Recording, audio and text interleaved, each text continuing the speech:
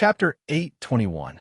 According to the defense of these battleships, it should not have been so easy for David to kill them all at once.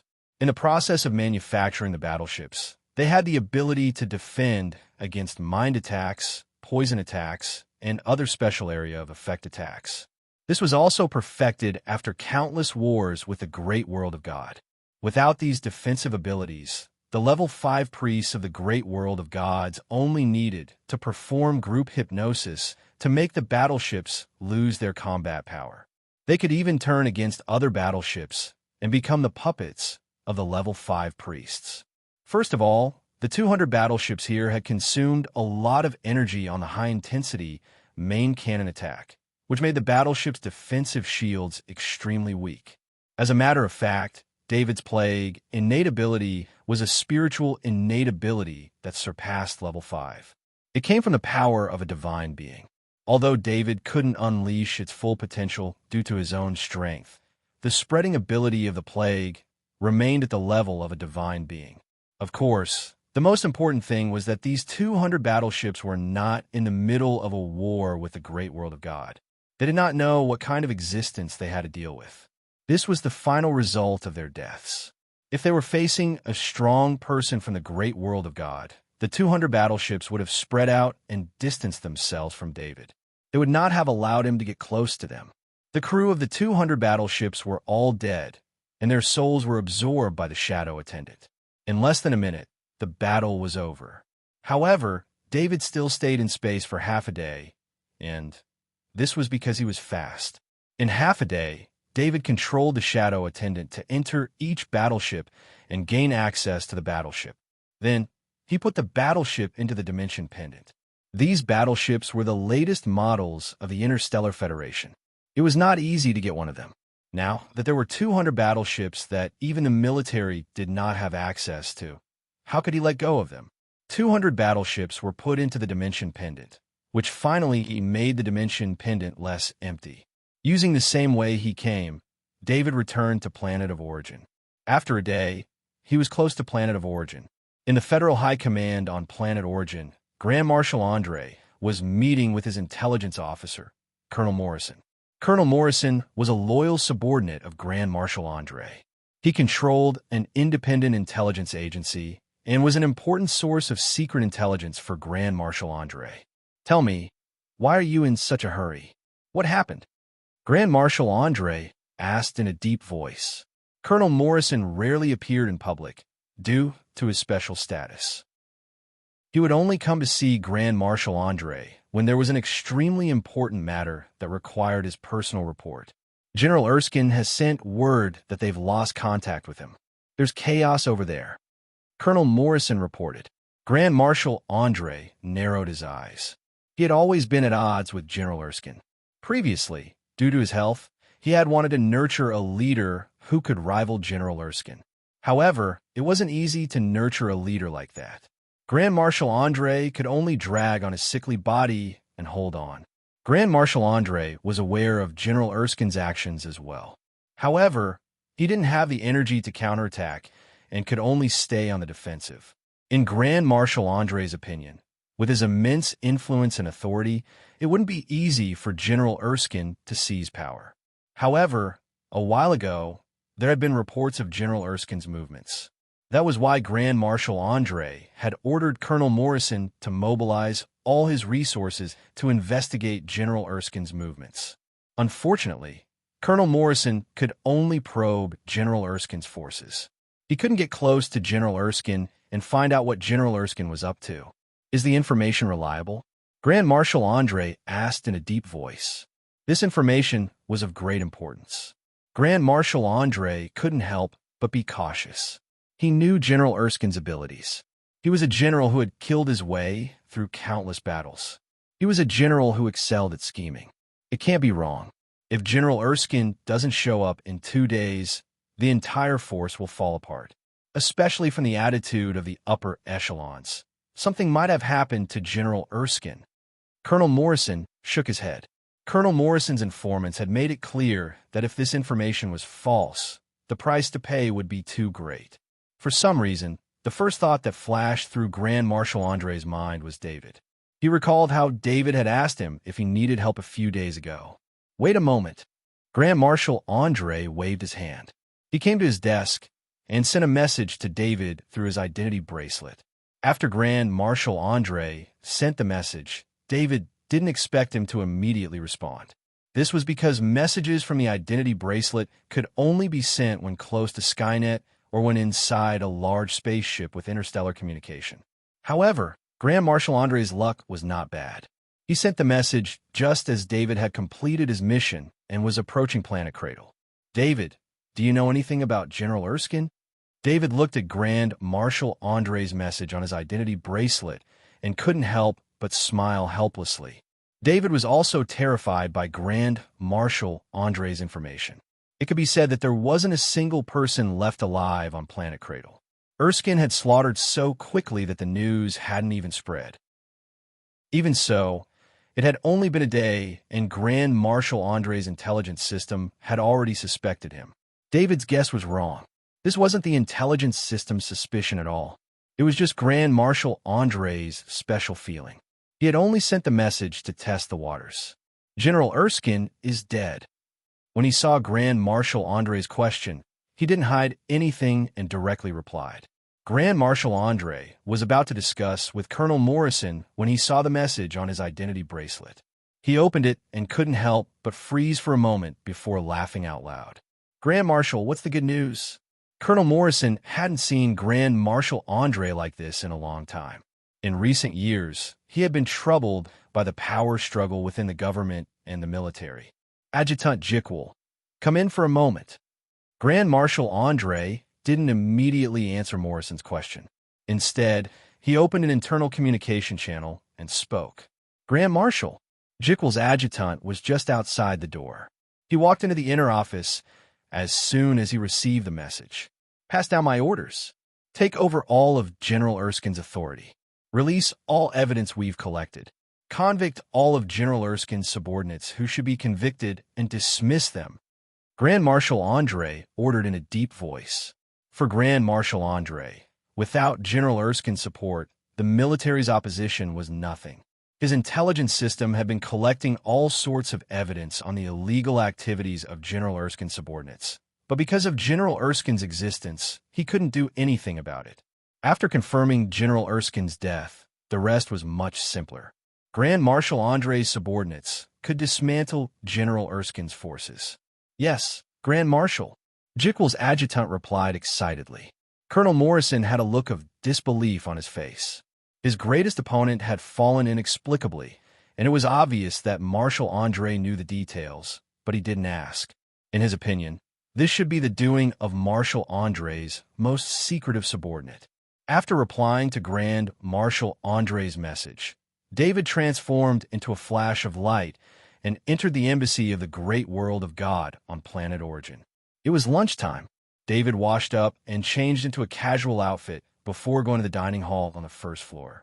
Duke Arthur, you're back. Ambassador Camen's face was filled with disbelief when he saw David. David's sudden disappearance was reported to Ambassador Camen in advance. Ambassador Camen knew that David had left because of the defectors. After David's departure, Ambassador Camen was still worried about whether David could make it to President Barnard's inauguration ceremony. This was a major diplomatic event that had been scheduled long ago. However, Ambassador Camen didn't expect David to return in only 3 days. He even suspected that David had left planet Origin. After all, this wasn't the great world of God. Although the Interstellar Federation had space portals to reduce the distance, it still took time to travel within the star field. David didn't even have time to travel to another star field, let alone to another star field. Yes, David smiled and nodded. He then signaled to the servant in the dining hall. The servant bowed and informed the chef to prepare lunch. Duke Arthur, you haven't left yet? There was still some time before lunch was served. Ambassador Camen couldn't hold back his curiosity and asked. It's been taken care of. Everything went smoothly. David replied with a smile. You mean the defectors have been taken care of? Ambassador Camen asked in surprise. He doubted his ears. After all, he was connected to the great world of God's intelligence system in the Interstellar Federation. He was sure that the intelligence system didn't find the location of the defectors. David only went out for 3 days and came back to say that the defectors were taken care of. How could Ambassador Cameron not be surprised?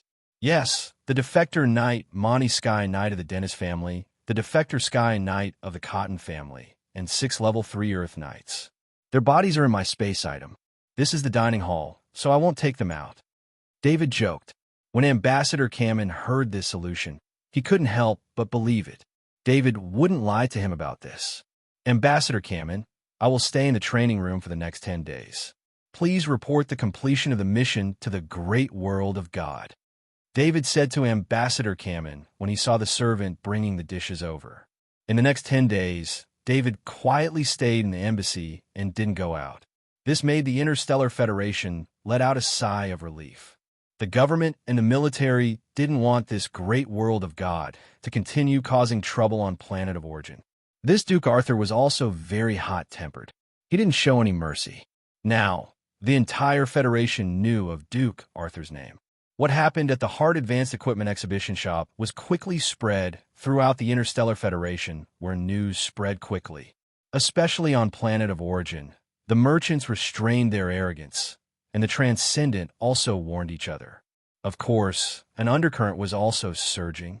The voices against the alliance with the God world had never disappeared.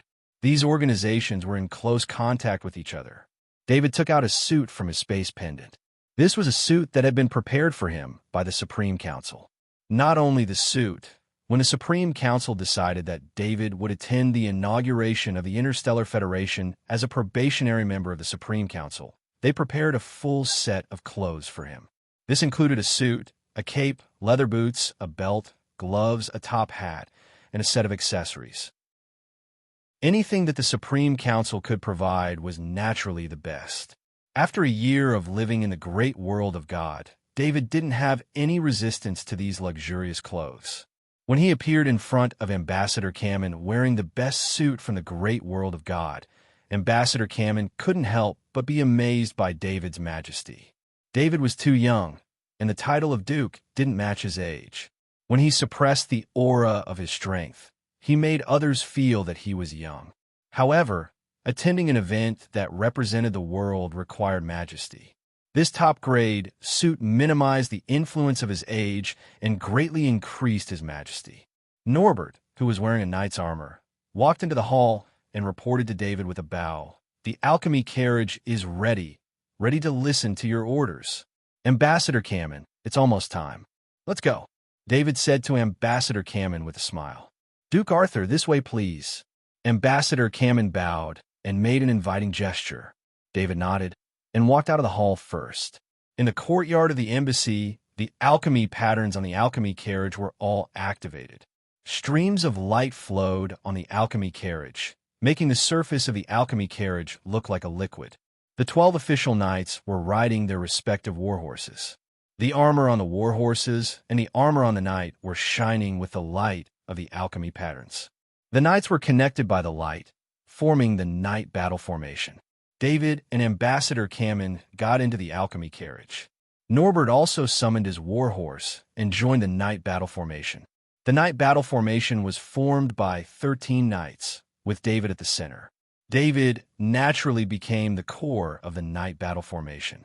The bloodline power in David's body surged, and the bloodline power of a level 4 Sky Knight flowed into the knight battle formation. The knight battle formation did not have any combat power. It was a concierge battle formation. When there was a Sky Knight in the concierge battle formation, the concierge battle formation would have the flying ability of a level 4 Sky Knight.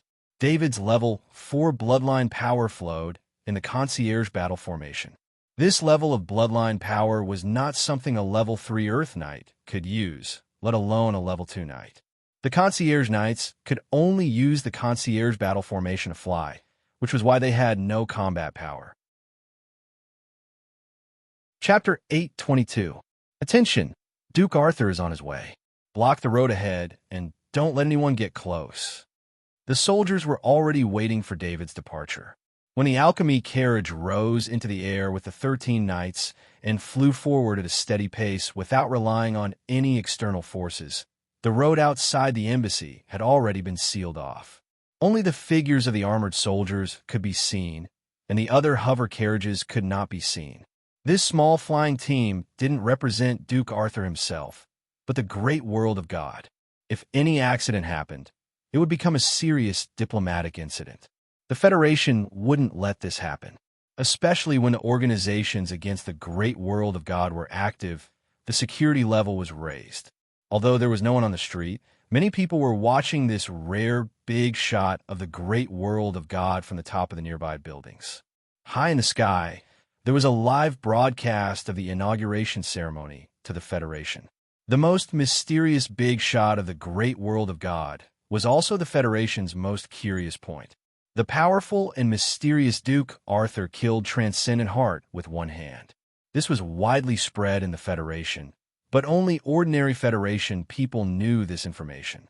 The Federation people who knew the inside information understood how powerful Duke Arthur was. In the live broadcast, the Federation people couldn't see Duke Arthur, but they could see the 13th Knight in the air. The Federation people were no strangers to flying, but no matter what kind of flying, they would need to borrow equipment. These 13 knights obviously didn't have any flying equipment.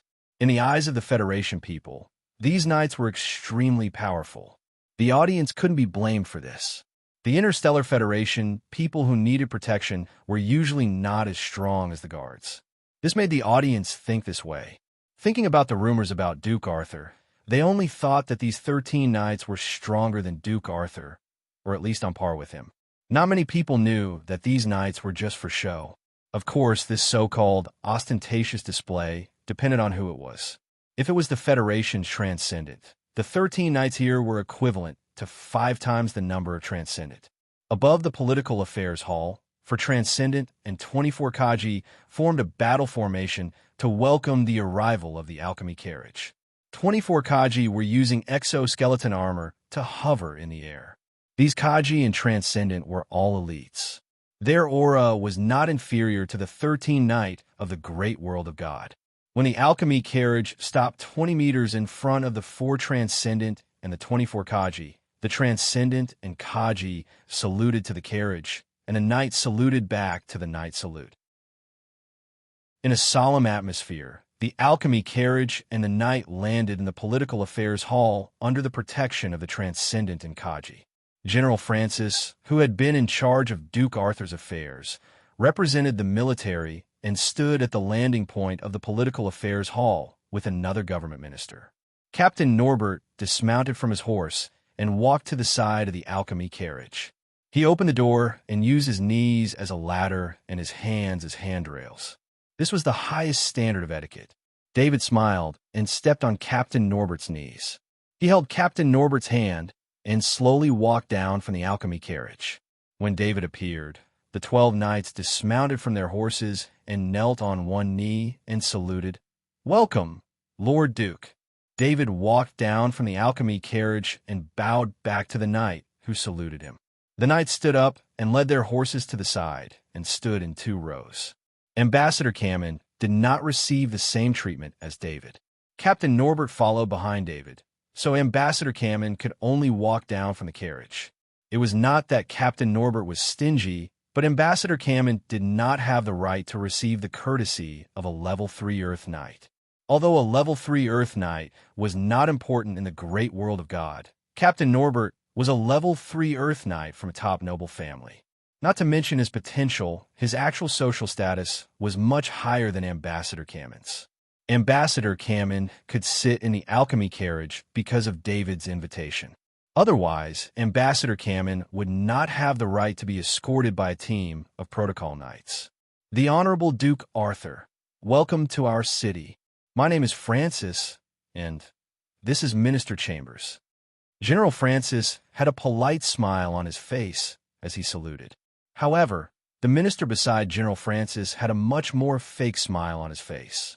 Minister Chambers could not be blamed. The government's Transcendent Heart was killed by Duke Arthur. Needless to say, Transcendent Heart was too arrogant and deserved it. However, this was Duke Arthur slapping the Federation government's face. Therefore, All the meetings that were supposed to be arranged by the government with Duke Arthur were canceled. The military was also affected by this and canceled the meetings to maintain consistency with the government. General Francis, Minister Chambers, thank you for welcoming me. David smiled and bowed. Duke Arthur, please come with me to the resting area. General Francis made an inviting gesture and said. General Francis and Minister Chambers led David and Ambassador Cameron into the political affairs office and arranged for them to stay in the resting area that had been prepared in advance. After the two of them arrived, they did not leave. Their mission today was to accompany David and receive this great world of God councilman. Duke Arthur, you were born on planet of origin. What do you think about your return this time? Minister Chambers asked with a smile. His question made General Francis frown, and Ambassador Cameron was also displeased. Although it was not a secret that Duke Arthur was born in the Interstellar Federation, when Duke Arthur was representing the great world of God in foreign affairs, it was not a good idea to ask such a question. I'm very familiar with Planet of Origin, but I didn't truly understand Planet of Origin until I came back this time. It turns out that there are black hands like Transcendent Heart hidden under the prosperity. I heard that Heart Transcendent is the government's transcendent? David countered with a smile. Minister Chambers' face turned red. Although his question was inappropriate, it was not nearly as harsh as David's. Most importantly, David's one sentence hit Minister Chambers' weakness, and he didn't know how to refute it. I like the Federation, and I want to use my influence to contribute to the peace between the great world of God and the Interstellar Federation. David changed the topic. His words immediately eased the atmosphere in the lounge, and it also saved Minister Chambers from his predicament. Duke Arthur, I hope that through you and the great world of God can have more exchanges to promote the friendship between both sides. Minister Chambers said with a smile. The short exchange of words made General Francis doubt the information about Arthur. This was not the genius researcher who won the flag prize. According to the information about Arthur since he was young, Arthur's temperament was completely different from the person in front of him. However, General Francis understood that Duke Arthur's identity could not be wrong, because the nobles of the great world of God could not be impersonated. The bloodline of the great world of God was more accurate than the genetic comparison of the Interstellar Federation, and it was even more impossible to fake. The conversation after that was much more relaxed. With the intentional guidance of General Francis and Minister Chambers, there were constant chuckles in the lounge. General Francis glanced at the ID bracelet and stood up with a smile. It's almost time. Duke Arthur and Ambassador Cameron, please come to the scene. The inauguration ceremony was in the square of the political office. At this time, there were already more than 3,000 people in the square, and the scene was a bit noisy. David was arranged to be on the rostrum, and Ambassador Cameron was arranged to be on the side. Captain Norbert stood on the side of the rostrum where the audience below could not see. It was also the area for the rostrum's security. As an important guest, David's order of sitting on the rostrum was second only to the host of the ceremony, President Barnard. He sat down with Grand Marshal Andre. In the cheers of the 3,000 people below, Grand Marshal Andre and Duke Arthur sat down together. Grand Marshal Andre greeted David with a smile after sitting down. Duke Arthur, I've heard a lot about you. I originally wanted to meet you, but unfortunately, there was an accident. David replied with a smile. Grand Marshal Andre, I've also heard a lot about you. I'm deeply sorry that I didn't get to meet you. David felt a strange feeling in his heart. The world was so strange. Who would have thought that a major general under Grand Marshal Andre would sit on the rostrum with Grand Marshal Andre as an equal during a major event of the Federation? Grand Marshal Andre shook his head and said with a smile, to be honest, after hearing from General Francis about your attitude towards promoting the friendship between the two worlds, I kind of regret that I didn't meet you alone. The reason why he didn't meet Duke Arthur was not only because of the Transcendent Heart incident, but also because of Grand Marshal Andre's health condition and the mess left by General Erskine. Grand Marshal Andre, I'll leave the planet of origin in 2 days. If there's a chance, I'd like to meet you officially. David said with a smile. Duke Arthur, why don't we choose a restaurant? Let's have lunch together tomorrow. Grand Marshal Andre agreed. Of course, they didn't need to prepare the details of the meeting. Grand Marshal Andre's people arranged a place and would inform the embassy, who would then inform David. Just as David and Grand Marshal Andre were chatting enthusiastically, a group of people arrived outside the Political Affairs Hall. They projected a screen with their ID bracelets. The screen showed slogans against the great world of God. Get out of the Federation, barbarians, murderers. The Federation doesn't need the great world of God. Knight is an executioner. All kinds of protests sounded outside the Political Affairs Hall. Fortunately, the Political Affairs Hall was very big. The protests of hundreds of people here couldn't reach the Political Affairs Hall. However, the live broadcast in the sky was focused here. Many Federation people who were watching the live broadcast saw the chaos outside the Political Affairs Hall. Because of the live broadcast in the sky, the law enforcement soldiers in charge of security couldn't do anything. It could be said that the organizers of this event were very thorough. They used the influence of the live broadcast to restrict the law enforcement soldiers. David, who was sitting on the podium and talking to Grand Marshal Andre, suddenly stopped talking. He looked into the distance. The shadow attendant was in the sky. He saw the crowd outside the Political Affairs Hall. David also heard the soft voices coming from outside under the cover of the noise. He couldn't help but frown when he heard the protests. He didn't expect to see protests in this kind of situation. Protests weren't rare in the Interstellar Federation. However, protests needed to be reported to the police. It seemed that today's protest wasn't reported. The shadow servant could see clearly from the sky that further away, people were continuously gathering towards the protest location. The number of protesters was increasing rapidly. The law enforcement soldiers in charge of security inside and outside the Political Affairs Hall had to increase their manpower. Grand Marshal Andre also received the news. His face didn't look good. From Duke Arthur's expression, he knew that the powerful Duke Arthur already knew about the protests outside. I'm sorry, Duke Arthur. There's a bit of trouble outside. Grand Marshal Andre apologized to David. It's okay. I hope they won't attack me. David replied with a smile. David's words made the experienced Grand Marshal Andre feel a faint murderous intent. He thought about the agreement between the Federation and the great world of God. If anyone dared to attack Duke Arthur, according to the agreement, Duke Arthur would fight back. It would be a bloody scene. It would be exactly what the protesters wanted. The Federation's relationship with the great world of God would be strained because of public opinion. That won't happen. Grand Marshal Andre quickly promised. The conversation was also heard by the people nearby. A few Transcendent security guards left to help outside.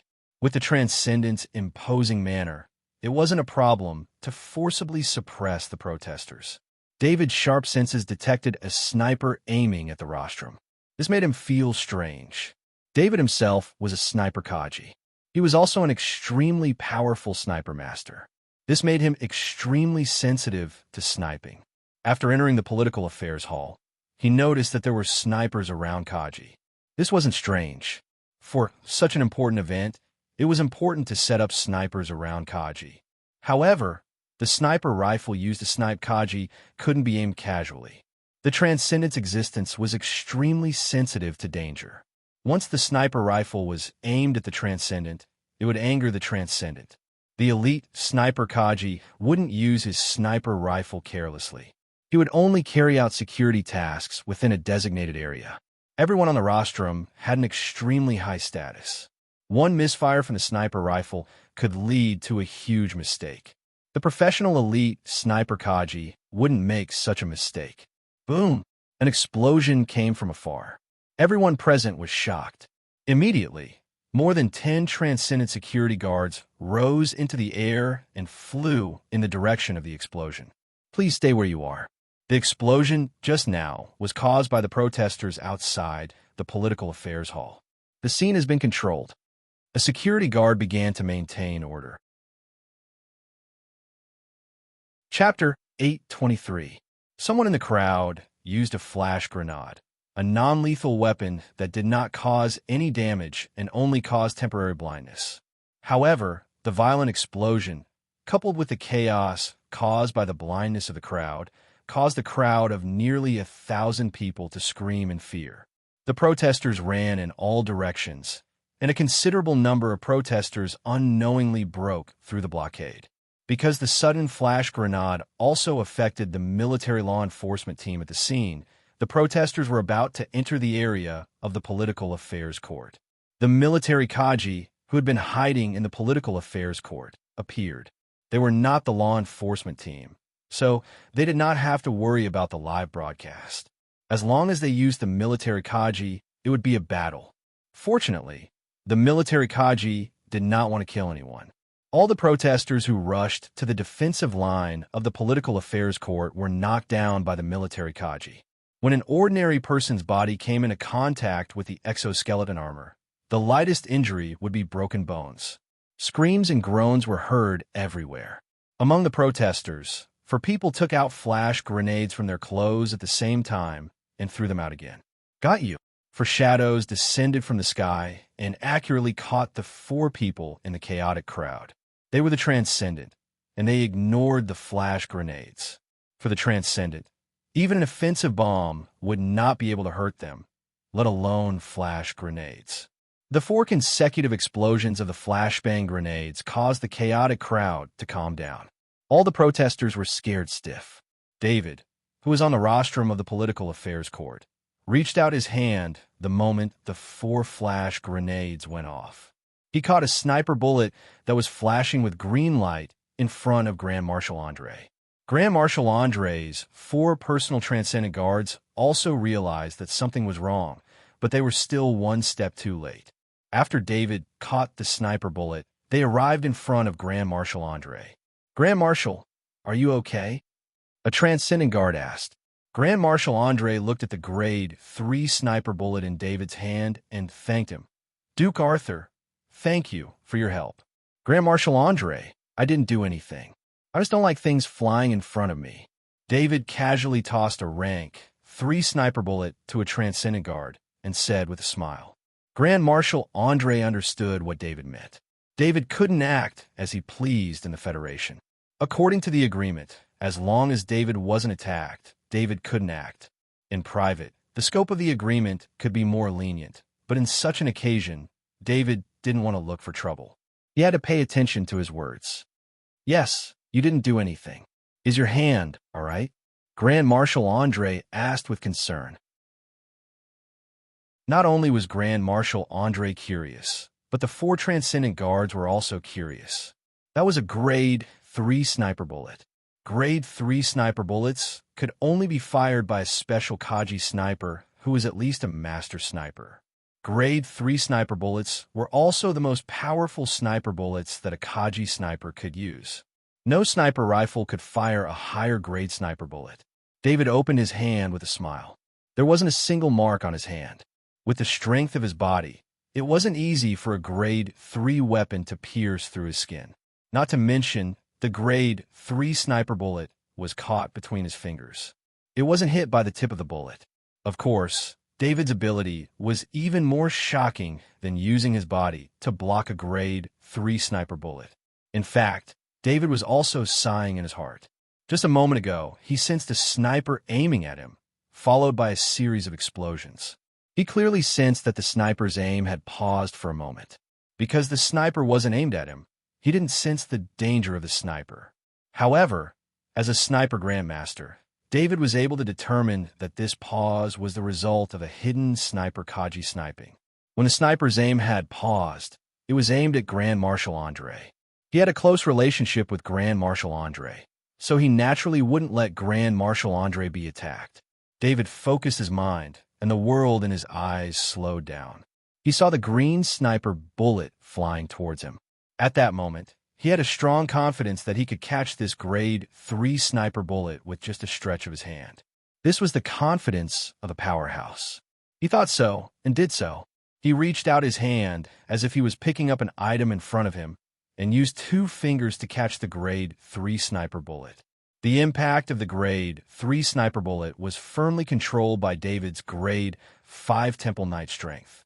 Of course, even if David's fingers didn't catch the Grade 3 sniper bullet, he still had the confidence that Grand Marshal Andre wouldn't be injured. This was because his mind had set up a thick mental wall in front of Grand Marshal Andre. Your strength truly lives up to its reputation. Grand Marshal Andre had always believed in energy cannons and warships. At this moment, he couldn't help but sigh in admiration at David's strength. David and Grand Marshal Andre weren't affected by the assassination just now and began chatting happily again. However, this time, the military in charge of security took action. From a Skynet to all the surveillance cameras, they forcibly opened the information of all the identity bracelets on the scene, tracking down everyone's identity and location. As for the protesters, they had become accomplices after the explosion and the assassination of the Federation's Grand Marshal. The military didn't hold back anymore. In less than a minute, more than 1,000 protesters were all under control. The live broadcast wasn't turned off. The military demonstrated their rapid response to the Federation. Soon, the area around the Political Affairs Court was completely under the military's control. A more detailed investigation was still ongoing, but there was no more chaos at the scene. Grand Marshal Andre, who had spoken, glanced at the identity bracelet and casually tapped on it a few times. "All right, there's nothing else. You may leave." Grand Marshal Andre ordered the 4 Transcendent Guards. "Grand Marshal, your safety." The Transcendent Guards were still a little worried. "Don't worry. It was just a small accident." Grand Marshal Andre waved his hand and said. The 4 Transcendent Guards didn't insist. They saluted Grand Marshal Andre and David before retreating to the side of the rostrum. "Duke Arthur, I made a fool of myself today," Grand Marshal Andre said apologetically to David. This kind of internal conflict within the Federation was displayed in front of the envoy of the great world of God. This made Grand Marshal Andre feel very embarrassed. "It's nothing. I'm used to assassinations," David said with a faint smile. Whether it was in the Interstellar Federation or the great world of God, David had been assassinated many times. He had grown through assassination after assassination. When Grand Marshal Andre heard David's words, he was momentarily stunned. He could hear the helplessness in David's voice. When he thought about how David had only used a year to grow to his current level, the difficulties he faced must not have been simple. "The sniper Kaji who tried to assassinate me has been found. He committed suicide to escape punishment," Grand Marshal Andre said softly to David. This kind of news shouldn't have been told to David, but David had just saved his life. He felt the need to tell David some inside information. "The mastermind behind this has been found?" David asked softly. "We just found out. The mastermind behind the sniper Kaji has long been eliminated. It was a lone wolf assassin. His identity was the military sniper Kaji. He was assigned to participate in the security of the inauguration ceremony." Andre explained. Their conversation about this matter came to an end, and neither of them continued. David could guess what had happened. This was probably part of General Erskine's plan. A lone wolf assassin was an assassin who, after accepting a mission, would not contact anyone. Other than the person who issued the mission, no one knew of their existence. So even though General Erskine was killed and his power was gradually being taken over by Grand Marshal Andre, the lone wolf assassin's mission still continued. From inciting protesters to arranging for people to use explosive grenades to adjust the security system and exploit security loopholes. For military personnel involved in security work, this was a natural advantage. However, the lone wolf assassin didn't expect Duke Arthur to save Grand Marshal Andre. This was completely unexpected. "Welcome the new president of the Interstellar Federation, President Barnard," the government host announced loudly. The people present seemed to have forgotten what had just happened. They all cheered loudly. When President Barnard appeared, the cheers reached a climax. David watched with a smile. He didn't applaud like everyone else. He was the representative of the great world of God, just a bystander. "Thank you, citizens of the Federation, for choosing me," Thank you to all the distinguished gentlemen present at the inauguration ceremony, especially Duke Arthur from the great world of God. It's my honor to have you here. President Barnard said with a smile. David nodded with a smile. He didn't like this kind of speech from a professional politician. President Barnard's next speech was full of enthusiasm. The crowd below kept applauding. Only the high-ranking officials sitting on the rostrum were relatively reserved. The speech lasted for an hour and a half. After that, President Barnard took the oath at the constitutional ceremony. The acting president handed the presidential key to President Barnard. It was the first time David participated in this kind of ceremony. Perhaps because his vision had long surpassed the height of politics, he watched the entire inauguration ceremony as if he was watching a drama. After seeing and fighting with a real God, the power of the secular world had little effect on him. Grand Marshal André, sitting next to David, saw David's performance during the entire inauguration ceremony and couldn't help but feel strange. Logically speaking, Duke Arthur should be a person who was passionate about power, since he had risen from a baron to a duke in just 1 year. However, Duke Arthur's demeanor seemed to be aloof from the world. Grand Marshal André saw the same demeanor on another person. It was the equally outstanding David. Of course, no matter how Grand Marshal André thought about it, he never regarded David and Duke Arthur as the same person. He just thought that they were equally outstanding. Although David was strong, he was only strong in the Interstellar Federation. David's strength was well known in the Interstellar Federation. His title of Federation God of War made David a legend in the Federation. However, David's strength was completely different on Duke Arthur's side. Duke Arthur was an existence who could fight a level 5 Zerg head-on. This kind of powerful knight was a top force even in the great world of God. After the inauguration ceremony, there was a celebration reception. Those who attended the reception were all high-level officials of the Federation government and the military. This kind of high-end reception was also something that David needed to attend. The reception was held at the Federation Hotel, which was also the official hotel of Planet Origin. David did not communicate with the high-level officials of the Federation in the hall. He sat in the lounge next to the hall, accompanied by Minister Chambers and General Francis. David's mission this time was to have a meeting with President Barnard. It was a very formal diplomatic meeting. After waiting for half an hour, President Barnard walked into the lounge in high spirits. Behind President Barnard were 2 escorts who were in charge of translation. Duke Arthur, it's a pleasure to meet you. President Barnard squinted at Duke Arthur in front of him. To be honest, he did not like Duke Arthur. This did not mean that President Barnard had anything against Duke Arthur. It was because Duke Arthur was too close to Grand Marshal André, and Duke Arthur saved Grand Marshal André. David did not want to know about the filth in politics. He could also sense President Barnard's disgust towards him through his perception. Strangely enough, President Barnard's disgust only made David feel amused. David was laughing at himself. He deeply doubted whether he was born to be at odds with the president of the Federation. There had been a new president of the Federation, and he had also changed to a more honorable identity, but he still made the president of the Federation feel disgust towards him.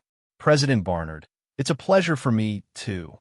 David smiled and bowed in an aristocratic manner, speaking in the divine language. For this kind of formal meeting, even if David was proficient in the Federation language, or President Barnard could speak the divine language, they still needed to use their own language and then have the most accurate translation through a translator to avoid any verbal ambiguity during the communication process. I'm very grateful to the great world of God for attaching great importance to the inauguration and sending you here. Please express my gratitude to Speaker Abe. President Barnard said in a very official manner. David was the highest-ranking aristocrat of the great world of God to participate in the presidential inauguration this time. If David had not stepped in to help Grand Marshal André, President Barnard really wanted to get along well with David. The conversation between President Barnard and David had been prepared long before the meeting. Ambassador Cameron personally handed it to David. So although it seemed that the two sides were talking casually, they were actually following the script. This kind of formal meeting between the two worlds would be recorded and archived by both sides. David had been maintaining the standard aristocratic etiquette of the great world of God and talking to President Barnard. Although he was impatient in his heart, this was his last diplomatic mission. Chapter 824. Finally, the formal meeting was about to end. All the topics of this 30-minute meeting were prepared. Duke Arthur, I heard that you signed an agreement with the Federation about Federation technology. This was the mistake of the previous president, and I hope it can be corrected. Just when David thought everything would end peacefully, President Barnard suddenly said after ending the last topic, "You're talking about the agreement that I won't teach the knowledge of the Interstellar Federation in the great world of God, right?" David asked faintly. "Yes. The agreement allows you to use the technology of the Federation personally, and you have also purchased a top-notch super server, which has threatened the security of the Federation. I hope you can return the super server to the Federation. It just so happens that Ambassador Cameron is here. Let's sign a new tripartite agreement to make up for this mistake," President Barnard continued to say with a smile. David looked at President Barnard and suddenly laughed. His rude behavior annoyed President Barnard a little. President Barnard didn't think he had done anything wrong. Duke Arthur's agreement did cause the Federation's important technology to fall into the hands of the great world of God, and it was in the hands of Duke Arthur, an important figure in the great world of God. And this Duke Arthur just happened to come to the Interstellar Federation and had a great reputation in the Interstellar Federation. President Barnard had just taken office and needed an opportunity to establish his prestige. It was the best time to re-sign a contract with Duke Arthur and show the ability of the Federation government. As for Duke Arthur's strength, President Barnard believed that in the face of the world, his personal strength was nothing. President Barnard, can you represent the Federation? Or can you represent how many forces of the Federation? David asked in a deep voice. I'm the president of the Federation, so I naturally represent the Federation. Please consider my proposal. Duke Arthur. President Barnard looked at David and replied, Ambassador Cameron, will you renegotiate the agreement with President Barnard? David suddenly turned to Ambassador Cameron and asked, Honorable Duke Arthur, I'll follow your arrangement. Ambassador Cameron didn't even hesitate as he immediately stood up and bowed. President Barnard, according to the law of the Federation, without the cooperation of the great world of God, the previous agreement cannot be canceled. In addition, I can assure you that no official in the great world of God dares to discuss this matter with you, no matter who he is. David stood up and ignored President Barnard. He left the lounge and the reception. Ambassador Cameron could not leave. He still needed to continue working at the Interstellar Federation. President Barnard looked at Duke Arthur, who had left rudely, with an uncertain expression on his face. He thought that as the president of the Federation, he could negotiate an agreement with Duke Arthur. At the very least, he could get an acceptable result through some exchange conditions, allowing him to get his first political achievement. Who would have thought that Duke Arthur would abandon him and leave him here? Ambassador coming. Can Duke Arthur represent the great world of God? Or can Duke Arthur do whatever he wants in the great world of God? President Barnard asked Ambassador Cameron. President Barnard didn't understand where Duke Arthur's confidence came from. From the information, it could be seen that Duke Arthur had only been in the great world of God for a year. Even if he had the ability and connections, he shouldn't have reached the point of influencing the great world of God so quickly. I don't know if Duke Arthur can represent the great world of God, but I know that Duke Arthur has killed at least 2 level 5 Temple Knights and destroyed many great aristocratic families. Even the top aristocrats don't dare to offend him easily. Ambassador Cameron replied with slight sarcasm. President Barnard's expression changed. This was not in the information. President Barnard couldn't be blamed. He had been working hard for the election before, and after the election, he had been preparing for the inauguration ceremony. The information he saw about Duke Arthur was only a brief. It only recorded that Duke Arthur left the Interstellar Federation a year ago. He was a level 4 Sky Knight and had the official status of a probationary member of the Supreme Council. President Barnard used to only pay attention to the internal politics of the Federation. In his opinion, this probationary member status was nothing. At most, it was close to the existence of the top aristocrats. In the great world of God, there were many top aristocrats. President Barnard himself was the #1 person in the Federation. He thought that his status was much higher than Duke Arthur's, so he proposed to amend the agreement. President Barnard played politics. His way of thinking was all political means, but David was different. David was too lazy to care about politics. As long as you didn't provoke David, you could do whatever you wanted with politics. President Barnard, was your proposal passed at the Federation meeting? Ambassador Cameron continued to ask. Ambassador Cameron, are you teaching me how to do things? I will forcibly amend the agreement between the Federation and Duke Arthur. He must hand over the super server before he leaves. This is the top technology of the Federation and cannot be lost. President Barnard suddenly stood up and said, I will inform Duke Arthur of your words. Have you thought of the consequences? Ambassador Cameron stood up and asked. President Barnard did not speak again. He turned and left, already thinking about the Federation meeting tomorrow as he returned to the reception. He was the host of the reception, so naturally, he could not leave at this time. Ambassador Cameron was unhappy with the host of the reception, so he turned and left the reception. The departure of Duke Arthur and Ambassador Cameron made many high-level officials see the problem. The talks between President Barnard and Duke Arthur of the great world of God were not successful. David, who returned to the embassy, felt ridiculous. He thought it was a small matter, but President Barnard took it as a big deal and wanted to show his prestige. Duke Arthur, President Barnard proposed to forcibly amend the agreement with you after you left. He wants you to hand over the super server before you leave. The first thing Ambassador Cameron did when he returned to the embassy was to report President Barnard's attitude to David. Ambassador Cameron, thank you. You don't have to ask about this matter. David waved and said. Ambassador Cameron looked at David with some worry. He did not persuade David, nor did he know how to persuade him. He only hoped that David would not turn the Interstellar Federation upside down. That night, the meeting between President Barnard and Duke Arthur was seen by many high-level officials. When they saw that President Barnard was going to force Duke Arthur to cultivate the agreement, some were happy, some were watching a show, and some were worried. Grand Marshal Andre was worried. The military knew how powerful Duke Arthur was. In addition, Duke Arthur saved him today. He did not want Duke Arthur to become enemies with the Interstellar Federation government. President Barnard only knows how to use political means. Doesn't he understand Duke Arthur's strength and potential? Grand Marshal Andre said, Grand Marshal, I have strengthened the surveillance of the embassy.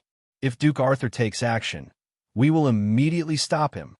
General Francis knew what Grand Marshal Andre was thinking and said aloud, Your surveillance may be able to deal with the transcendent, but I'm afraid it's not enough to deal with someone as strong as Duke Arthur. Grand Marshal Andre shook his head and said, I've also sent many transcendents from the military to the presidential palace to prevent any accidents from happening. General Francis continued, They all understood one thing. That was the Federation could not have an assassination attempt on the president at this time. After President Lewis was poisoned last time, the government was in chaos for a long time, which had a lot of impact on the entire Interstellar Federation. The assassination of the president who had just taken office meant that the government was incompetent. It would make the people of the Federation feel uneasy and insecure. It was not easy to control a huge world. When the core leadership of the Federation did not have enough control, it would lead to a struggle for power among the various forces. This was the reason why the Federation divided the military and political power. The military was limited by the government's funding, and the government needed the military's protection. This allowed the government and the military to reach a balance. The military would not intervene in government affairs, but it would also put forward its opinions to the government when necessary. Jekyll's adjutant drafted an official letter and sent it to President Barnard, stating the interest between the Federation and Duke Arthur. Grand Marshal Andre ordered Jekyll's adjutant. Grand Marshal, President Barnard has just taken office. If you give him an opinion at this time, I'm afraid it will affect the relationship between the government and the military." General Francis said worriedly, "I don't care. I'm really worried about Duke Arthur's attitude. His record in the great world of God is not good." Grand Marshal Andre said helplessly, "The presidential palace should be festive tonight, but the strange thing was that the atmosphere was a little strange.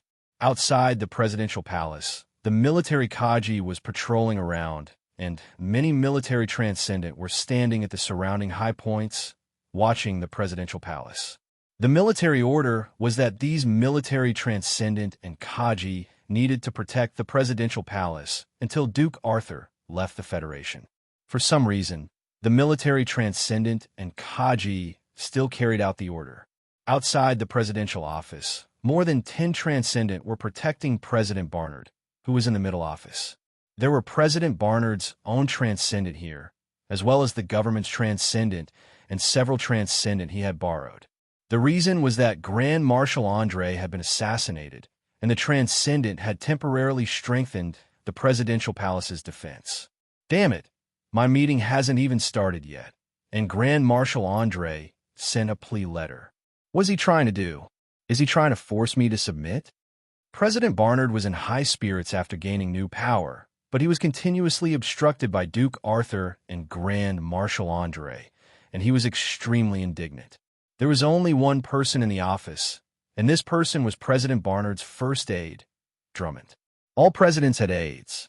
These aides had no real power in their hands, but they could influence the president's decisions to implement their own ideas.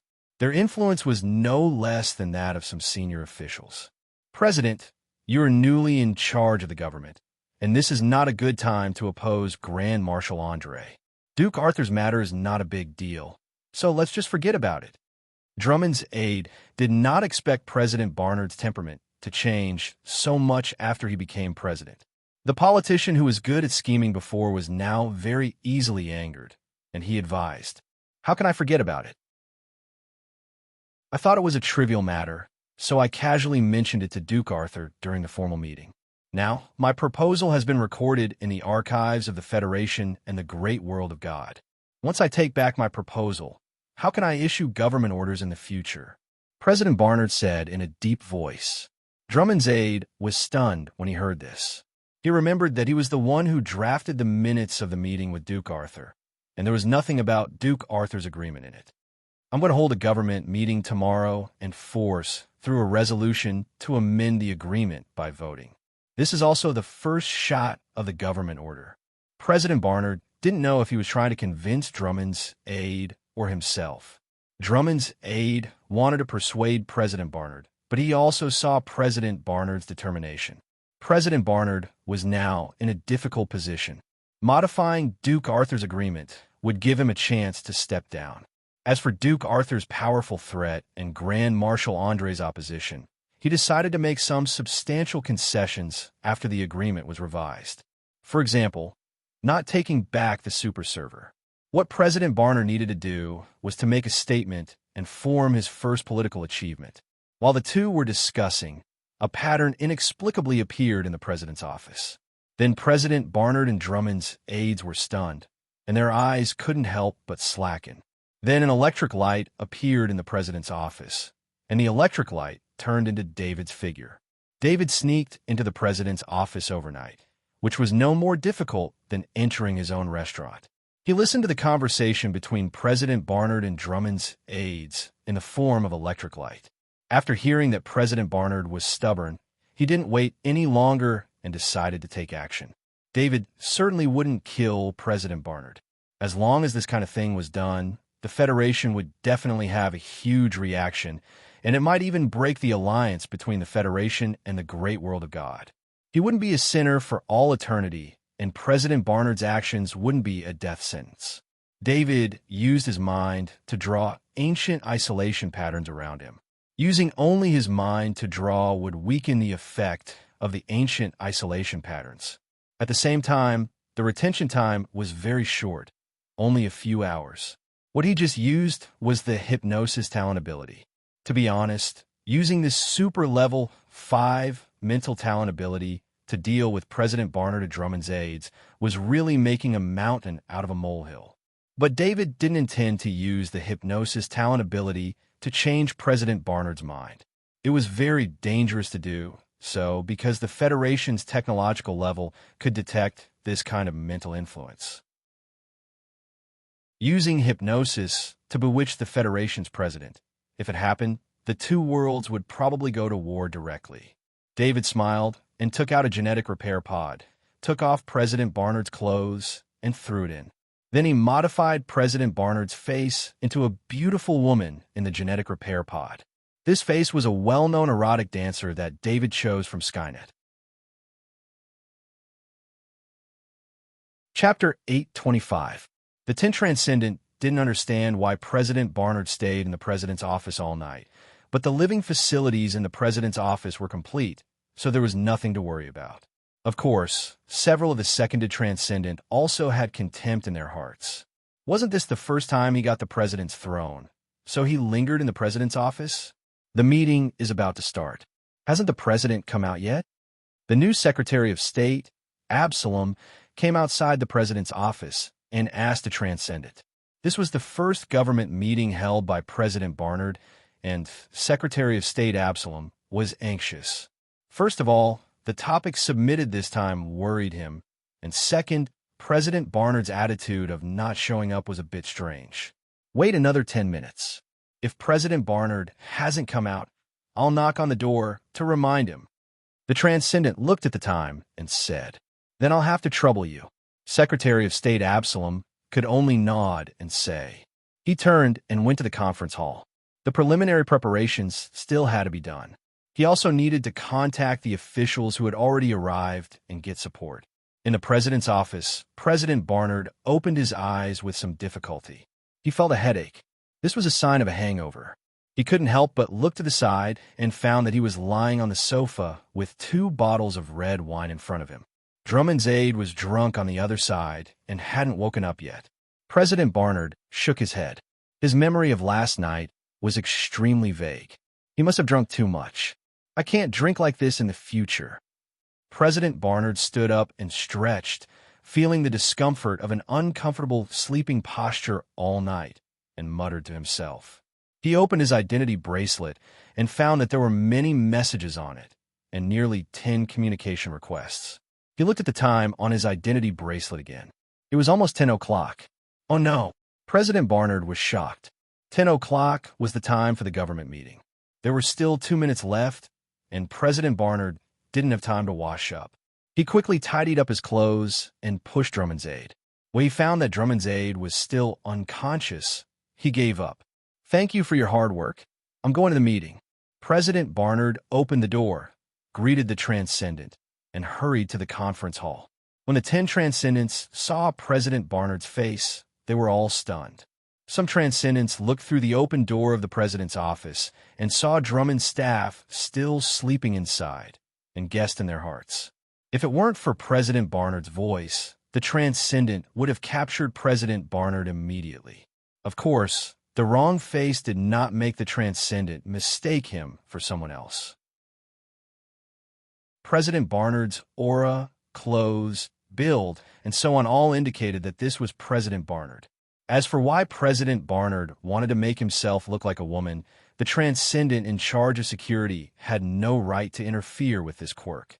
President Barnard and Drummond's staff were in the president's office all night, and President Barnard had the same face again. The Transcendent looked at each other, and the fire of gossip rose in their hearts. It must be known that among these Transcendent, only a few were Transcendent who were very close to President Barnard. The rest of the government's Transcendent staff, as well as the Transcendent seconded, would not keep secrets for President Barnard. Even President Barnard's Transcendent staff was extremely ashamed. Even if he was the president of the Federation, it was still very embarrassing to serve such a person. At 10 o'clock sharp, President Barnard entered the conference hall from the side door that belonged to the president. The moment he entered the conference hall, the entire conference hall was silent. President Barnard thought that these participants were like this because they respected him. He strode confidently to the main seat and sat down. But soon President Barnard found that something was wrong. Whether it was his new staff or the original government officials, they all looked at him with a very strange look. He could not help but feel his heart tighten. He thought that he had not washed up after his hangover. Was there something on his face? This was too rude. Thinking of this, President Barnard turned on his identity bracelet and used the camera function to check his face. As a result, he saw a sexy face. President Barnard, although we have no right to ask about your personal hobbies, you are now the president of the Federation. You should at least respect us. Minister Chambers said in a deep voice. This was a government meeting. This kind of meeting would be recorded on video. Minister Chambers and even any of the officials present did not want to become a joke in history. They had to make a clear statement. President Barnard, please take care of your private life before holding the meeting. Another minister also stood up and said. All the ministers and a group of senior government officials stood up. They left the conference hall expressionlessly, leaving only President Barnard and a few of his men. President Barnard, who was eloquent, was in a state of confusion. He still had not figured out what had happened. He did not even think that someone was targeting him. Instead, he wondered if he had drunk too much yesterday and did something that no one would normally dare to do. Just as the ministers left, the moment the door was pushed open, dozens of reporters rushed in. These reporters were all from major media outlets. This was President Barnard's first government meeting, so the reporters still attached great importance to it. Originally, these reporters wanted to wait until the end of the meeting to interview the officials present and then attend the press conference held by the president's spokesperson. However, the meeting had only lasted a few minutes, and all the ministers and officials had left the conference hall. This made all the reporters excited. This must be a major news event. Politics was always dirty. When they left the conference hall, the last to leave was a minister from the president's opposing faction. He deliberately opened the door of the conference hall wide and did not close it as usual. Some of the reporters who were about to interview the ministers had sharp eyes and saw President Barnard in the main seat of the conference hall. He was still wearing yesterday's clothes, and the position he was sitting in represented his identity. Plastic surgery was a simple operation in the Federation, but there were still very few people who really wanted to change their face beyond recognition. Most of them were minor repairs to their appearance. The most important thing was that after a major modification to one's appearance, one would need to go to the relevant government agencies to update their facial information. Otherwise, many things would be affected. The reporters went crazy. This was big news, really big news. The newly inaugurated president of the Federation attended an official meeting of the Federation government with a woman's face. This had never happened in history. President Barnard, are you going to change your gender? Are you satisfied with this face? Will you still use this face in future meetings? Will you update your new face? President Barnard, do you like the porn star Henrietta? Are you going to invite Henrietta to the presidential palace? The last reporter recognized the original owner of President Barnard's face, and his voice was also the loudest. Drive him out. Who let them in? Confiscate their equipment. President Barnard reacted. He shouted loudly while covering his face with his hand. It was a pity that these reporters had taken all the photos they could and sent the content back to their respective media outlets through Skynet. At the Federal High Command, Jekyll's adjutant walked quickly into the inner office. General, please take a look at the latest news. Jekyll's adjutant said hurriedly. What's the big deal? Grand Marshal Andre asked as he turned on the light screen and selected the Interstellar Federation's largest news channel. The scene in the presidential palace appeared on the light screen. President Barnard with the face of a porn star was repeatedly broadcasted, and the host used all kinds of shocking words to judge President Barnard's behavior. There were even 3 experts in psychology, behavior, and psychopathology on the scene to analyze the deeper meaning of President Barnard's behavior.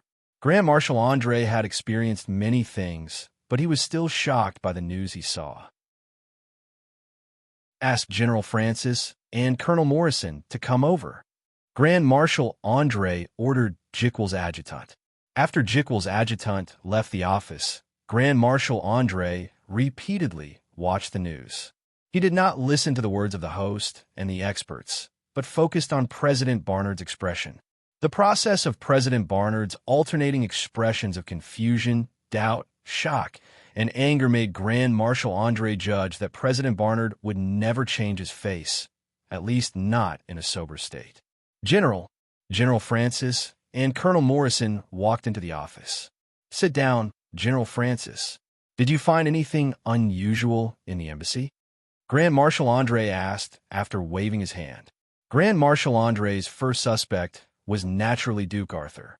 If there was anyone on planet of origin who had the ability to do such a thing without being discovered by others and had a conflict with President Barnard, it was only Duke Arthur.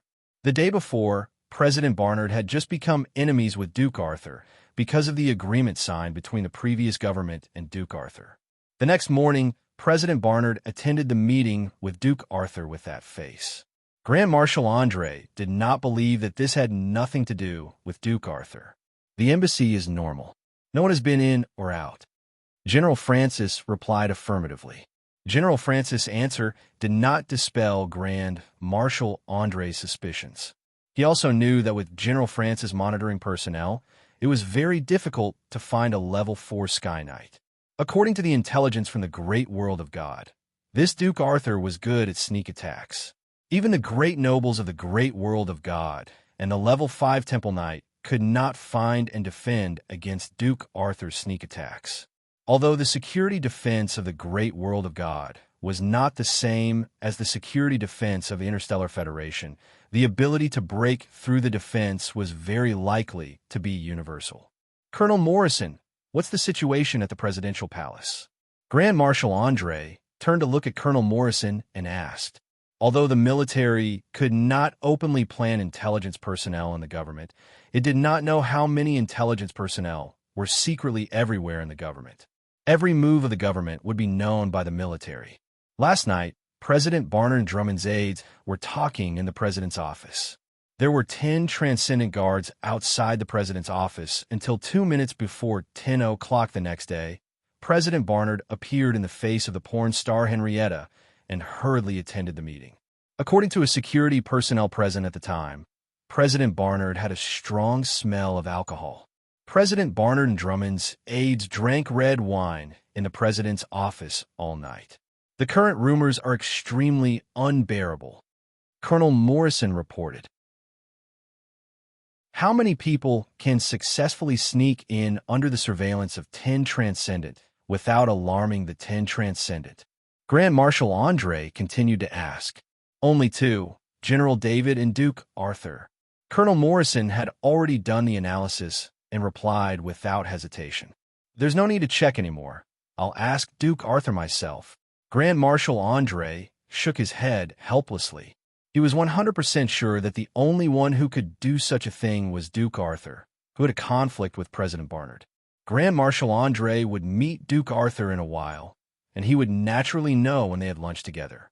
David sat in the only room in the embassy that had access to the Skynet and looked at the information on the light screen with a smug look on his face.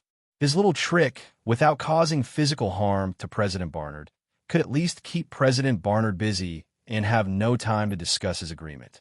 When David left the Federation, even if they wanted to amend the agreement, they could not proceed without his participation. He looked at the time, and it was almost time to have lunch with Grand Marshal Andre. He stood up and left the embassy alone. "Duke Arthur, we'll lead the way for you." As soon as he walked out of the embassy, Mike Larkin Transcendent walked over quickly and said, Mike Larkin Transcendent's mission was to not let Duke Arthur act alone. This was not to protect Duke Arthur, but to protect the residents of Planet of Origin. "Thank you for your trouble," David said with a smile. David did not take the hover car. After meeting with Grand Marshal Andre, he would leave Planet of Origin and return to the great world of God. This was the last time he would enjoy the atmosphere of the Federation. He did not know how long it would be before he came back again. He estimated that he might come back when he became a level 5 Temple Knight. Mike Larkin Transcendent was a small step behind David. 12 military Kaji guards surrounded David, forming a security area. David looked at a young couple on the street, feeding each other, and he could not help but sigh. If he had not gone to Planet Warstar, perhaps he would have been like this young couple, living his own happy life. With his strength, David knew that these days were gone. Look at now, He was walking on the street as Duke Arthur with so many military Kaji guards around him. If he walked on the street as David, the military would probably not do anything to him, but the government would definitely ask him to assist in the investigation through the police. When it came to the assassination of the former president, the government needed to investigate all possible targets, even if it was for the sake of face, not to mention that he was the most suspicious. Chapter 8:26. Jekyll's adjutant was waiting for David at the door. When he saw David, he immediately greeted him. "Honorable Duke Arthur, Grand Marshal Andre is waiting for you on the second floor." David looked at the building in front of him. It was a small two-story building. Although it was located in the most prosperous business district of Planet of Origin, it was extremely inconspicuous. When he walked into the small building, there were no guests. Grand Marshal Andre must have booked the whole place. Grand Marshal Andre was the only one on the second floor. His transcendent guards were not in the building. David habitually used the shadow attendant to check the surroundings and found that the 4 transcendent guards were all outside the small building. "Duke Arthur, come and sit down." Grand Marshal Andre did not show off his aura as the number 1 person in the military. Instead, he smiled and said, "Grand Marshal Andre, this place is not bad," David said with a smile as he sat down. Although the decorations were old, it was full of history. The tables and chairs were hundreds of years old. It was unusual to have such an atmosphere in such a prosperous place. Of course, the chef here is a master chef, Grand Marshal Andre said. An old man in a chef's uniform came down the stairs. "Duke Arthur, this is Master Bunyan. I specially invited Master Bunyan to cook on the spot. Please try the Federation's food." Grand Marshal Andre introduced. David looked at Master Bunyan curiously. Master Bunyan's mental strength was very strong. It was about 5 points. This was extremely rare in the Interstellar Federation. A person with this kind of mental strength talent would definitely become an extremely powerful alchemist in the great world of God. Of course, only someone with this kind of mental strength could reach the level of a master chef. "Grand Marshal Andre, I dare not represent the Federation's food," Grandmaster Banfield said with a smile. He looked at David and said, "Honorable guest from afar, please give me your evaluation after tasting it. Let me know the difference between my cooking and that of the great world of God." Although Grandmaster Banfield spoke politely, he was actually extremely proud. According to the Interstellar Federation, the great world of God was an extremely barbaric world. Only the nobles could enjoy delicious food, and ordinary people could not even guarantee basic rights. "I will make an objective evaluation," David said with a smile. David and Grand Marshal Andre didn't talk about anything. They were focused on tasting Master Band's work. One after another, exquisite and creative dishes were cooked by the Grandmasters. Although Grand Marshal Andre had only tasted the dishes, he still nodded his head in praise. "Grandmaster Banfield, your dishes have surpassed the realm of color, fragrance, and taste. They have reached a new realm of mental enjoyment. However, you're still unable to fully control this new realm. The mental enjoyment contained in each dish is sometimes high and sometimes low." David put down the knife and fork in his hand and finished his meal. When Grandmaster Banfield was cooking, he didn't make any comments. That was because he didn't want to disturb Grandmaster Banfield's state of mind and cause the quality of the dishes to drop. It was rare to be able to taste the work of a Grandmaster chef. Even if the dishes were not as good as David's own, it was still a special kind of enjoyment. "Duke Arthur, as a noble, have you also learned cooking?" Grandmaster Banfield was shocked when he heard David's evaluation. One should know that David's evaluation could be said to have pointed out the difference between a cooking grandmaster and a cooking master. A grandmaster also knew his own level. Although he could make each dish reach the level of a grandmaster, he couldn't completely maintain the same level. However, this evaluation came from a duke of the great world of God. He couldn't believe it. Did the nobles of the great world of God have to learn cooking? It was said that the nobles of the great world of God had to learn a lot of knowledge from a young age. However, he had never heard of anyone learning cooking. Instead, It was said that cooking was a low-level ability that was not valued by the nobles in the great world of God. Can I borrow your utensils? I would like to cook a dish for Grand Marshal Andre. Consider it as returning the favor of Grand Marshal Andre for this meal. I don't have time to treat you back. David stood up and said with a smile. Please. Grandmaster Banfield said as he stepped aside. Grand Marshal Andre was really curious. A powerful knight who could fight head-on with a level 5 Zerg was cooking here. Moreover, he was cooking in front of a Grandmaster chef. David casually made a soup. He used the Interstellar Federation's unique golden melon without adding any other ingredients. When he was cooking, he specially made 3 servings and brought one for Grandmaster Banfield. This was also considered as a reminder to Grandmaster Banfield. Level 5 spirit and the ability of a Grandmaster Chef were far beyond the standard of a normal Grandmaster Chef.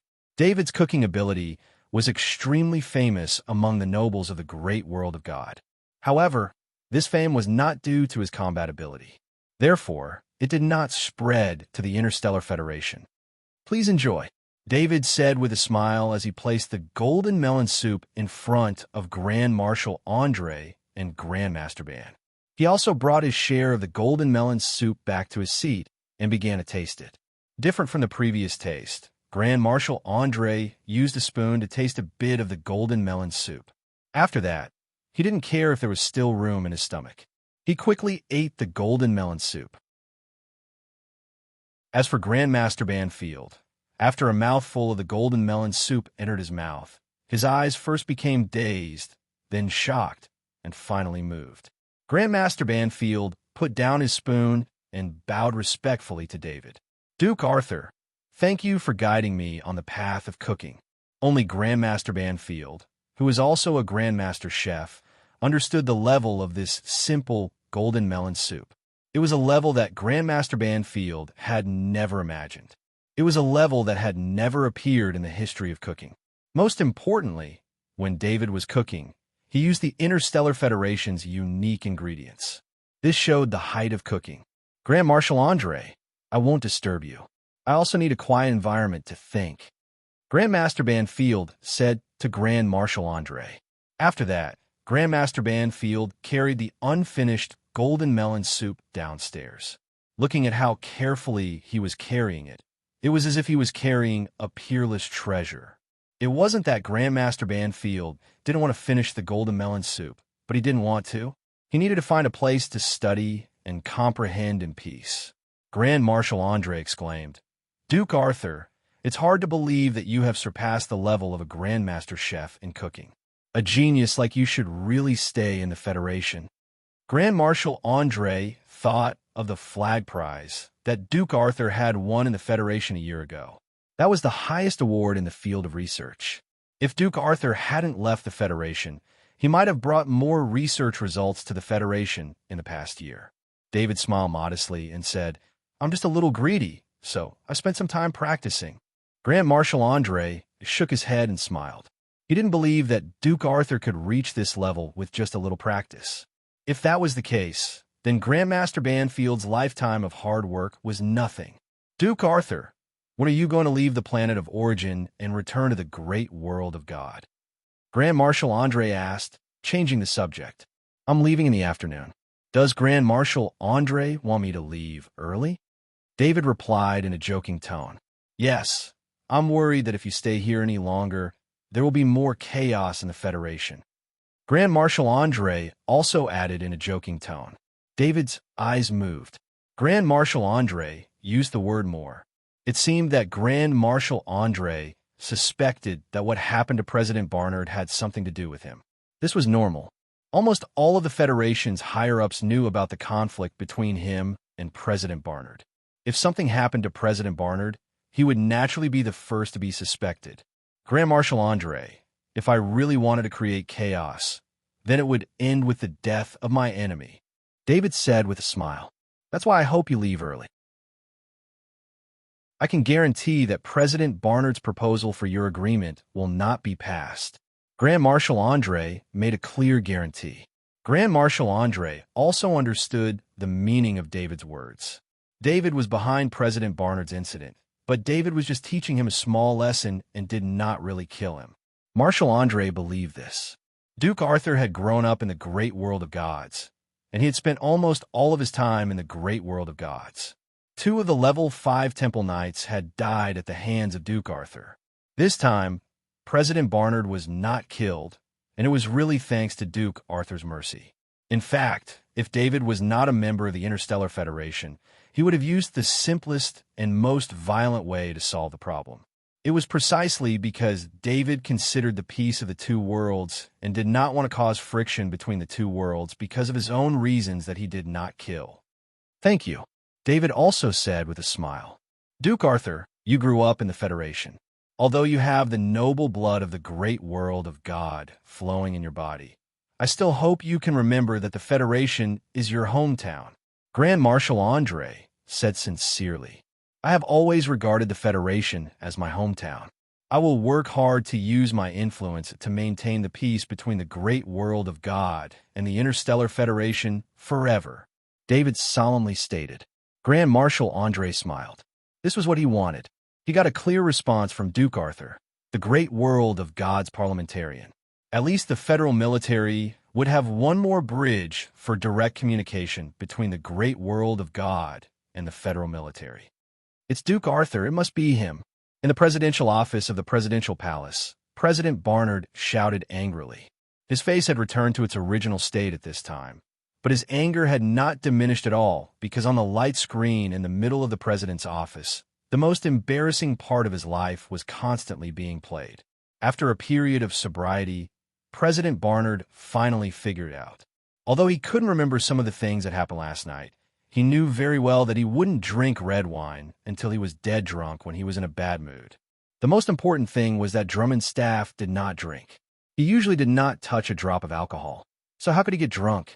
After a simple deduction, the only possibility was that someone did it to him. There was only to think too much about the people on planet of origin who had the ability and the reason to do so. "I heard that Duke Arthur is leaving today. The 4 of you, help me kill him." President Barnard ordered the 4 transcendent officials who had followed him for many years with a ferocious expression. The 4 transcendent officials were taken aback. Then the 4 of them looked at each other and communicated in a special way. "President Barnard, thank you for your service for so many years. This time, we have to disobey your order. We have no face to stay here anymore. We will leave now," a transcendent official said in a deep voice. Then the 4 transcendent officials turned around and left the president's office together. The reason for their departure was not just that President Barnard wanted them to die. Yes, he wanted them to kill Duke Arthur. That was the same as sending them to their deaths. Who was Duke Arthur?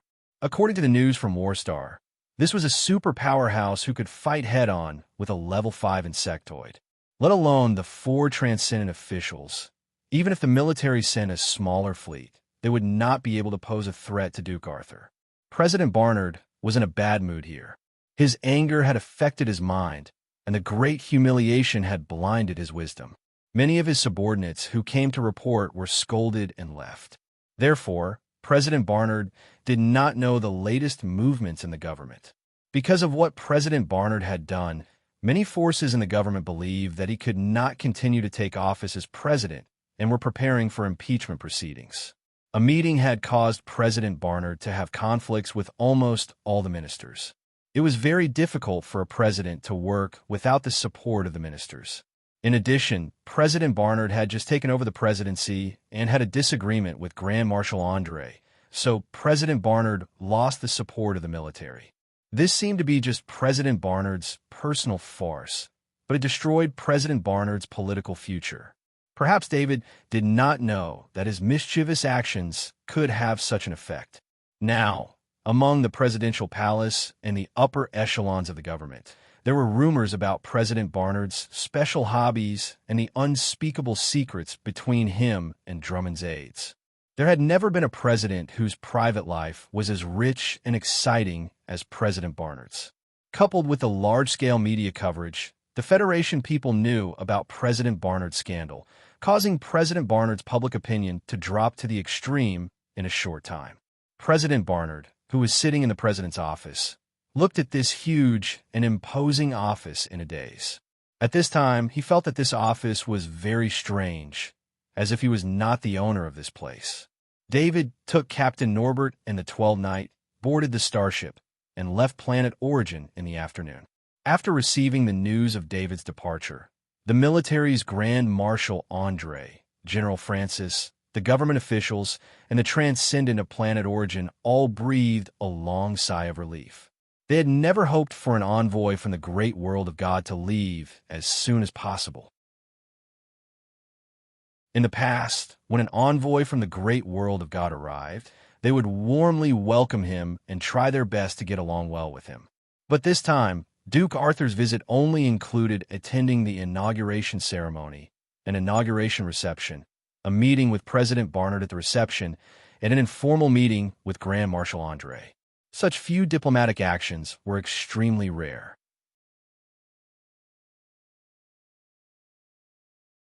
Chapter 8:27. David had left alone this time, as Ambassador Cameron still had work to do on the planet of Origin. Sitting in the main cabin of the galactic flying ship, David leisurely teased the Umbro winged dragon. His return this time had delayed his cultivation, but it was not without benefits. With Baron Devold and the intelligence organization under his command, he now had a way to understand the Interstellar Federation.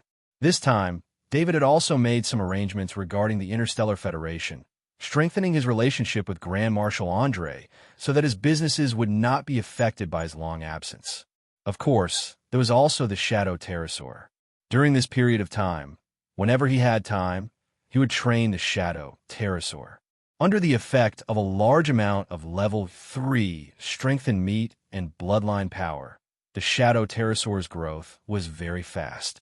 At this time, the Umbro winged dragon was already the size of a small horse, so it looked a little strange for it to stand on David's shoulder.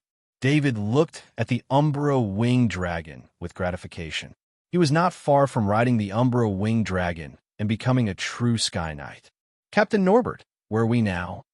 David asked through the communication array inside the galactic flying ship. "Reporting to Your Excellency, we're almost at the range of the War Star. According to Your Excellency, we won't enter the War Star and will directly return to the great world of God." Captain Norbert replied. When David asked this question, he already had an idea of the route. The shadow attendant flew out of the galactic flying ship, but War Star could not be seen. He could only vaguely make out the massive fleet. This was the line of defense against the insectoids invading the Federation through spatial wormholes. "Your Excellency, we're about to pass through the line of defense," Captain Norbert reported. The moment the galactic flying ship approached the fleet, 2 guide ships approached and escorted the galactic flying ship past the line of defense. Although the great world of God had powerful knight soldiers, the great world of God was far inferior to the Interstellar Federation in terms of the size of their army, especially their control of space. There was no end in sight, as if there was an endless fleet of battleships. Everyone on the galactic flying ship was greatly affected. No matter how many times they had seen it, they could not calmly face such a massive fleet. In history, it was a fleet like this that had caused the great world of God's level 5 Temple Knight to forever remain in space. When the galactic flying ship passed the fleet's line of defense and entered the fleet, David sensed spatial energy gathering in front of the galactic flying ship. David was not the only one who sensed it. The Federal fleet behind them also sensed it. Originally, according to the combat mechanism of the Federation's fleet, they should have mobilized a portion of the fleet to charge their main cannons and wait for the wormhole to form before attacking the insectoids head-on. However, there was a diplomatic galactic flying ship in front of them. This caused the commander of the fleet to not know how to deal with it. The commander immediately reported it and waited for a response from his superiors. The commander did not dare to attack the galactic flying ship together with the galactic flying ship. If the galactic flying ship was destroyed, the consequences would be dire. On the Warstar not far from here, there was a large number of Knight soldiers. If the galactic flying ship was destroyed by the Federation, it was very likely that these Knight soldiers would clash with the Federation's army. While the commander was still waiting, the galactic flying ships hatch opened on the screen in front of him, and a figure appeared in space. David instantly finished preparing his armor. This was space, and he did not dare to be careless in front of an unknown insectoid. Level 5 knight armor and level 5 light longsword. This was already the best equipment for a knight in the great world of God. With his current fame in the great world of God, he did not have to worry about wearing this kind of equipment. David used his authority to open the hatch and appeared in space. He stood where the spatial energy was gathering. Captain Norbert also understood what was about to happen and loudly ordered, "Activate the strongest defense." A barrier formed by energy appeared on the galactic flying ship. The galactic flying ship did not move. On one hand, Captain Norbert believed in David's strength, and, on the other hand, it was not wise to leave the protection of a strong person in a place like this. Who knew where the other spatial insectoids would open up? Perhaps the galactic flying ship would randomly move and appear in front of another spatial insectoid. In fact, this route was very safe, and the chances of a wormhole appearing were very low. This was the route provided by the Interstellar Federation, and it was calculated based on the data of all the spatial insectoids in the past. However, no matter how safe the route was, there would still be times of danger. It could only be said that the galactic flying ship was unlucky. Stop all attacks. The safety of the great world of God's galactic flying ship is our top priority. The commander received an order from his superiors. Seeing this order, the commander hesitated. He did not understand why his superiors would give such an order. Was it just because of that knight standing in space? It had to be known that if the fleet could attack as soon as possible, it would greatly reduce the damage the insectoids would do to the fleet. If the insectoids that came out of the wormhole were to enter the fleet, it would cause great damage to the fleet. His superiors did not say too much about the order, but as the commander on the front lines, how could he not understand that his superiors were handing the battle over to the galactic flying ship, or rather, to the knight wearing rank 5 equipment? "It's Duke Arthur," a staff officer next to the commander cried out. "You know this knight?" The commander had been on the front lines recently, and he was under a lot of pressure. He did not have the time to care about anything else, so he did not know about the news from the Federation. "This is Duke Arthur. According to the news from Warstar, this person can directly face off against a rank 5 insectoid." The staff officer replied, "That must be a mistake. A rank 5 Temple Knight is not allowed to enter our territory." The commander did not believe the staff officer. "Duke Arthur is only a rank 4 Sky Knight," the staff officer explained. The commander did not say anything else, because the screen was showing the formation of the spatial insectoids. David watched as spatial energy gathered in front of him. It started from a single point and quickly expanded. The white spatial energy formed a circle, revealing the unknown pitch-black space within. Then, ripples of energy appeared from the white spatial energy circle, covering the darkness. This was a giant wormhole with a diameter of 10 meters. It was considered a medium-large wormhole. "All fleets, activate your gas shields. It's the poisonous fang dance." The commander had discovered the insectoids before David did, and he loudly ordered. This was not because the commander's senses were more sensitive than David's, but because the fleet had detection devices that could detect all kinds of insectoids. As long as a trace of their aura leaked out, the detection devices would discover them. This was especially true for the extremely dangerous insectoids. Once they appeared, they would have to deal with them with all their strength. Is there a way to contact Duke Arthur? We have to tell him what kind of insectoids he's about to face. The commander anxiously said, "We can't contact Duke Arthur directly. We can only contact the galactic flying ship, but I'm afraid it's too late." The officer in charge of communication replied, "A poisonous fanged giant ant squeezed out of the wormhole." Even though the wormhole was 10 meters in diameter, it was still a bit small for this poisonous fanged giant ant. As soon as the poisonous fanged giant ant came out of the spatial insectoid, it stared at David. Instinctively sensed the dangerous aura coming from David. David's rank 5 equipment gave the poisonous fanged giant ant a great sense of threat. However, what was more dangerous than the rank 5 equipment was David's aura. It was so powerful that it made the poisonous fanged giant ant a bit scared. It also had the aura of many poison-related abilities that it was very familiar with. After a moment of confirmation, the poisonous fanged giant ant had a strange look in its eyes. It was sure that the knight in front of it had the same ability as it. It was the aura of the poison engraving pattern. Then the poisonous fanged giant ant was enraged. How could its racial talent appear on a knight? It had to kill this knight. The fanged poisonous giant ant reacted in an instant. It charged towards David, and a green mist spread out from its body. In space, the poisonous fanged giant ant was like a legendary demon. Its body was surrounded by green mist, making it even more sinister and terrifying. David was also a bit surprised. He didn't expect to encounter a poisonous fanged giant ant. He still remembered the last time he encountered a poisonous fanged giant ant. He was being chased by one. The terrifying poisonous fanged giant ant was almost invincible as it broke through the Federation's defense line and rushed to Baron Du Bois' castle. In the end, it was killed by the powerful Baron Du Bois. David still remembered that battle. To a certain extent, the battle between Baron Du Bois and the poisonous fanged giant ant had influenced David's decision to grow. It was because he saw the power of a rank 4 Sky Knight like Baron Du Bois that David had the idea of becoming a rank 4 Sky Knight.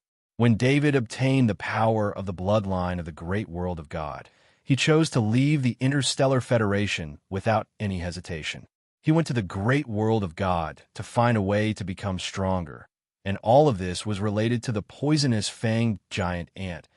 "I'll let you die with dignity," David muttered to himself. He decided to give the poisonous fanged giant ant the respect it deserved in his own way. David activated the special strength-boosting device on his body and activated the Titan's strength innate ability. A terrifying power was squeezed out of his body. This was his strongest state after becoming a rank 4 Sky Knight. If not for his constitution reaching the level of a rank 5 Temple Knight, an ordinary rank 4 Sky Knight's body might have directly collapsed under the boost of so much power. The terrifying power made the rank 5 light longsword in David's hand sway slightly, flashing a faint golden light that carried an indescribable pressure. Activating the barbaric charge innate ability, David's figure flashed, and he directly collided with the poisonous fanged giant ant.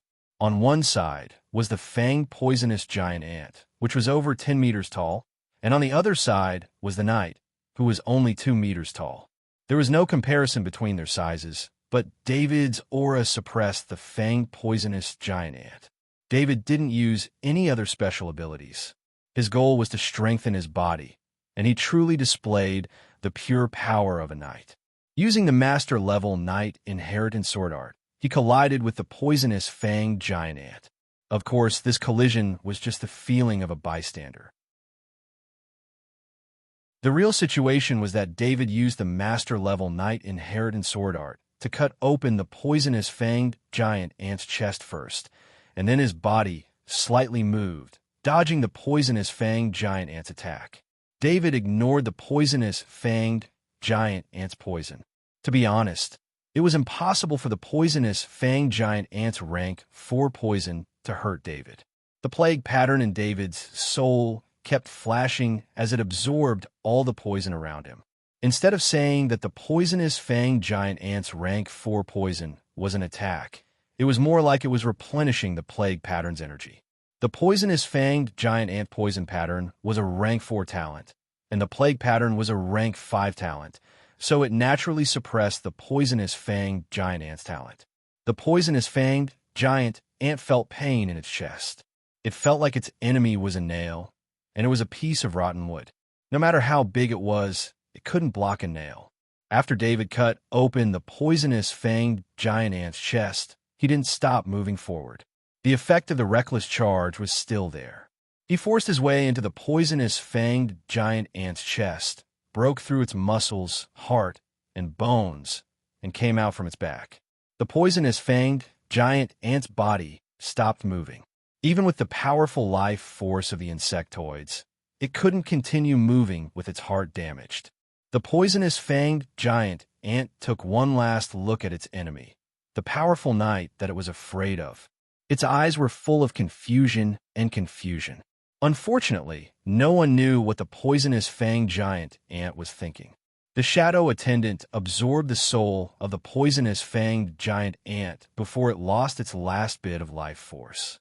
David put the poisonous fanged giant ant's body into the portal pendant. The body was still intact, and it could be used as a display in the castle. After David killed the poisonous fanged giant ant, another group of about 20 rank 3 insectoids, the broken beetles, appeared from the wormhole. The battle between David and the poisonous fanged giant ant ended too quickly. In just a breath's time, the poisonous fanged giant ant was killed, and the broken beetles that came after it weren't prepared at all. David charged into the group of 20 rank 3 arachnids. The rank 5 light, long sword in his hand was so fast that it formed a faint golden shadow on the battlefield. After the faint golden glow disappeared, the 20 rank 3 insectoids were all dead. Their heads were all pierced by the sword, and there was no need for a second strike. David gently waved the rank 5 light sword and shook off the dirty blood on it. Chapter 8:28. Because the battle ended too quickly, there was only a space zerg in front of David, floating alone in space. He looked at the space bug and had the urge to see what was on the other side. The insectoid world was the most mysterious world. No one knew what the insectoid world was like, because none of the humans who went there had ever returned. Of course, this was just David's thought. He wouldn't enter an unknown wormhole. At least, before he reached the level of invincibility, he wouldn't take the risk. The Starry Sky flying ship was very quiet. The knights and crew members were all staring blankly at the figure standing in space, that incomparably powerful figure. The Federation fleet was also silent. Although they knew that the level 4 Sky Knight of the great world of God was extremely powerful, the power in front of them was beyond their imagination. Since when did level 4 bugs become something that could be killed so easily? Not to mention, this was the poisonous fang giant ant, one of the most powerful level 4 bugs. It had a special poison ability. Some of the Federation soldiers saluted the figure in space. This was their respect for the strong. Soon, more and more Federation soldiers followed suit. Soldiers worshipped the strong, especially this kind of strong person who could kill a powerful zerg all by himself. David scanned with his power of will and put away the body of the broken beetle. There was still level 3 strengthened meat in its body. This was something he needed. When the wormhole disappeared, he returned to the spaceship. David felt a little strange. After he returned to the Starry Sky Swift ship, he sensed that most of the people on the Starry Sky Swift ship had become extremely enthusiastic. However, there were a few crew members who had an inexplicable emotion mixed within. He even felt that a few of the crew members seemed to have some malice towards him. Of course, this malice wasn't to deal with him. These crew members were just slightly stronger than normal people. They were no different from ants in front of him. David didn't know what these crew members were thinking. He just paid more attention to them. The rest of the journey was very smooth. When they passed by the battle star, David saw the red battle star through the porthole. He used the communication circle to explain to Baron Devold.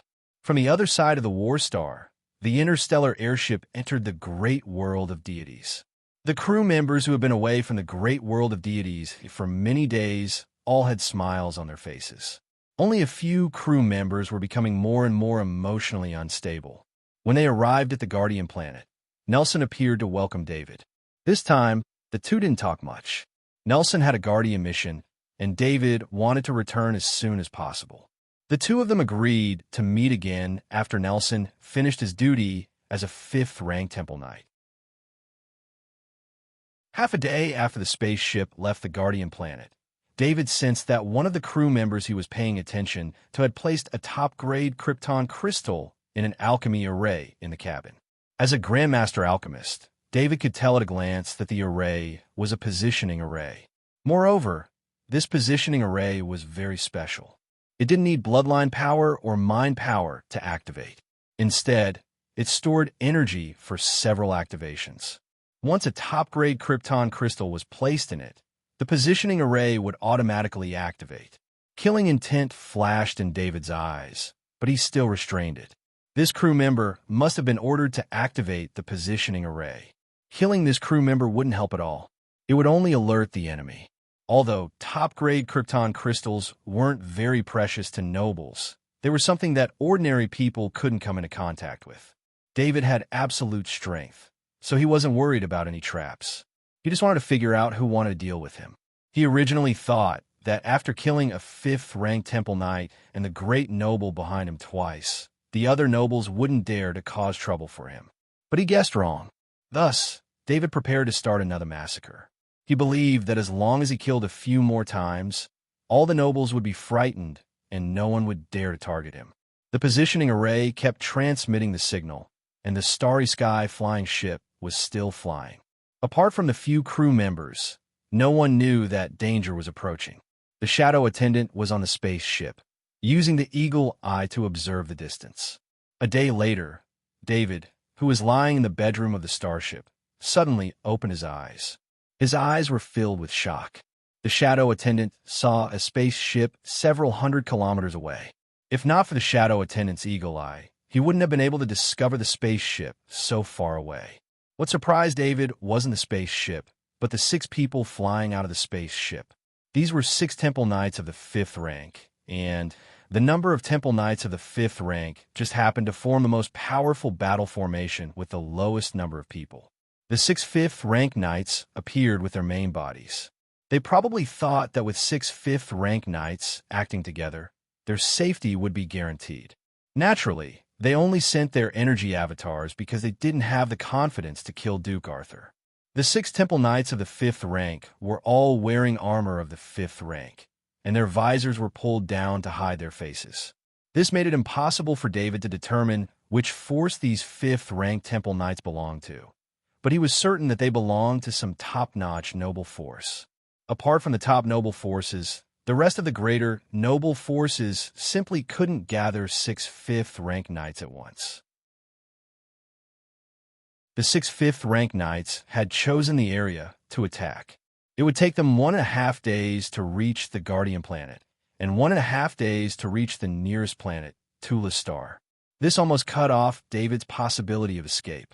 1.5 days of flight was the spaceship's maximum speed. With the ability of a 4th rank Sky Knight, this time would be many times longer, and there were 6 5th rank Knights chasing after him. If David didn't have the help of other powerhouses, he would definitely not be able to escape this attack. This was a fatal blow, and this was a land of death. David narrowed his eyes. Of course, he wasn't afraid of 6 5th rank Knights, as he himself had 6 5th rank Knights. But the problem was that he wouldn't be able to defeat 6 5th rank Knights, and would instead expose his own trump card. It was even possible that David would have to pay a considerable price, because 2 of his 6 5th rank Knights didn't have energy doppelgangers. Adding to the fact that the resurrected 5th rank Knights would lose a part of their fighting strength, in a one-on-one battle, there would still be a gap between them and a slightly stronger 5th rank Knight. David didn't believe that a 5th rank Knight dispatched by a top noble would be weak. In the great world of God, Knights could be divided into 2 categories: ordinary Knights and top-notch Knights.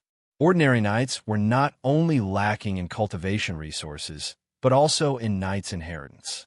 On the other hand, top-notch Knights enjoyed the best cultivation resources and had the strongest bloodline. In terms of Knight's inheritance, not only did they have their own clan's Knight's inheritance, they also had a large amount of top-notch Knight's inheritance for reference. Therefore, top-notch Knights were far superior to ordinary Knights in terms of fighting strength. This was a fundamental difference. I can't fight recklessly. David made a decision. He immediately activated the innate ability of his lightning light body and fused a bolt of lightning with his lightning pattern. With his authority over this starry sky, flying ship, he opened the cabin door a little and turned into a bolt of lightning to fly out. At this time, the 6 5th rank Knights were in the process of detouring to the front, preparing to intercept the starry sky flying ship. Because the distance was very far, no one noticed this insignificant bolt of lightning. David's target was very clear. His first choice was the starry sky flying ship that was parked a few hundred kilometers away. David chose that starry sky flying ship because he wanted to find out the details of the 6 5th-rank knights before looking for an opportunity to kill them. Someone is blocking the route ahead. A crew member reported to Captain Norbert. Identify yourselves and project the symbol of the Supreme Council. Captain Norbert ordered in a deep voice. Captain Norbert was not worried. Although this area belonged to the Chaotic Lands, this starry sky, flying ship belonged to the Supreme Council. Anyone who wanted to attack this starry sky, flying ship would have to consider the serious consequences. Of course, this was not what Captain Norbert was most relieved about. With Duke Arthur on the starry sky, flying ship, there was nothing for him to worry about. Just as Captain Norbert was thinking about this, a terrifying aura swept across the starry sky, flying ship, causing his blood to almost stop flowing and his heart to turn cold. A 5th-rank Templar Knight, Norbert exclaimed inwardly. After knowing that it was a 5th-rank knight blocking the way, Captain Norbert knew that he was not facing a simple interception. It was a premeditated attack. Of course, this attack was not targeted at him or the starry sky flying ship because they were not qualified. The only possibility was Duke Arthur. This was an opportunity for Duke Arthur's enemies to ambush him. Captain Norbert wanted to press the SOS button, but he found that he could not even move a finger. Captain Norbert looked out of the porthole and saw 6 figures wearing 5th-rank knight armor approaching. They were actually 6th-rank knights. The 6 5th-rank knights approached the starry sky, flying ship unhurriedly. They wanted to force Duke Arthur out. Strange. With Duke Arthur's rumored strength, he should have discovered us long ago. Why is he still in the starry sky, flying ship? Does he really think the starry sky, flying ship can protect him? A 5th-rank knight asked. Number 3, don't let your guard down. This Duke Arthur is not simple. We need to go all out. Another 5th-rank knight warned. In fact, the 6 5th-rank knights' short sentences showed that they were not that confident. Normally, they would call each other by a code name to hide their identity. When they were ambushing Duke Arthur, they still wanted to hide their identity because they were worried about Duke Arthur's revenge. This was a sign of their lack of confidence. Even though they had sent out 6 5th-rank knights at once, Duke Arthur had always been known for his strangeness. This was especially true when they heard from Warstar that Duke Arthur, as a 4th-rank Sky Knight, had fought against a 5th-rank insectoid energy clone. This made the 6 5th-rank knights even more cautious. As the 6 5th-rank knights approached, their expressions were filled with doubt. They could not sense Duke Arthur's figure on the starry sky, flying ship. Open the hatch. Number 1 5th-rank knight ordered in a deep voice. Captain Norbert felt the pressure on him lessen. He did not dare to disobey the order and could only open the hatch. The 6 5th-rank knights that walked in made Captain Norbert feel strange. He had never seen a 5th-rank knight fully armed without even showing his face before battle. After all, a 5th-rank knight was the most powerful existence in the great world of God. They were extremely proud and confident, and they would not hide their identity as long as they appeared. If Captain Norbert did not trust his own senses, he would not have believed that these 6 were 5th-rank knights. Although Norbert's strength wasn't that great, he was very familiar with the aura of a 5th-rank Temple Knight. There was no way he would mistake the aura of a 5th-rank Temple Knight. Where's Duke Arthur? Number 1 5th-rank Knight looked at Captain Norbert and asked in a deep voice. The Duke is resting in his room. Captain Norbert replied honestly. No matter how much Captain Norbert respected Duke Arthur, he could not refuse a 5th-rank Knight's inquiry for Duke Arthur. Besides, Duke Arthur's room was not a secret. Lead the way, Number 1 5th-rank Knight ordered. Captain Norbert secretly moved his arms and legs, which were a little weak after being suppressed for so long. He then walked towards Duke Arthur's room. The 6 5th-rank Knights followed behind Captain Norbert, maintaining a certain distance between them. It was the Knight formation. According to the intelligence, Augustus of the Dennis family was killed in an instant. It was estimated that Duke Arthur had the ability to kill a 5th-rank Knight in one hit. Therefore, the 6 5th-rank Knights were always careful. None of them wanted to be the first unlucky one to be killed. Captain Norbert came to Duke Arthur's room. He pointed at the door without saying a word. He did not dare to say anything at this time. If Duke Arthur mistakenly thought that he was trying to leak information and killed him, it would not be worth it. The 6 5th-rank knights nodded to each other. Number 1 5th-rank knight, in the lead, reached out his hand and pressed on the door. His hand did not touch the door. Instead, he hit the door with his blood power. The door instantly shattered, revealing the luxurious interior. However, no one could be seen.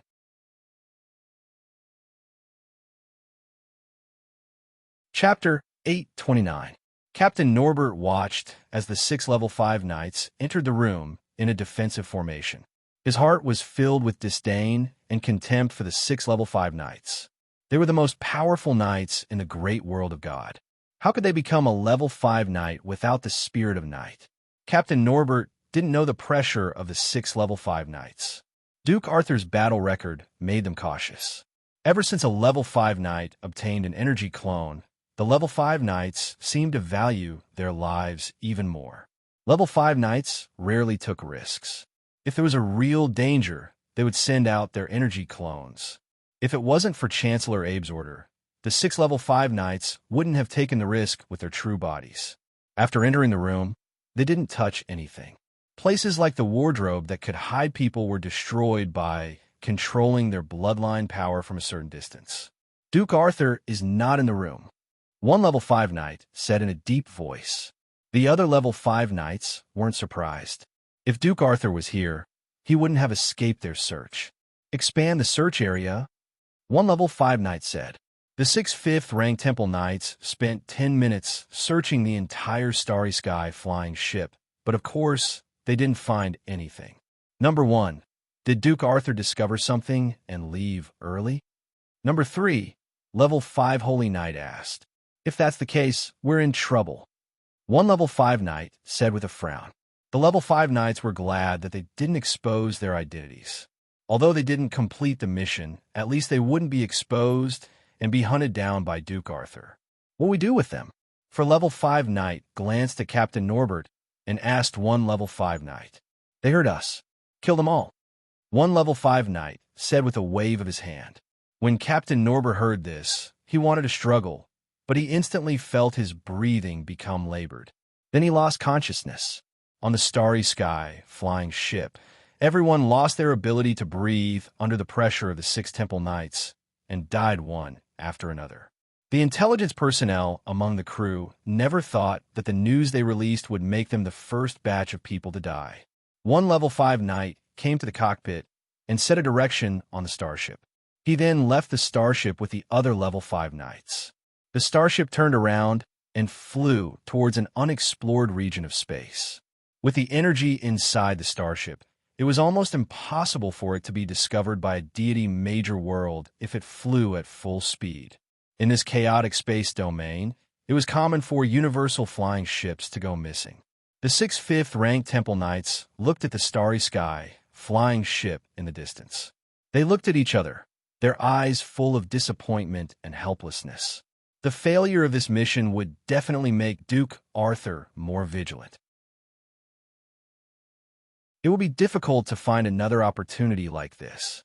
Duke Arthur would probably frantically search for the force that attacked him. The 6 level 5 knight had to return immediately and use all means possible to cover up the fact that they came out. The 6 level 5 knight returned to their starship. In order to keep it a secret, the starship didn't have an operator.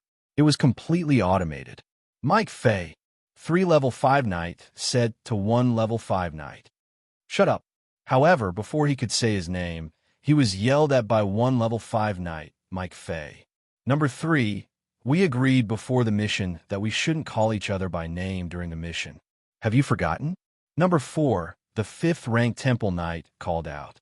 Sorry, I thought we would be safe in our own starship. 3 level 5 knight said apologetically.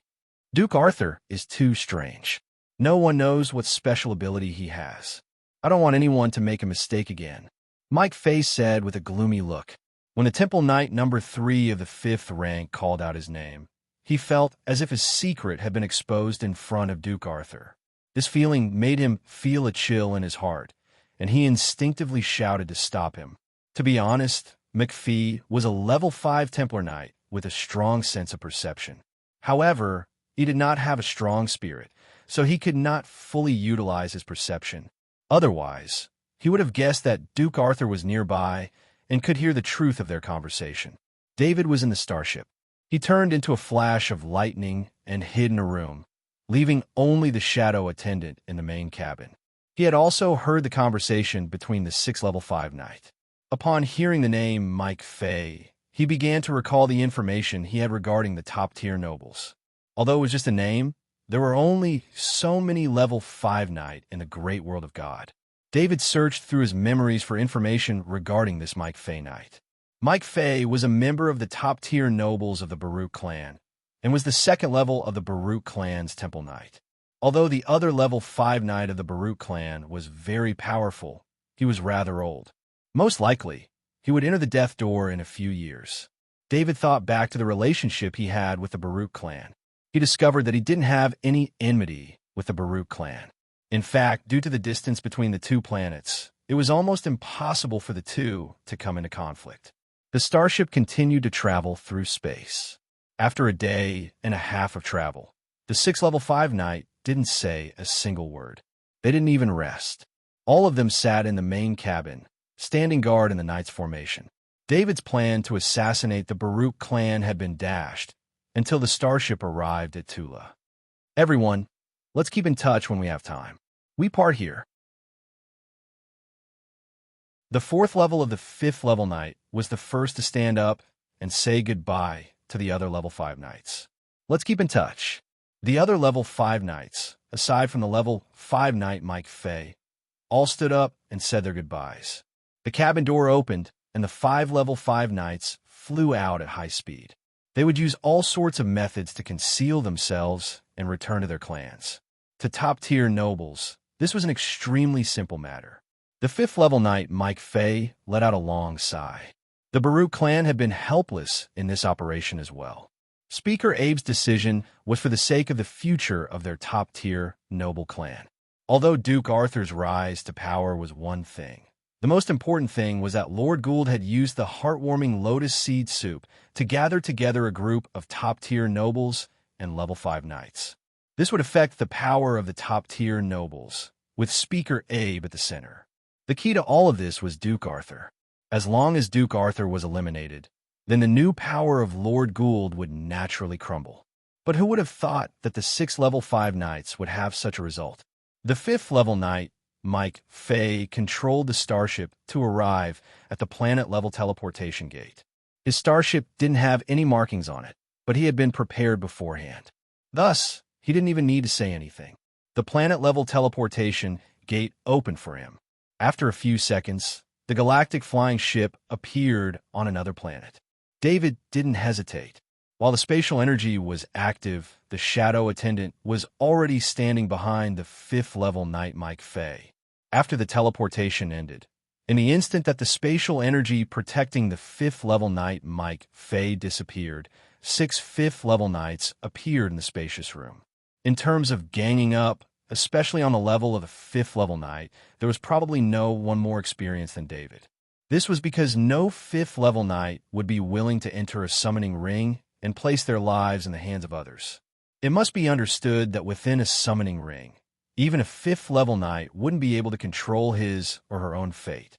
As long as the owner of the summoning ring sealed the summoning ring, then unless the 5th level knight had the power to break through space, he or she could only be trapped within the summoning ring and die.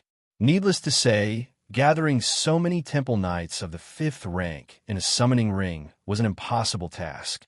But David was able to do it because his 5th level knights were all his doppelgangers.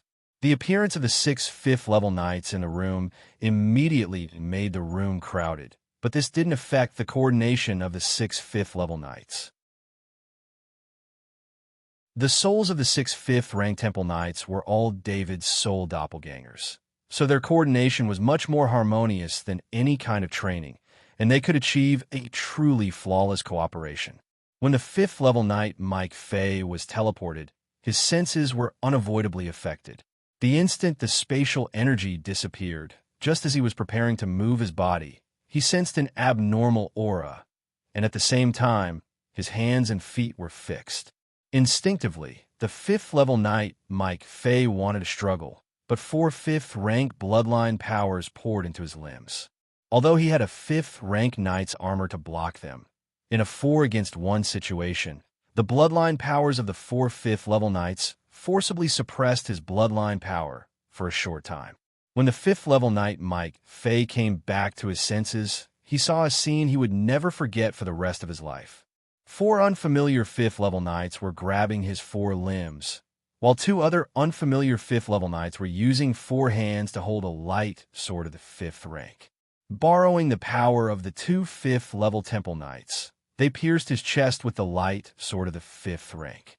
A knight's armor of the 5th rank with extremely high defensive power, under the joint efforts of 2 temple knights of the 5th rank, was pierced through by the light longsword of the same 5th rank. Even the speed at which it was pierced through didn't slow down. The light sword of the 5th rank pierced through the skin of the 5th level knight Mike Fay, piercing through his muscles and into his heart. After the heart of the 5th level knight Mike Fay was pierced, his whole body's power instantly lost its source, and even the connection with the doppelgangers in his sea of consciousness was lost. So this is Duke Arthur's secret. This was the last thought in the mind of the 5th level knight Mike Fay. He was filled with regret. If he had known that Duke Arthur was hiding 6 5th level temple knights, no matter how much courage he had, he wouldn't have dared to attack Duke Arthur. David didn't appear. He just controlled the shadow attendant to absorb the soul of Mike Fay's 5th level temple knight, collect the equipment of Mike Fay's 5th level temple knight into his interspatial ring, and finally collect the corpse into his interspatial ring as well. After doing all this, the shadow attendant went to the control room of the starship. This was the most luxurious room in the starship, and also the room of the master of the starship. David borrowed the consciousness of the shadow attendant and operated the control runes for a while, gaining control of the starship. At this time, through the navigation records of the starship, he knew where he was. This was the Baruch planet, the main planet of the Baruch clan, one of the top-notch clans. All the information regarding the Baruch planet only had a single name. There was no extra introduction. Just like the main planet of the top-notch clan, unless one was invited, no one was allowed to enter, much less know what was going on inside. David shook his head. If he had known, he wouldn't have hesitated so much and just attacked on the Terra planet. Right now, he was on the main planet of the top-notch clans. This place had been under the control of the Baruch clan for countless years. Who knew how many experts there were, and how many 5th level temple knights were in closed-door training? David didn't believe himself to be invincible. Although every time he ambushed a 5th level temple knight, he was able to finish the battle in an instant. The main reason for this was because he was ambushing. A 5th level temple knight wasn't prepared at all, but David's 6 5th level temple knights were completely prepared for battle. In particular, 2 5th level temple knights were using the same light longsword of the 5th rank. This required perfect coordination in terms of strength. Otherwise, the power of the sword would be canceled out, and the power of the sword would be weakened. David didn't have the confidence to face a prepared temple knight of the 5th rank, and he could guarantee that he would be able to keep him here. It must be understood that if he didn't suppress the bloodline power of the 5th level temple knight, as long as he gave the 5th level temple knight a chance to catch his breath, the 5th level temple knight's bloodline power would definitely be able to unleash a fatal blow. Or perhaps the 5th level temple knight could use his energy clone to retract his main body, and then use the clone's incredible speed to leave this dangerous area. David, after pondering for a moment, activated the spatial energy of the transcendent stiletto, and then transformed into a streak of lightning and disappeared from the starship. When he reappeared, he was already underneath the starship. Only now did David have the time to have the shadow attendant scan the surrounding area. Through the eyes of the shadow attendant, David saw that roughly 1,000 meters away, there was an enormous castle. Looking at the flag on the castle, he knew that this was the main castle of the Baruch clan. Retracting his gaze, Lindley saw that next to the starship, there was a squad of 6 earthen knights of the 3rd level who were standing there quietly, as though waiting for the starship to open.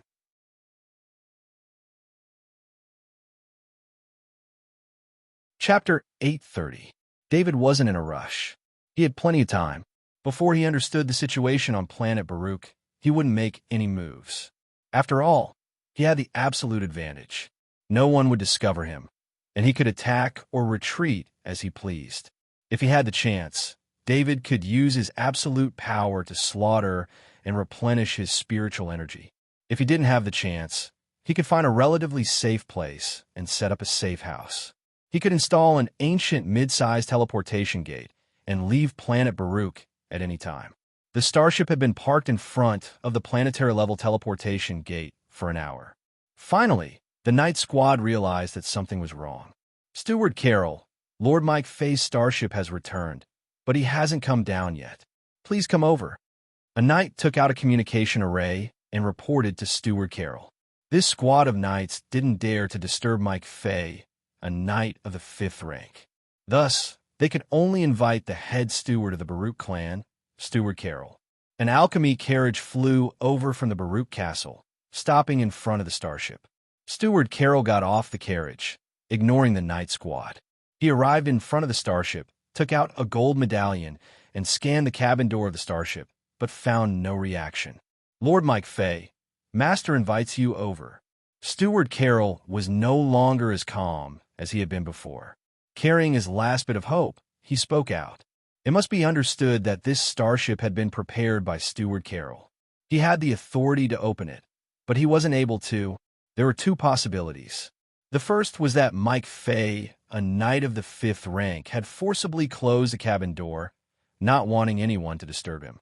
The second was that the starship had been taken over by someone else and had been forcibly modified. The first possibility was possible, but there was no way to explain it. Even if Mike Fay, a knight of the 5th rank, had been injured, he wouldn't have allowed the starship to stop in front of the planetary-level teleportation gate. This would have affected the subsequent teleportation. The second possibility was something that Steward Carroll didn't dare to imagine.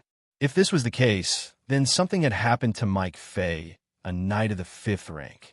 Although Carroll didn't know what mission Mike Fay was carrying out as a 5th rank temple knight, any mission that required a 5th rank knight's main body would be extremely difficult. Butler Carlo called a few more times, but there was no response. Gritting his teeth, he pressed down on the alchemy talisman, and then the alchemy talisman lit up with light. The planetary teleportation gate, however, dimmed, and one figure after another rose into the air from the distant Baruch castle. Butler Carroll activated the alarm system, and the teleportation gate automatically closed. The Knight of the Baruch clan was on high alert. An illusory figure approached from afar and arrived at the scene 5 seconds after Carlo's warning. "Greetings, Sir Lord." The knight bowed. "Master, Madam Mike Fay's Starry Sky flying ship is here, but the cabin door hasn't been opened." Butler Carroll stepped forward and explained to Lord Marcus. Lord Marcus had come in the form of an energy clone. Seeing this Starry Sky flying ship, the expression on his face quickly changed. This was because, as far as he could tell, the Starry Sky flying ship didn't have any signs of life, much less Mike Fay's terrifying aura as a 5th-ranked temple knight. There was no way it could have been hidden from his senses. Lord Marcus's body flashed, and he arrived at the cabin door. Exerting his strength, he forced the door open. As soon as the door opened, he charged in. 10 seconds later, he emerged from the Starry Sky flying ship. Passed down the orders of the Lord. All Knights of the Baruch Star are to be on high alert. Have Sky Knights form a patrol squad and monitor the area around the castle. We are in trouble. Lord Marcus instructed Butler Carroll in a low voice. Lord Marcus knew what mission Mike Fay's 5th-ranked Temple Knight was carrying out, and he also knew how terrifying Duke Arthur, who Mike Fay's 5th-ranked Temple Knight was going to deal with, was. His gaze swept the surrounding area. He even had the feeling that Duke Arthur had most likely come to the Baruch Star. Even if Duke Arthur hadn't come to the Baruch Star, Lord Marcus didn't dare to be careless in the slightest, because in the future, he would have to face Duke Arthur's revenge. When Lord Marcus thought of Mike Fay's fifth-rank Temple Knight, his distant body began to feel dizzy, and his lack of emotions intensified. Mike Fay's fifth-rank Temple Knight was the hope of the Baruch clan. Although the Baruch clan had two fifth-rank Temple Knights who were capable of fighting, in reality, Lord Marcus's own situation was already very serious. Normally, he spent all of his time quietly resting.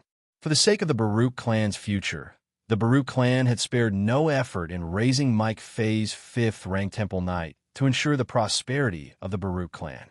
Lord Marcus couldn't imagine what sort of trouble the Baruch clan would face once he entered the death trial. Although the Baruch clan and Speaker Abe were allies, if the Baruch clan's power wasn't enough to protect itself, then the first to bite off the Baruch clan's flesh would definitely be Speaker Abe's Litton family.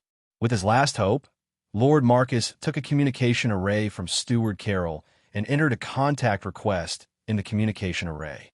As expected, there was no response. This extinguished Lord Marcus's last hope. Lord Marcus entered another contact request in the communication array. After waiting for more than 10 seconds, the communication array flashed, indicating that the contact had been connected. Algernon Temple Knight, I am Lord Marcus. Lord Marcus forced himself to calm down as he spoke. Actually, right now, his mind was in a mess. Otherwise, he wouldn't have activated the communication array here. Of course, this was also because Lord Marcus was impatient to know the details of Mike Fay's mission as a fifth-rank Temple Knight. Mighty Lord Marcus, why have you contacted me? Algernon Temple Knight asked, somewhat puzzled. He had just parted ways with Mike Fay's fifth-rank Temple Knight, and he had just returned to his clan. Lord Marcus was a veteran fifth-rank Temple Knight, and Algernon Temple Knight respected him greatly. How's the mission going? Lord Marcus asked. After discovering that Mike Fay's fifth-rank Temple Knight had gone missing, Lord Marcus guessed that the mission of the 6 fifth-rank Temple Knights hadn't been completed. However, he wanted to get a confirmation to confirm his guess. Didn't Mike Fay tell you? Algernon Temple Knight asked curiously. He then replied, We intercepted the diplomatic Starry Sky flying ship, but we didn't find Duke Arthur on the Starry Sky flying ship, so we returned. What did Mike Fay separate from you? Lord Marcus asked again. We parted on Tula Star. McPhee's Starry Sky flying ship directly entered the portal, and I switched to an alchemy carriage before leaving. Algernon's fifth-rank Temple Knight was startled when he heard this question, but he still answered. Did you see Mike Fay's Starry Sky flying ship enter the teleportation gate without stopping, or did it stop somewhere else before entering the teleportation gate? Lord Marcus asked. The fifth-rank Templar Algernon immediately understood that something had happened. Otherwise, Lord Marcus would not have asked such a question. Lord Marcus, I saw Mike Fay's Starry Sky flying ship enter the teleportation gate without stopping. Algernon Temple Knight replied, then asked, What happened to Mike Fay? Mike Fay's Starry Sky flying ship is empty. He's gone missing. Lord Marcus replied in a low voice. Lord Marcus couldn't hide this matter. He definitely couldn't let the Baruch clan face a possible enemy alone. That legendary Duke Arthur, who could instantly kill a fifth-rank Temple Knight, was rumored to be able to do so. What Lord Marcus needed to do now was to gather all his forces and prevent Duke Arthur from taking revenge. My God! Algernon Temple Knight, on the other side of the communication array, let out a cry of surprise. Then there was the sound of something being knocked down, and the communication array was forcefully disconnected. It seemed that Algernon Temple Knight had hurriedly broken the communication array. But Lord Marcus didn't believe that a fifth-rank Temple Knight would make such a mistake. A cold smile appeared on his face. He continued to activate the communication array. This time, he contacted another fifth-rank Temple Knight who was participating in the mission. Lord Marcus, what can I do for you? The voice of the fifth-rank Temple Knight, Gerald, came from the communication array. Gerald, Temple Knight, Mike Fay has gone missing. I want to confirm when he was separated from you. Lord Marcus asked directly. What? Gerald's reaction was even more intense than that of Algernon's. He didn't even pretend to be scared, and he immediately cut off the communication circle. Lord Marcus continued to contact the other 5th-ranked Temple Knights, but this time, none of his requests were accepted. Steward Carroll spread the news that the Baruch family has joined forces with the Jenner family, the Mather family, the Bottom family, the Milner family, and the Muir family to attack Duke Arthur. The operation has failed. He turned to Steward Carroll and said in a low voice, "Master, wouldn't this offend all of them?" Steward Carroll cautioned carefully. If Mike Fay, a 5th-ranked Temple Knight, really had fallen, then the Baruch family would be in great trouble. If they offended the 5 top-tier nobles and spread the news, then the revenge of the 5 top-tier nobles would be even more difficult for the Baruch family. If we don't drag them in, do you think the Baruch family will be able to maintain this level of vigilance? Lord Marcus pointed at the numerous level 4 sky knights in the distant sky and the patrolling knights on the ground and asked rhetorically, "Yes, master." Steward Carroll could hear the determination in Lord Marcus's voice and bowed. What Steward Carroll didn't know was that even now, Lord Marcus still hadn't made the most decisive decision, which was to drag Chairman Abe in as well. Lord Marcus stared blankly at the starship. In the past, Duke Arthur's terror had only been a legend. But now, he understood that Duke Arthur was even more terrifying than the legends. According to the information he had received from the 5th-ranked Temple Knight Algernon, Mike Fay's 5th-ranked Temple Knight had immediately separated from the other 5 Temple Knights and entered the teleportation gate on Tula without stopping. But in such a short period of time, Duke Arthur had killed Mike Fay's 5th-ranked Temple Knight and then quietly escaped. This once again proved that Duke Arthur had the ability to instantly kill a 5th-ranked Temple Knight. Because this time, Duke Arthur hadn't planned anything. Instead, he had counterattacked under extremely passive circumstances. David was underground. Even without using the influence, he could still hear Lord Marcus's words. This allowed him to understand who his enemies were. These are the 6 most powerful top-tier nobles. Not to mention how difficult it was to directly face a top-tier noble. Even going to one of the top-tier nobles' main territories was extremely difficult. It wasn't always possible to use this method to enter a top-tier noble's main planet. This made it so that David would need quite a bit of time to go to the other 5 top-tier nobles' main planets. But now that he knew who his enemies were, David had a target. "Steward Carroll, I'll leave the matters here to you. I need to leave for a bit," Lord Marcus said in a low voice. And then Lord Marcus reactivated the planet-level teleportation gate and disappeared in a flash. Through the eyes of the shadow attendant, David was a bit stunned. This Lord Marcus had actually left the safety of planet Baruch behind and left. It must be known that although Marcus Lord had left his energy doppelganger, the energy doppelganger was still an important fighting force for a 5th-ranked Temple Knight. In a battle of the same rank, without the energy doppelganger, his fighting strength would be greatly reduced. David wasn't able to keep up with Lord Marcus' energy clone. He turned his gaze towards the direction of Baruch Castle. Activating his innate ability, underground stealth, David began to move stealthily towards Baruch Castle. Arriving at Baruch Castle, the shadow attendant on the ground entered the castle. He saw that the interior of the castle was filled with sentries every few steps. From official knights to 3rd-rank Earth Knights, they had formed into various combat squads. Dozens of these squads were patrolling the castle. This sort of defense was so tight that not even an ant would be able to sneak in. In the skies above the castle, there were over 30 sky knights of the 4th rank. Even further away, there were still more 4th-rank sky knights hurrying over. Whether in the skies or on the ground, there wasn't a single gap in the defenses. Only this sort of defense was useless against David, who was moving stealthily underground. It wasn't able to affect the shadow attendant in the slightest. The shadow attendant was able to move freely within a kilometer of David, ignoring all walls and alchemical defenses. David first searched every single room in the castle. This was indeed the main castle of a supreme noble. Every single item here was of the rarest quality. But his goal wasn't these. He wanted to find Lord Marcus' main body, from the ground floor to the rooftop, and then from the rooftop all the way down to the 2 basement levels. David was 100% certain that even after searching every single corner of the castle, he still wasn't able to find Lord Marcus' main body.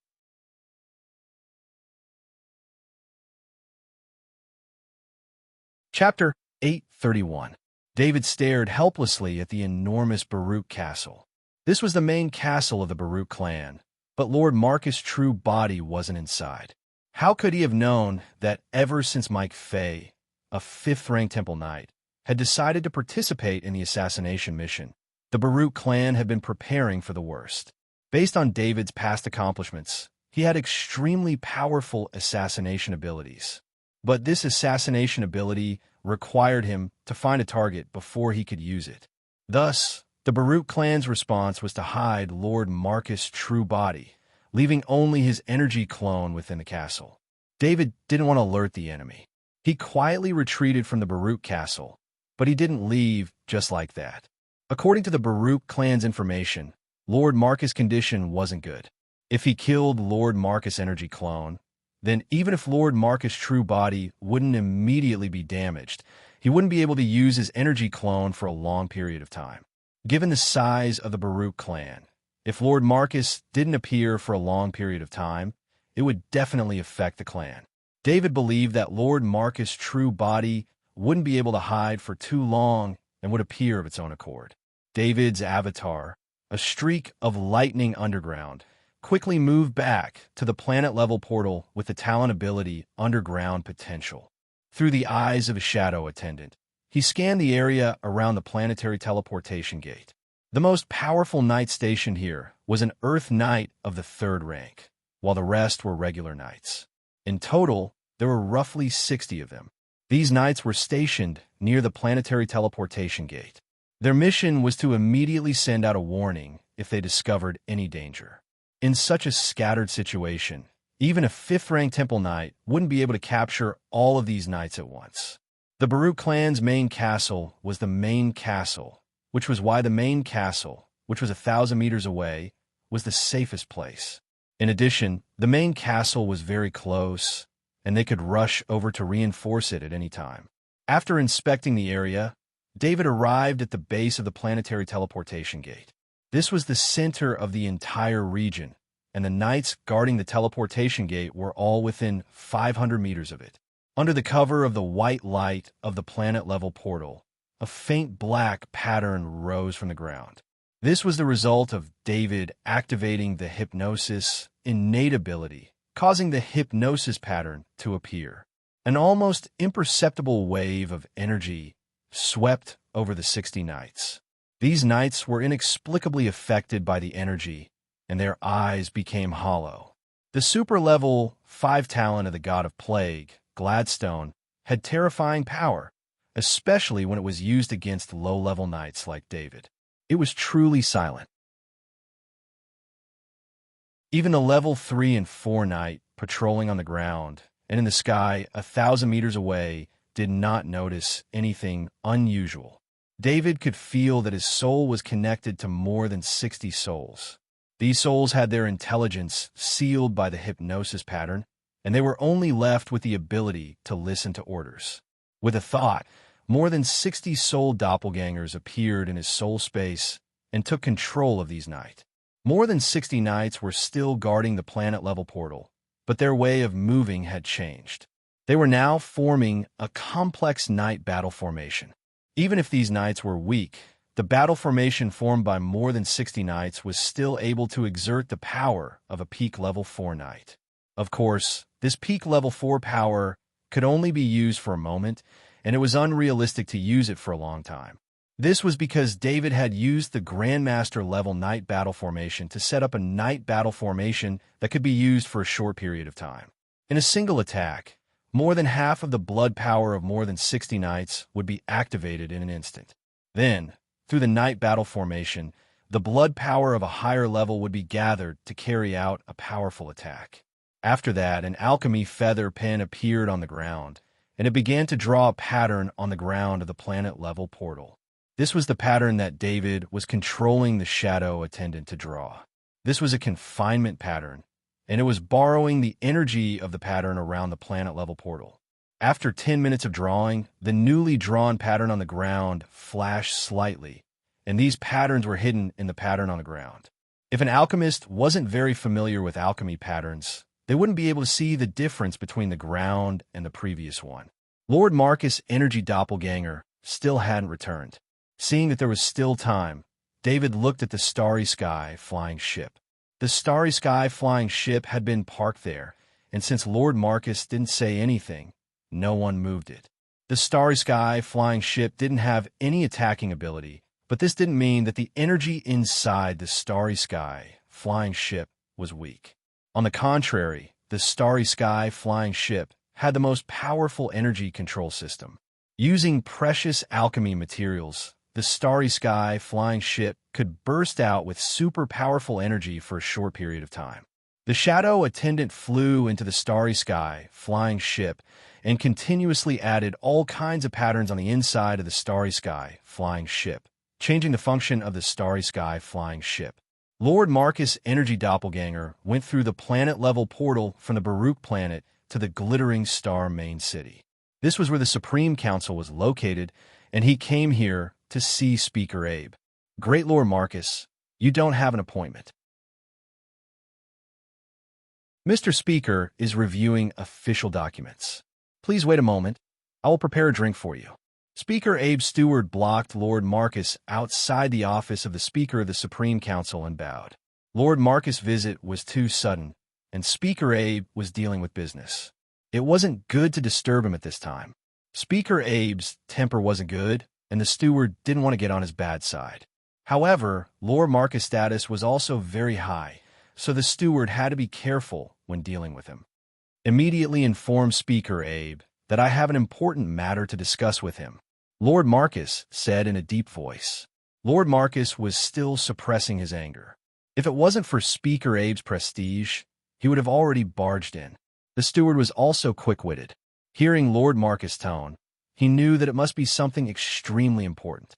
Please wait a moment, he said apologetically, then turned to the door of the office and lightly tapped on the alchemy array on the door. What is it?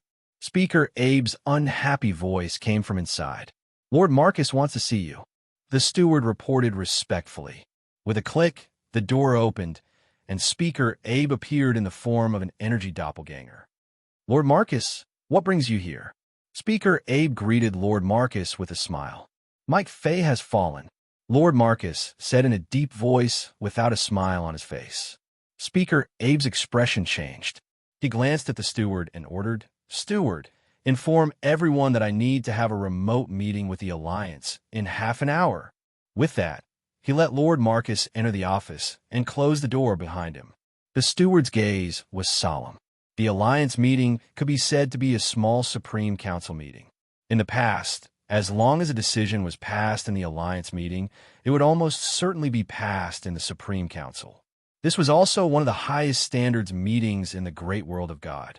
Suddenly convening a meeting of this level meant that the situation was extremely serious.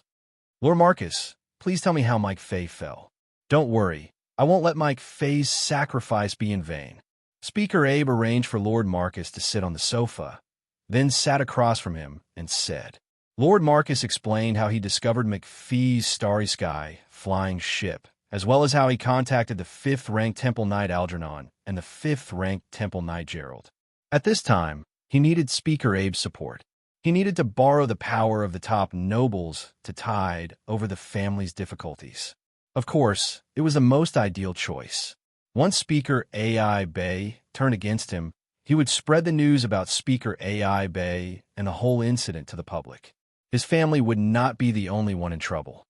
Duke Arthur really lives up to his name. How cunning. He actually hid in advance.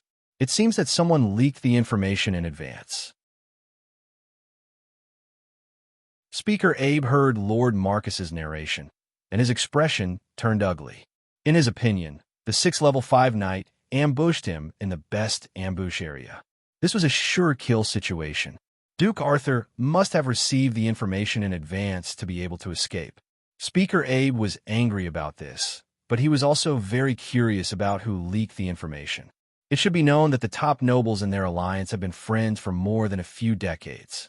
In terms of family relations, they could have been friends for more than 1,000 years. It could be said that this top nobles had common interests, and none of the members would harm their own interests. Speaker Abe, what are you planning to do? Lord Marcus asked in a low voice. Lord Marcus, you heard it just now.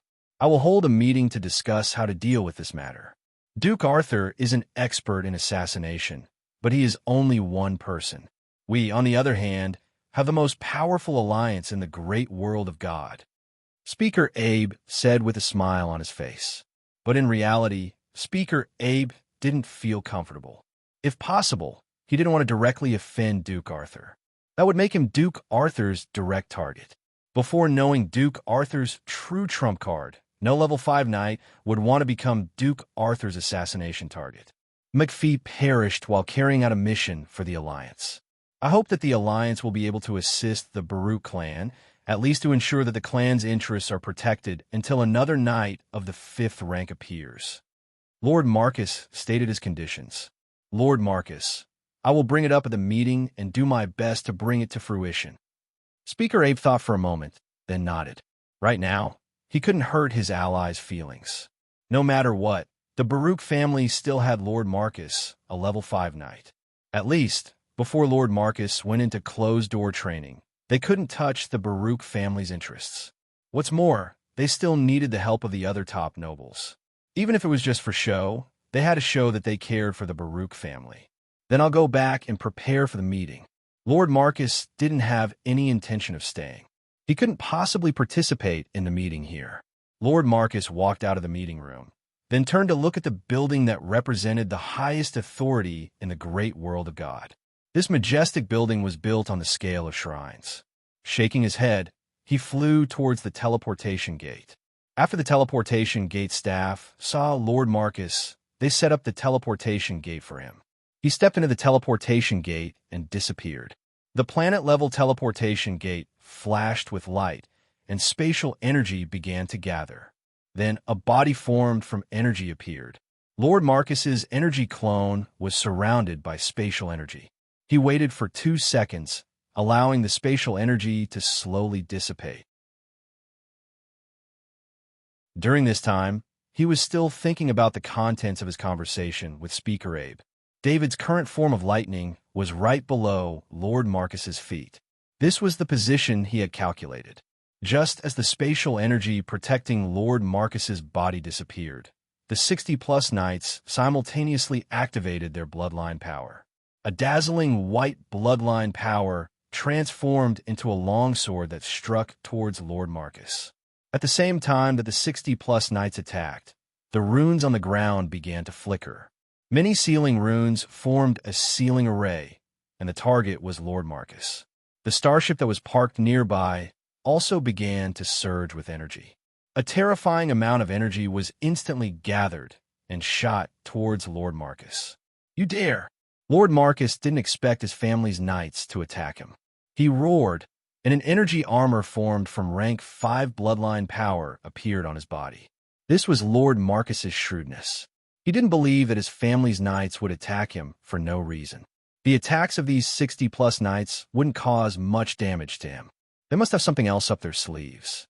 Sure enough, Lord Marcus, who was about to move, sensed a shackling force, and his figure couldn't help but freeze. Lord Marcus had a cold look on his face. With a wave of his hand, he dispersed the all-out attack of more than 60 knights that had gathered their bloodline power. This was under the condition that he had reserved most of his strength to deal with the remaining attacks. At this time, the energy beam shot by the starship arrived in front of him. Lord Marcus opened his palm, and a mass of rank 5 bloodline power turned into an energy shield in front of him. After the starship released this energy beam, many of the runes inside instantly broke.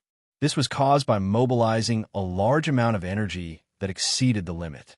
From this, it could be seen how powerful the energy beam released by the starship was. This energy beam hit Lord Marcus' open palm. If possible, Lord Marcus didn't want to resist this energy beam at all, but he was restricted by the sealing runes. Although the imprisonment pattern could be removed as long as Lord Marcus struggled, but David's design didn't give him any time to struggle. The continuous attacks were endless, like mercury flowing down the ground.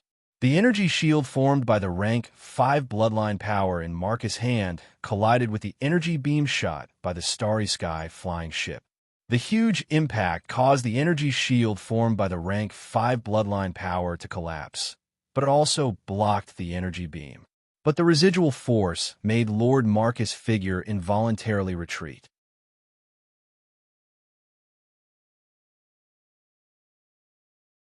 Chapter 832. David had been waiting for this opportunity. To destroy a 5th-rank Temple Knight's energy doppelganger, the most important thing wasn't how to break through its defense, but its speed. A 5th-rank Temple Knight's energy doppelganger survivability was even greater than that of the main body. The reason was that the energy doppelganger had an unparalleled speed advantage.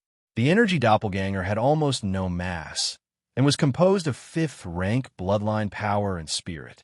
Although the power produced by the 5th-rank bloodline power was not as fierce as that of the main body of a 5th-rank Temple Knight, it still reached the lowest standard of a 5th-rank Temple Knight. Even some veteran 5th-rank Temple Knight's energy doppelganger had accumulated for countless years, and the power produced by the 5th-rank bloodline power was comparable to that of an ordinary 5th-rank Temple Knight's main body. With the 5th-rank power, but without the mass of a 5th-rank Temple Knight's main body, the energy doppelganger produced by the 5th-rank bloodline power could reach extreme speed. David wanted to kill Marcus Overlord's energy doppelganger, but the problem he faced was how to make it lose its speed advantage. From the beginning of the plan, David didn't want to rely on those attacks to destroy Marcus Overlord's energy doppelganger. What he wanted to do was to slow down Marcus Overlord's energy doppelganger. When Marcus Overlord's energy doppelganger was pushed back by the starry sky, flying ship's energy beam attack, his goal was achieved. A fully armed David appeared behind Marcus Overlord's energy doppelganger, and at this time, Marcus Overlord's energy doppelganger was retreating towards David. A 5th-rank knight's armor and a 5th-rank light longsword. This was almost the top equipment of the great world of God, and it had the effect of injuring 5th-rank existences. Controlling the 5th-rank light longsword with the Grandmaster Knight inheritance swordsmanship, the light longsword in David's hand turned into a pale golden ray of light and stabbed towards the back of Marcus Overlord's energy doppelganger. Before this, David had already activated the talent ability of Titan Strength and activated the special Strength increasing device. The special Strength talents of Strength Shock, Strength Amplification, and Strength Overlap were all used to deal with special existences like energy clones. Although the level of these abilities was very low, they were all used to deal with special existences like energy clones. This is a sure kill. Even though he felt a sharp aura behind him, Marcus Overlord still had the energy to think. The energy doppelganger was just a doppelganger of Lord Marcus. Even if it was killed, it would only be a loss of a doppelganger, although this doppelganger was extremely important to him. So when the energy doppelganger was in danger, he still had the ability to think clearly and judge the situation. Marcus Overlord understood that as long as his energy doppelganger could resist the attack from behind, he could use the speed of the energy doppelganger to escape. He was confident in the defense of his 5th-rank bloodline's energy armor. It was almost equivalent to the defense of a 5th-rank armor. David's light sword of 5th rank pierced the back of Lord Marcus' energy doppelganger. The position he chose was the core of the energy doppelganger. He wasn't an ordinary 4th-rank Sky Knight. In terms of familiarity with energy doppelganger, he wasn't any weaker than a 5th-rank Temple Knight. Even a 5th-rank Temple Knight could not have 4 energy doppelganger for research at the same time. Marcus Overlord had already discovered the attacker through his mind. Needless to say, the 4th-rank Sky Knight's aura was Duke Arthur.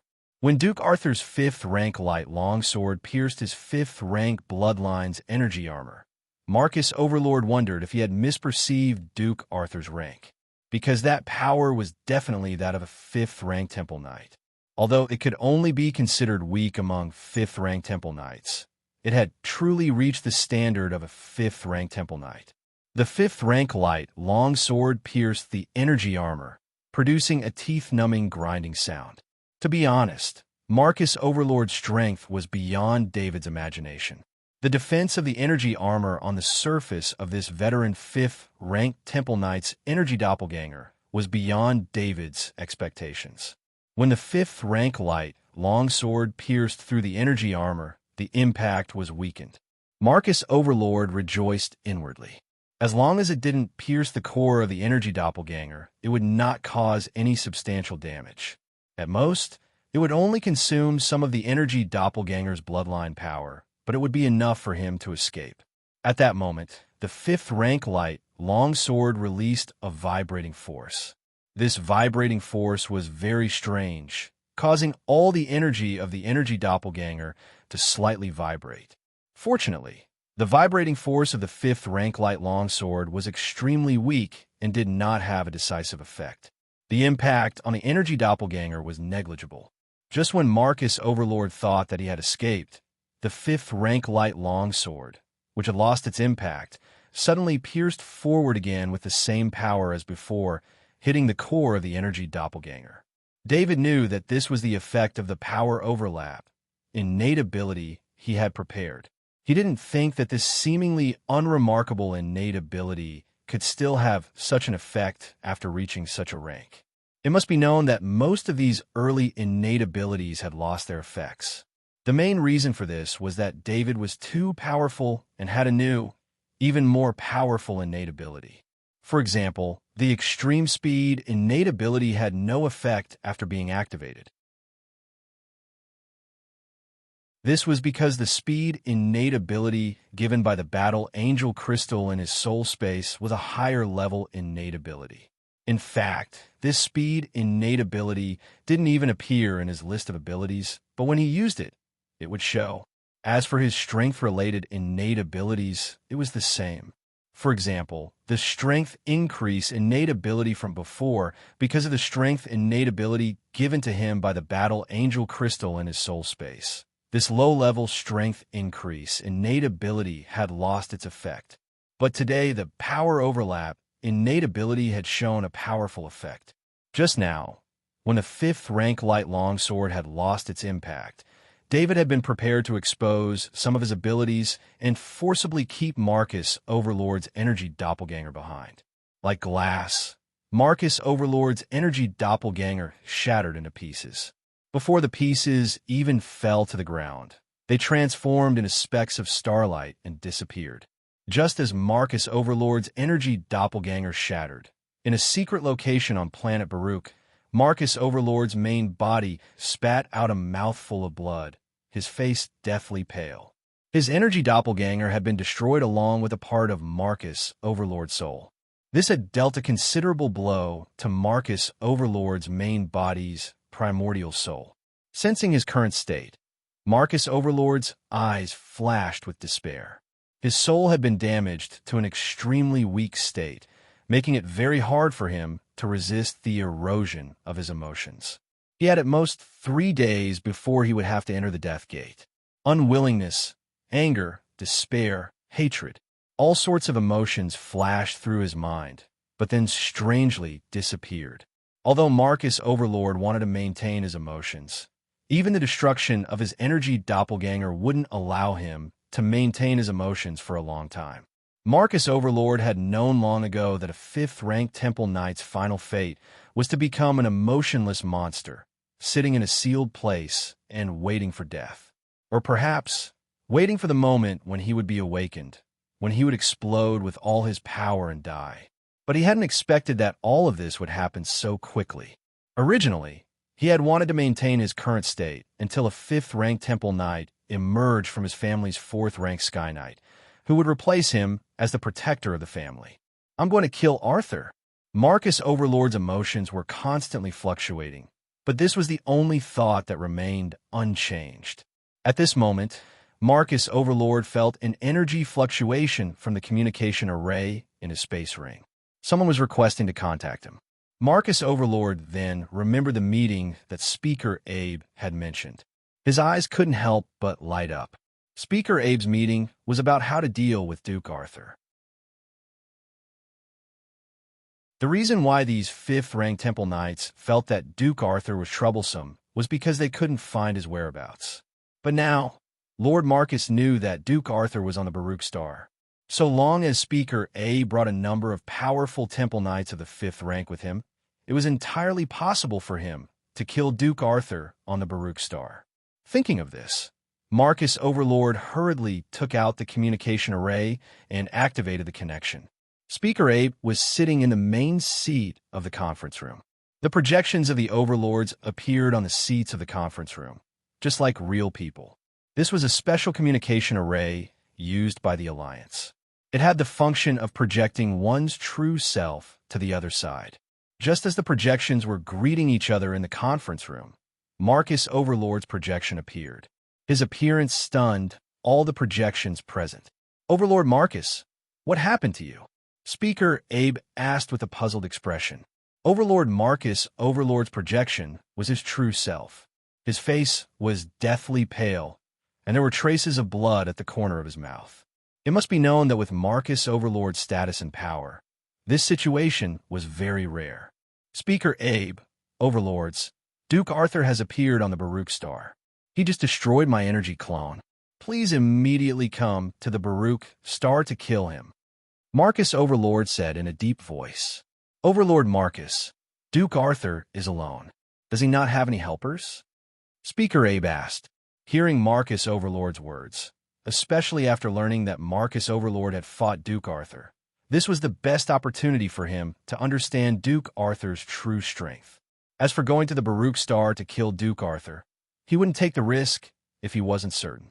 Yes, Duke Arthur used some kind of ability to control more than 62nd and 3rd level knights. He also used the alchemy array to create an opportunity for a surprise attack and destroy the energy doppelganger behind me. Lord Marcus nodded and replied, "What is Duke Arthur's true strength?" Speaker Abe asked. Judging from his aura, he is still a 4th-rank Sky Knight, but his true strength has reached the level of a 5th-rank Temple Knight. Marcus Overlord didn't want to waste time and quickly answered, "Everyone, please share your thoughts. What do you think we should do?" Speaker AI Bay said while he was still thinking. According to Marcus Overlord's words, it was almost impossible to assassinate a 5th-rank knight twice with such strength. It should be known that Duke Arthur used various means to create a situation where Marcus' energy clone was trapped and destroyed. However, there was still a huge difference in strength between a 5th-rank knight's energy clone and the main body. The energy clone didn't have the innate abilities of the main body, nor did it have the advantage of equipment. Apart from being slower than the energy clone, the main body was far superior in all other aspects. Speaker Abe, I don't think we should start a feud with Duke Arthur. Let's find a middleman to mediate. Since we can't get rid of Duke Arthur, let's use some benefits to resolve the previous conflict. A lord suggested. Everyone had a large family and business, so no one was willing to risk their lives. Even if they killed Duke Arthur, the benefits couldn't compare to the risks involved. The lords here all had their own way of judging. Duke Arthur had assassinated 2 5th-rank Temple Knights in a row and successfully destroyed Marcus Overlord's energy clone. Coupled with the information about the battle between Warstar and the 5th-rank insectoid energy clone, it was clear that Duke Arthur had the strength to kill a 5th rank. As long as he had the strength to kill a 5th rank, it was enough for the lords present to take him seriously. They didn't want to risk their lives to fight Duke Arthur for unknown benefits. No, I think this is an opportunity. The best opportunity to kill Duke Arthur. Every single one of our clans should send a Temple Knight of the 5th rank to the Baruch Star. They should be able to kill Duke Arthur on the Baruch Star. This way, not only will we be able to get rid of Duke Arthur, we will also be able to cut off the source of the threat to the Alliance. The leader of the Jenner clan raised his objection. The 5th-ranked Temple Knight of the Jenner family, Algernon, had participated in the mission to ambush Duke Arthur. With Duke Arthur's vengeful personality, there was a high chance that he would take revenge on the Jenner family. Of course, they had to seize this opportunity and get rid of Duke Arthur to prevent future trouble. Afterwards, the Mather family, the Bottom family, the Milner family, and Amir family all had 5th-rank Temple Knights who had participated in the mission to ambush David. They also agreed to take the initiative to kill Duke Arthur on Baruch Star. However, only these 5 first-rate nobles agreed.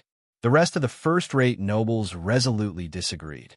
Although the two sides were only projections in the meeting room, they continued to argue, with neither side able to convince the other. In the end, everyone looked at Chairman Abe. This plan to ambush David had been devised by Chairman Abe, and he was the leader of this alliance of first-rate nobles. Chairman Abe didn't say anything, but Overlord Marcus was disheartened. He had used his energy clone as a price to prove that Duke Arthur was on Baruch Star. But the allies here were wasting time. Even Lord Marcus didn't know how long Duke Arthur would stay on Baruch Star. Not to mention, he didn't have much time left to waste.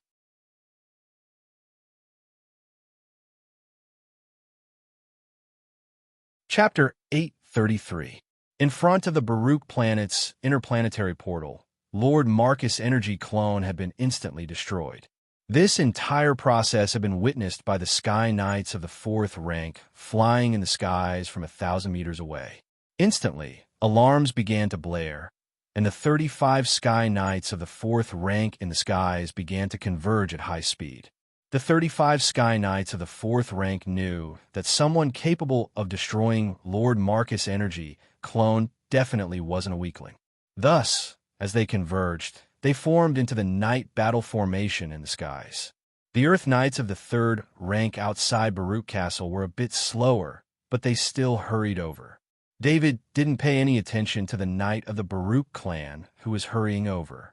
He arrived in front of the interplanetary portal, then swept it with his spiritual energy. The portal's light quickly dimmed. Using his Grandmaster Alchemist abilities, he forcibly shut down the interplanetary portal, severing the connection between the Baruch planet and the outside world. Of course, given the wealth of the Baruch clan definitely had more than one interplanetary portal on the Baruch planet.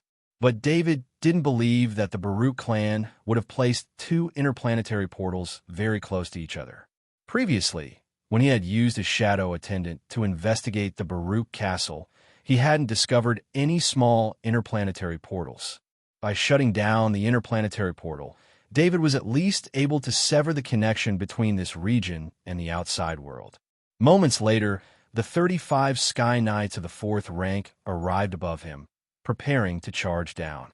On the other side, the hundreds of Earth Knights of the 3rd rank had formed into a large-scale night battle formation and were still roughly 600 meters away from him.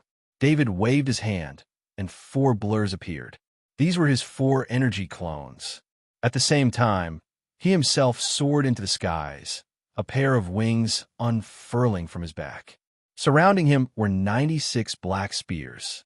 After revealing this form, David wasn't planning on leaving anyone alive. He needed to wipe out all living creatures here as quickly as possible. He couldn't allow his abilities to be exposed.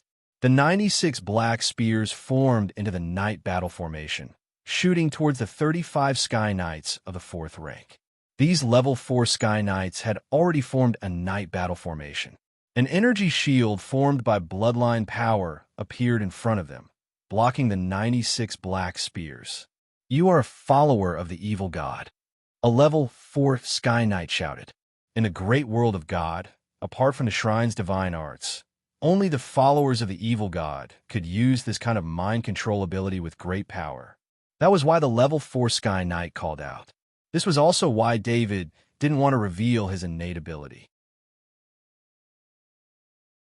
Even if David had the ability to kill a level 5 Temple Knight and fight against a top-notch noble, he did not dare reveal the secret of his innate mental ability.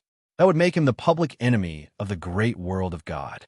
When David heard the roar of the level 4 Sky Knight, a mocking smile appeared on his face. Countless bolts of lightning appeared above his hands.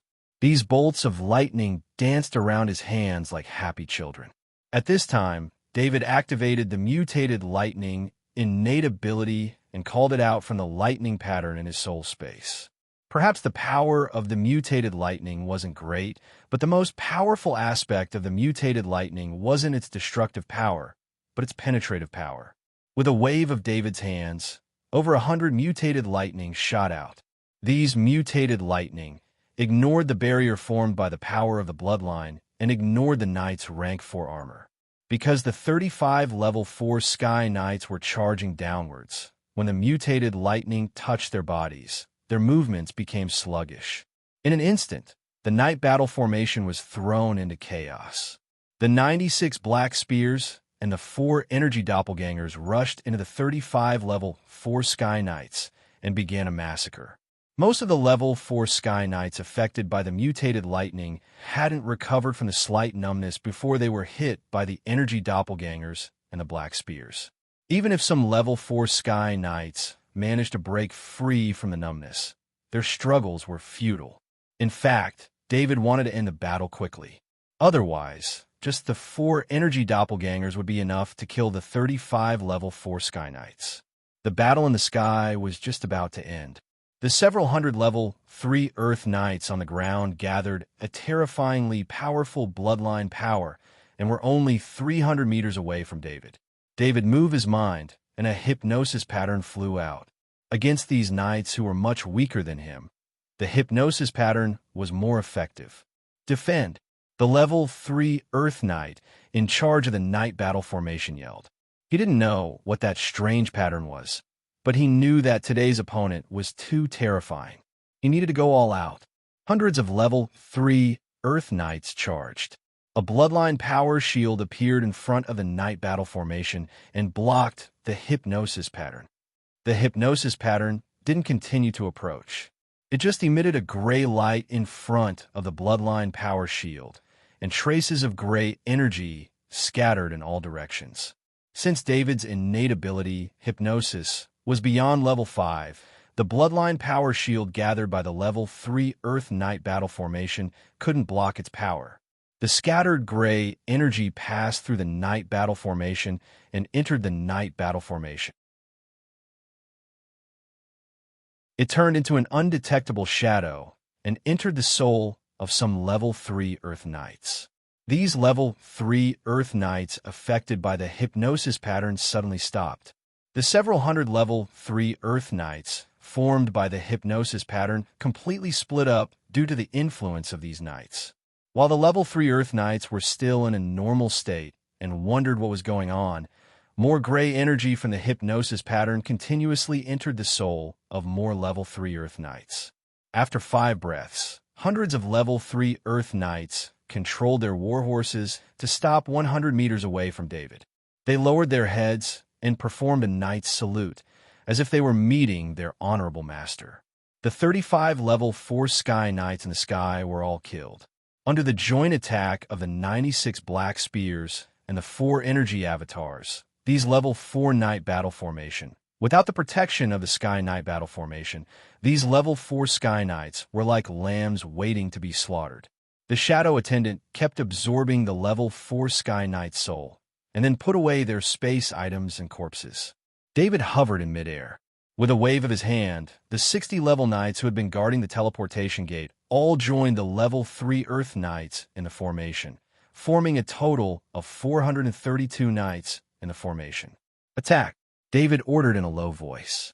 The knights urged their war horses forward.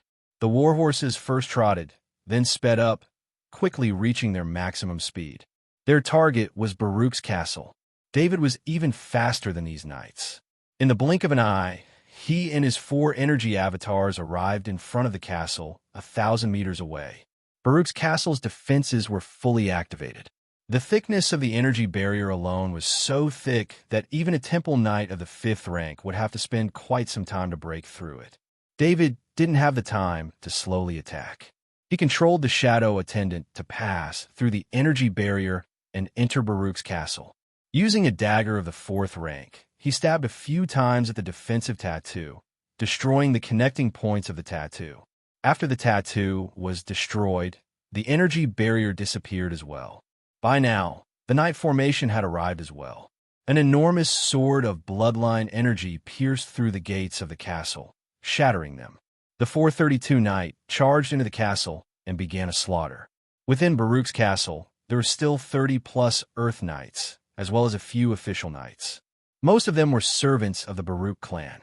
The resistance was very weak. Under the efficient slaughter of the 432 knight, everyone within the castle was killed in a few short minutes. David wouldn't show any mercy. Even a single servant here had been carefully trained by the Baruch clan, one of the top-notch clans. They were absolutely loyal to the Baruch clan. After completing their mission, the 432 knight silently returned to the outside of the castle. Their gazes towards David were still filled with absolute obedience. David now had a deeper understanding of how terrifying the innate ability of hypnotism was. Right now, he was only able to easily hypnotize an Earth Knight of the 3rd rank. If a Sky Knight of the 4th rank was in a weakened state, he would most likely be able to hypnotize him as well. But in a normal state, it would be somewhat difficult. He thought back to the plague god, Gladstone. That fallen god was capable of hypnotizing even a knight of the 5th rank. Knights split up into small groups. Wipe out the Baruch star. David gave the order to the 432 knights. This was the Baruch star. The most important thing was to strike at the power of the Baruch clan. The 432 knights all bowed respectfully, then split into 72 squads of knights. Each squad had 6 knights, and they scattered in every direction. David's orders were their will. All of the living beings on the Baruch star were their enemies. They had lost their fear, their emotions, and their ability to think on their own. The only thing they had left was their battle instincts. David watched the departing knights. His heart was as calm as an ancient well. Since the Baruch clan's Mike Fay, a knight of the 5th rank, wanted to kill him, then he had to be prepared for his clan to be wiped out. He didn't have much of a foundation in the great world of God. The only thing that made the other nobles fear him was his viciousness. His desire for revenge had caused many nobles in the great world of God to tremble in fear. Right now, David's enemies were all top-tier nobles who were extremely powerful. But he still followed his own methods and killed his enemies until they were terrified. David walked into the castle. As the main castle of the Baruch clan, although the castle wasn't made of precious alchemical materials, it was still made of extremely rare stone. Most importantly of all, this castle had a long history. According to the introduction of the Baruch clan, this castle had at least 5,000 years of history. With such a long history, this castle was covered with the marks of time. As David walked into the castle, he used his 96 soul clones to dismantle everything around him. As he walked, the chairs, tables, sculptures, carpets, paintings, and even the tiles on the floor flew up into the air and were collected into his interspatial pendant. Within 1,000 meters of David, 96 invisible hands were constantly dismantling everything, then bringing them to him. He walked to the main floor of the castle, then leisurely went up to the 2nd floor and entered the castle study. As soon as he entered the study, the bookshelves, as well as the books on them, all flew up into the air and then disappeared. David's target wasn't the books that were out in the open. Although he wouldn't let them go, even the most ordinary of items here would be priceless treasures in other places. The top-tier nobles took up the majority of the resources in the great world of God, while the other nobles took up a small portion. The number of top-tier nobles compared to the other nobles was extremely low. This resulted in the concentration of wealth. Virtually all of the precious items were in the hands of the top-tier nobles. Perhaps the other major nobles had some, but only a small amount. They all treated them as legacy treasures. Of the works of art that David had acquired from Dennis's castle, the best were the ones that the Baruch clan had placed in inconspicuous places. After a set of bookshelves flew up into the air, a hidden wall was revealed. This wall didn't seem to be any different from the other walls, but in the eyes of a Grandmaster alchemist, this wall was covered with many runes. There were even some runes that could be used to test one's bloodline, indicating how special this place was. David chuckled. To tell the truth, the runes on this wall were of an extremely high level. If one wasn't a Grandmaster alchemist, there was no way one would be able to discover how special this wall was. Even a Grandmaster alchemist would find it hard to decipher the runes on the wall from the outside. The shadow attendant, however, directly passed through the wall and destroyed the runes from the inside. After destroying the runes, the wall flipped open, revealing an entrance. David took a deep breath. He didn't immediately walk through the entrance because this was a short-distance teleportation gate. Earlier, when the shadow attendant had been investigating the castle, he had discovered this wall.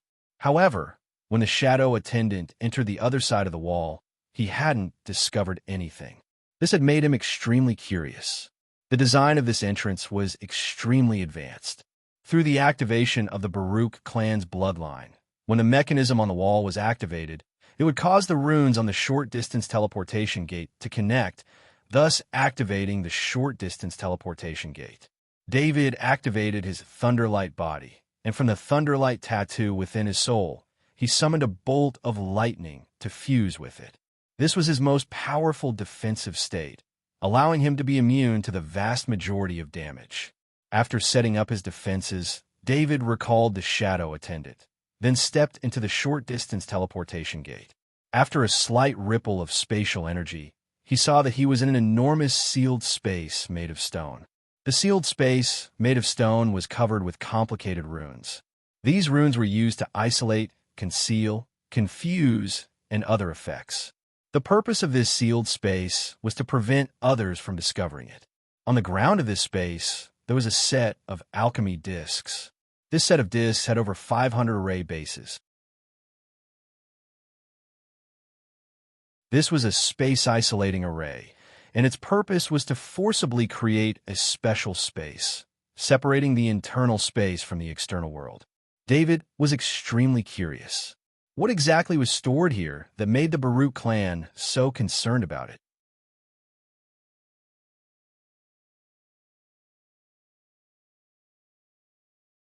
Chapter 834. Due to the spatial isolation array, David couldn't see anything in the center of this space from his position. But he knew that it wasn't that there were no objects, but that it was isolated by the spatial isolation array. David walked into the spatial isolation array. Before knowing what was inside, he didn't want to destroy the spatial isolation array. He walked through the spatial isolation array and arrived at the isolated space. Using his hand, he drew a spatial pattern in the isolated space, and a passage appeared in front of him. David took a step into the passage, and the passage behind him disappeared. He saw the object stored here. It was a strange cube.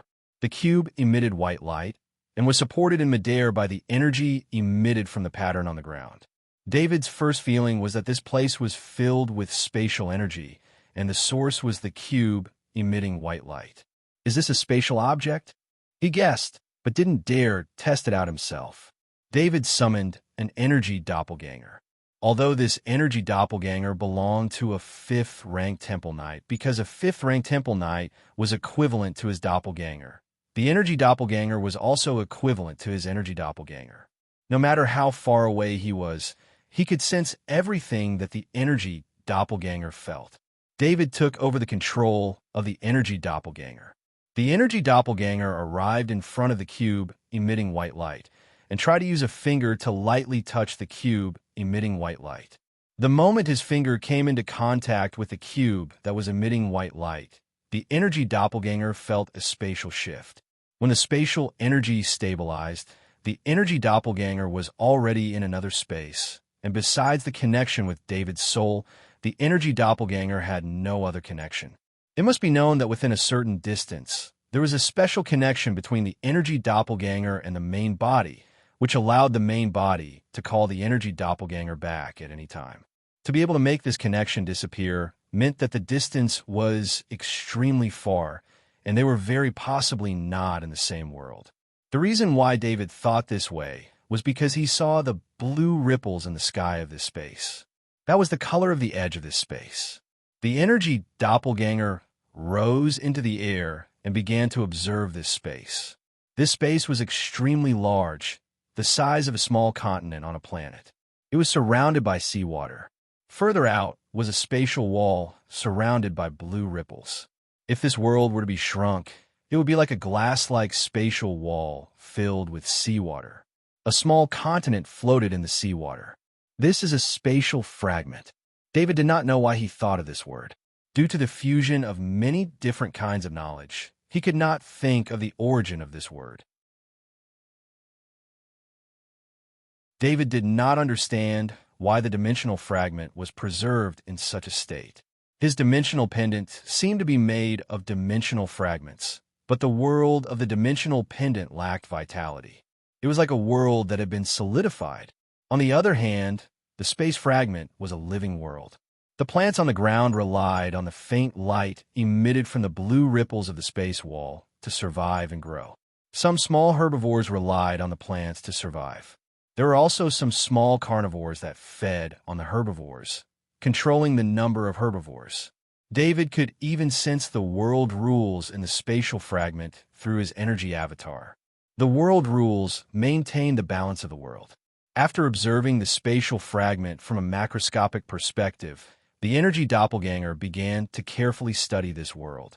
Fortunately, the energy doppelganger was fast enough to quickly observe the situation on the surface of this small continent. To David's surprise, the energy in the air was extremely dense, so dense that he couldn't help but think of Warstar. Of course, the space here was not as unstable as Warstar. On the contrary, it seemed to have been reinforced through some special method, making the space extremely stable. It was not like Warstar, where even a level 5 Temple Knight had to be careful when using energy, or else the stability of the space would be destroyed, resulting in terrifying consequences. The energy doppelganger flew over the ground and discovered many minerals. These minerals were of extremely high quality, and they were so abundant that they did not even need to be mined. They were directly exposed to the surface. However, these minerals were not mined and were simply left here. The energy doppelganger also discovered 3 kryptonite mines in 6 different locations on this small continent. Based on the quality of the kryptonite or exposed to the surface, these 3 kryptonite mines were all super large kryptonite mines. The density of kryptonite and other minerals made David think of Warstar. The mineral reserves here were almost on par with Warstar's. Warstar was located in a special region. The overlapping of the 3 worlds caused the Warstar's resources to regenerate at an astonishing rate, and it was constantly producing new resources. The Warstar had been fought over by the 3 worlds for 10,000 years, but it was still being mined. This was the reason why it was still being mined.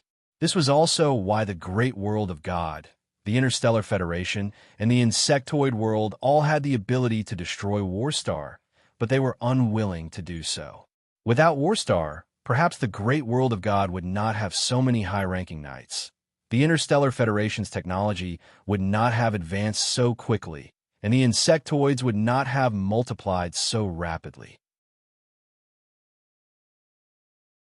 Of course, the most important reason was that no one knew whether or not the 3 worlds would be affected if Warstar was destroyed.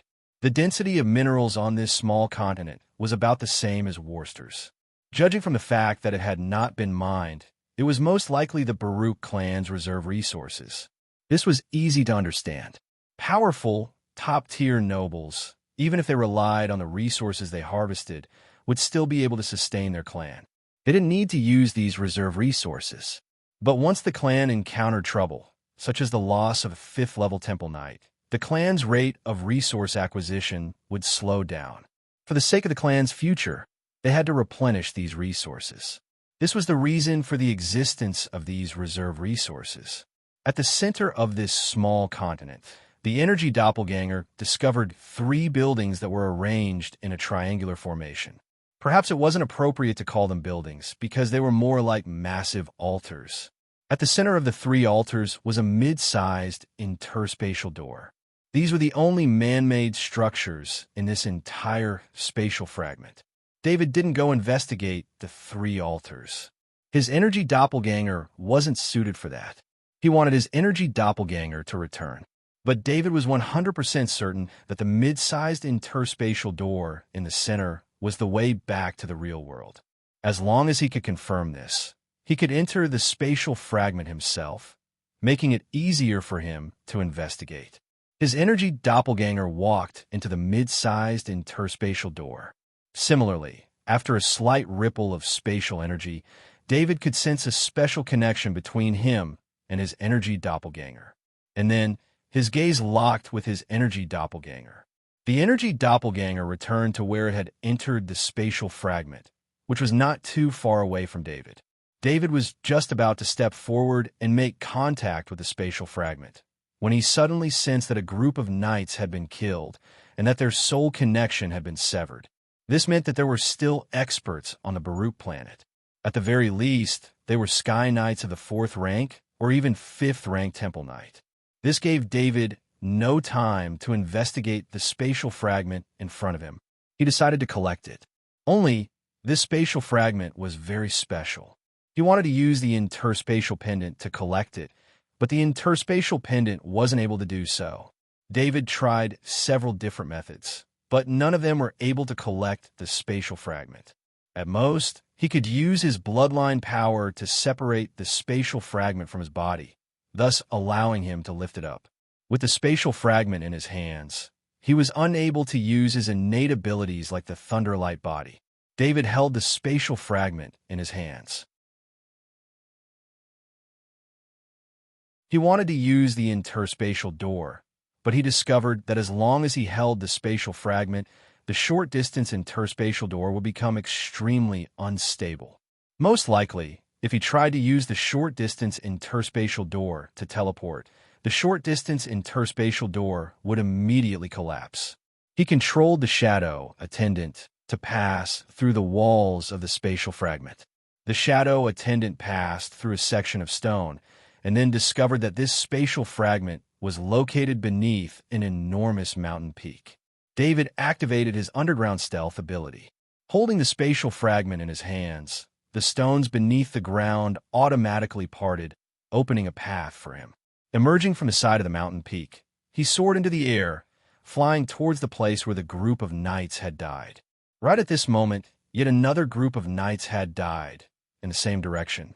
Most likely, it had been done by the same person. A pair of wings appeared on David's back, causing his speed to suddenly increase dramatically. After the third group of knights had been killed, he mentally calculated the positions of the 3 groups of knights. He discovered that the person who had killed the group of knights was currently heading towards Baruch's castle at high speed. The 3 groups of knights were all in the same direction as Baruch's castle. That person had casually killed the 3 groups of knights while heading towards Baruch's castle. After coming to this conclusion, David immediately turned and flew towards Baruch's castle. David wasn't too far from Baruch's castle. When he flew out of the mountain peak, the shadow attendant activated the eagle's eye ability and was able to see Baruch's castle from afar. Returning to Baruch's castle, according to his calculations, that person should arrive in 2 minutes or so. On the other side, Lord Marcus was flying at full speed.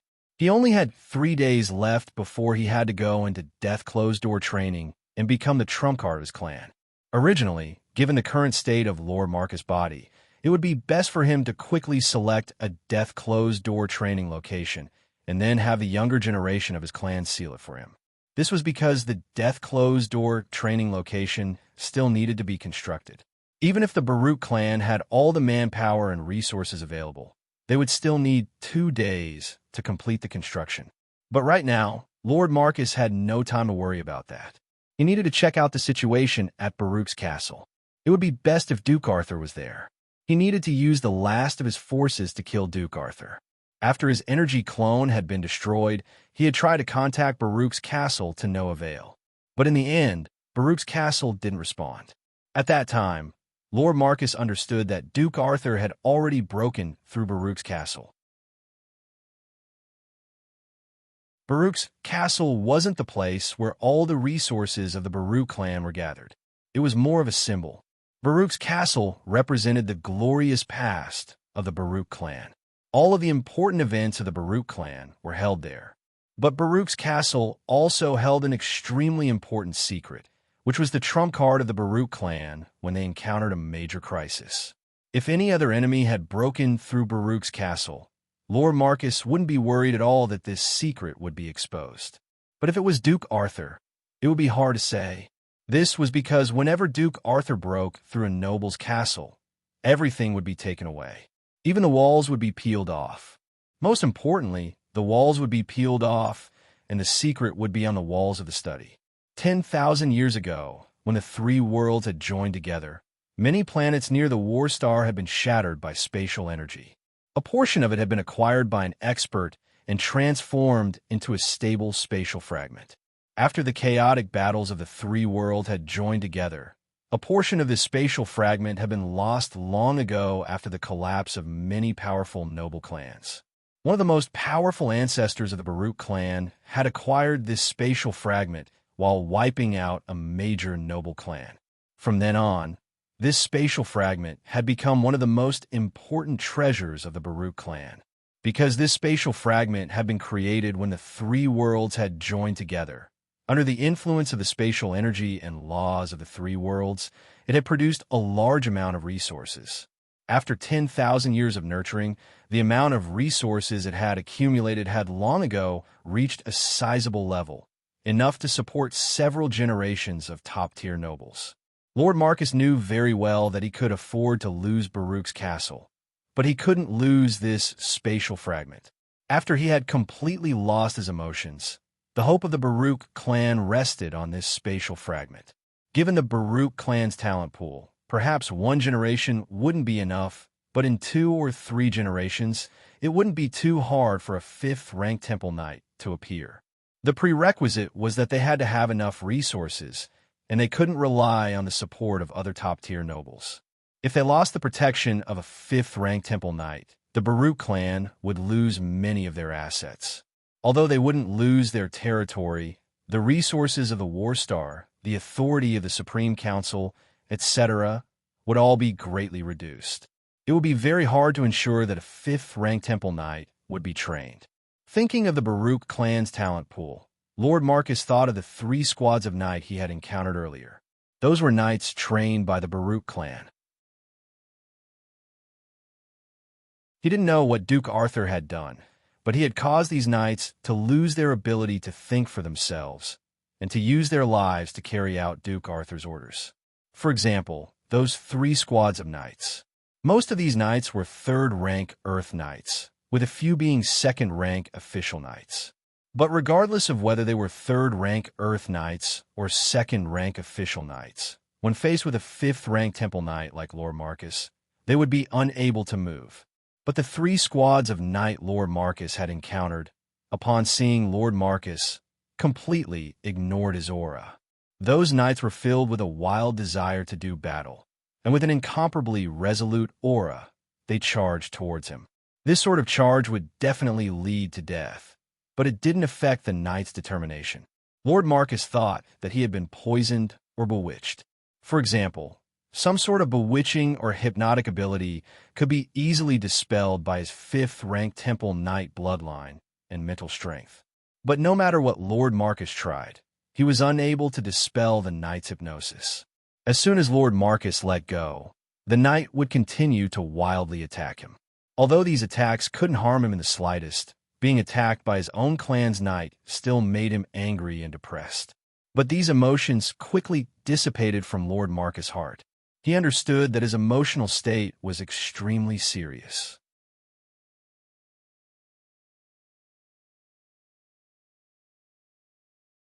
Chapter 835. Holding the spatial fragment in his hand, David walked around the Baruch castle. Just now, he had only taken apart half of the castle before being teleported away. Right now, he needed to use this last bit of time to collect all of the remaining items. Next would be a battle of the 5th rank. It was very likely that it would affect this castle. Finally, David's mental energy collected the last few tiles into his interspatial pendant. He stared off into the distance as he murmured to himself. Lord Marcus's true body didn't hide his aura. Lord Marcus hoped that Duke Arthur would go and find him. Based on the battle between Duke Arthur and his energy clone, he had been able to analyze Duke Arthur's combat power. This was the main reason why he had been willing to come here and do battle with Duke Arthur. Lord Marcus believed that if he didn't care about his true body's condition, he would definitely be able to defeat Duke Arthur. Even if he couldn't defeat him, he would at least be able to take Duke Arthur down with him. He saw his clan's castle. That castle, which represented the glory of the Baruch clan, was now completely lifeless. The faint smell of blood made Lord Marcus realize what had happened to his clan's castle. "Duke Arthur, do you dare to fight me fairly?" Lord Marcus's true body stood there in midair. He activated his bloodline energy and issued a challenge. From the castle below, David flew into the air, stopping 200 meters in front of Lord Marcus. Lord Marcus stared at the spatial fragment in David's hands. In his heart, he was even more determined to kill David. The Baruch clan's greatest trump card was now in David's hands. No matter what, he had to take it back. "Lord Marcus, your aura is very unstable. You should rest more." David laughed. Although David wasn't a temple knight of the 5th rank, his spiritual energy had reached the 5th rank. Given that Lord Marcus wasn't hiding his aura, David naturally could sense that something was wrong with Lord Marcus. But of course, he wasn't worried about Lord Marcus. He was just trying to provoke Lord Marcus's emotions. "Duke Arthur, enough with the nonsense. Today, only one of us can survive." Lord Marcus's emotions didn't fluctuate at all. He just said coldly. David's eyes narrowed. He finally knew what was wrong with Lord Marcus' state. He had heard that the biggest trouble of a 5th-level temple knight was that as one's strength increased, the emotions of a 5th-level temple knight would gradually fade away. On the day their emotions completely disappeared, they would either enter death's door or become a killing machine. At this time, David's best choice was to stay away from Marcus Lord. As long as he didn't fight Marcus Lord, then it wouldn't take long for Marcus Lord to lose the ability to fight. If he were to fight Lord Marcus at this time, then with Lord Marcus's current state, he must be prepared to die. However, David wasn't prepared to do that. If he was alone, he would have run as far as he could. However, his trump card gave him enough confidence that no matter how crazy Lord Marcus was, he wouldn't be able to hurt him. "Lord Marcus, I'm sorry, I can't give you a fair fight, although this might be the last fight of your life," David said in a deep voice. "There's no such thing as fair or unfair. At this point, there's only life and death." While speaking, Lord Marcus took out a set of Black Knight armor from his spatial ring and equipped it. He also had a light longsword in his hand. Lord Marcus didn't understand what David meant, but he didn't want to wait any longer. At this time, he still had a great advantage against David. Who knew if David was stalling for time, waiting for reinforcements? For a long time, there had been a legend in the aristocratic circle that Duke Arthur was not only powerful, but also had the support of a powerful existence. David didn't speak again. He waved his hand, and 6 figures appeared in the air. Among these figures, 4 were wearing black armor like Lord Marcus, while the other 2 were wearing 5th-level knight armor and wielding 5th-level light longswords. With another flash, the 4 5th-level knight divided into 4 energy doppelgangers, forming as many as 10 5th-level combatants in the air, surrounding Lord Marcus. Who are they? How could they let you take them into the summoning space? The momentum that Lord Marcus had just built up dissipated in an instant. His mood changed drastically as he asked repeatedly. Given Lord Marcus' current situation, this sudden change in mood wasn't a good thing. It made his few emotions quickly fade away. He even had a feeling that perhaps in less than 3 days, after this battle, his emotions would completely disappear. However, Lord Marcus couldn't control his emotions. Perhaps those who weren't top-notch nobles wouldn't recognize the Black Knight armor, but he was also a lord who owned the Black Knight armor. This Black Knight armor was a reward from the gods a long time ago, and was only circulated among the top aristocrats. This was because once a Black Knight armor appeared in the hands of a non-top aristocrat, the top aristocrats would stop at nothing to get their hands on it. Black Knight armor could be regarded as the best armor a 5th-level knight could use. Most importantly, because Black Knight armor was made by the gods and had the imprint of the gods, it could be used as a reference to promote a 5th-level temple knight. The appearance of 4 Black Knight armors at once was enough to make Lord Marcus lose control of his emotions. As many as 6 5th-level knights obediently listened to David's orders and obediently stayed in the summoning space, putting their lives in the hands of David, who was weaker than them. This made Lord Marcus even more confused. Battle formation. David summoned 6 fifth-level temple knights. Naturally, he wouldn't waste any more time. He said in a low voice. His own body quickly descended into Baruch's castle, and then, in a place where Lord Marcus couldn't see, he activated his innate ability, underground stealth, and brought the spatial fragment underground. David did this for his own safety. He would personally control 10 clones to fight against Lord Marcus. But if he didn't hide his main body would be his greatest weakness, and he would definitely become the target of Lord Marcus' wild attacks. His main body was carrying the spatial fragment, and thus the amount of power he could use in battle was limited. David disappeared into the castle below, and the 6 fifth-level temple knights and the 4 energy clones in the air all exploded with their bloodline power. These bloodline powers linked together, forming a terrifying 5th-level knight battle formation. Within the 5th-level knight battle formation, Lord Marcus could sense the surrounding pressure. His rich combat experience allowed him to judge that none of the 5th-level temple knights here were a match for him in terms of power. In fact, these 5th-level temple knights were even weaker than ordinary 5th-level temple knights. But a 5th-level temple knight was a 5th-level temple knight. When they formed the knight battle formation, their power was far from what Lord Marcus could resist. Lord Marcus' body sank, and he flew downwards. He couldn't be trapped by the knight battle formation. Otherwise, he wouldn't even be able to fight back. But as soon as he moved, 4 figures moved even faster than him, appearing in front of him and simultaneously brandishing their bloodline power swords towards him. Lord Marcus' light longsword of the 5th level swept out horizontally, blocking the 4 bloodline power swords. And then, the light longsword of the 5th level swept out with an enormous white sword light, chopping down towards the 4 figures. Blocking Lord Marcus were the 4 energy clones. In terms of speed, the energy clones were far faster than Lord Marcus. Just as the enormous white sword light flashed, the 4 energy clones simultaneously flashed. At the same time, one of the energy clones activated his bloodline power from the knight battle formation and also swept out with an enormous white sword light towards Lord Marcus. Lord Marcus' body moved slightly to the side as he descended, dodging the white sword light of the energy clones. His white sword light, however, continued to fly towards the ground. With a boom sound, the 1,000-year-old Baruch castle was chopped in half by this sword light. The enormous white sword light didn't just avoid the Baruch castle. It also chose the location where David had disappeared. David had left his original location long ago. Using his innate ability, underground stealth, he had teleported 1,000 meters away. In his heart, he couldn't help but sigh at how terrifying these veteran knights of the 5th level of the temple were.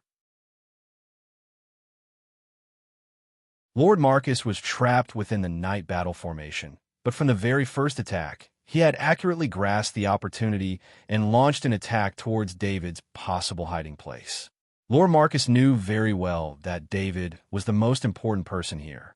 Although he didn't know why these knights of the 5th level of the temple were obeying David's orders. As long as he could kill David, there might be a chance for this battle to turn around. He didn't even hesitate to attack the Baruch castle. This was the symbol of the Baruch clan, one of the top nobles. Lord Marcus, seeing that his sword attack had been ineffective and hadn't hit David, who he thought was hiding within the castle, once more brandished his sword at the 5th rank. 3 enormous white sword lights flashed, sweeping towards the castle on the ground. For this attack, he had paid a price.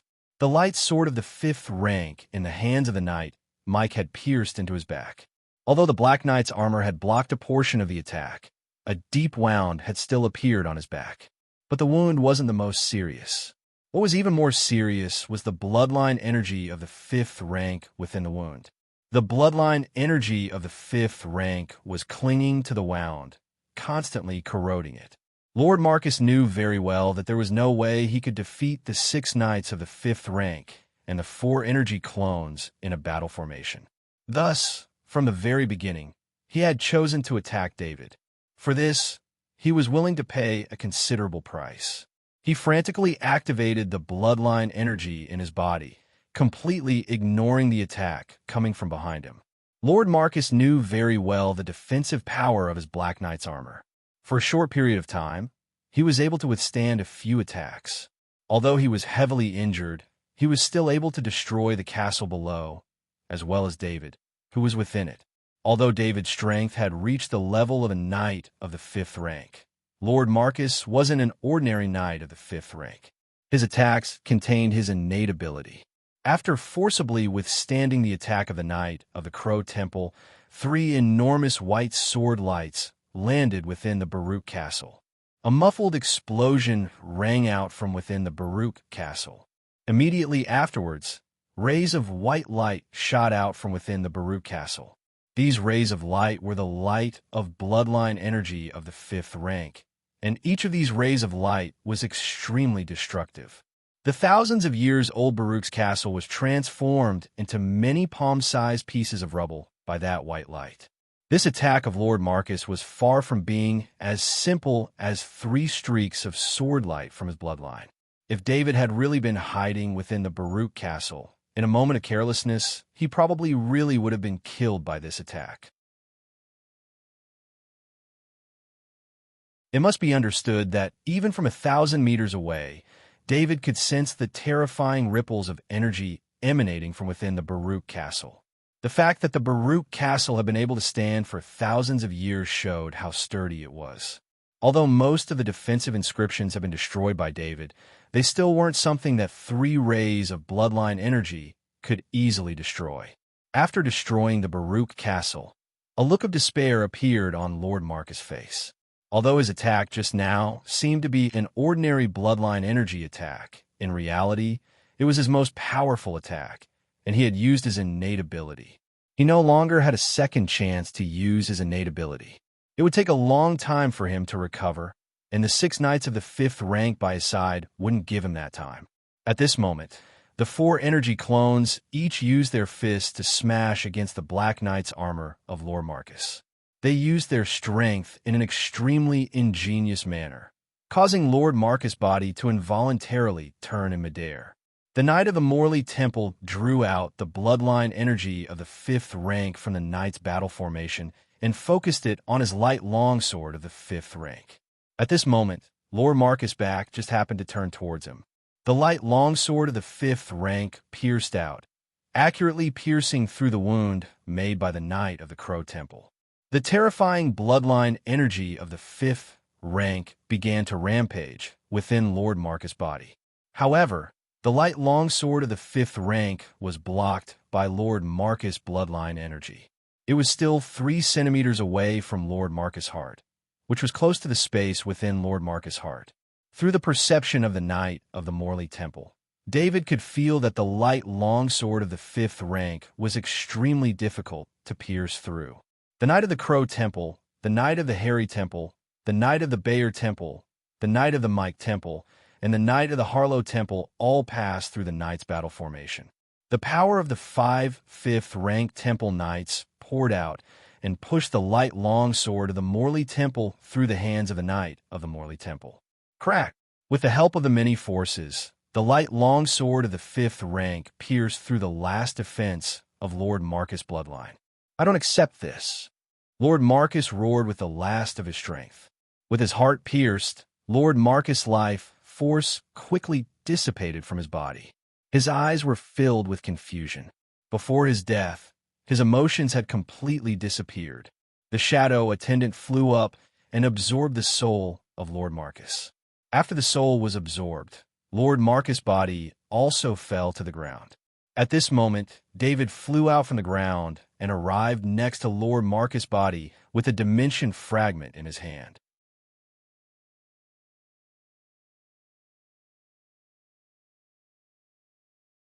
Chapter 836. David first removed the equipment and interspatial items from Lord Marcus' body, then had the shadow attendant collect the corpse into his interspatial ring. Killing Lord Marcus meant that for at least 100 years, the Baruch clan wouldn't be able to make a comeback. David didn't have any thoughts of wiping out the entire Baruch clan either. That wasn't very realistic, unless he spent a long period of time hunting down and killing the descendants of the Baruch clan.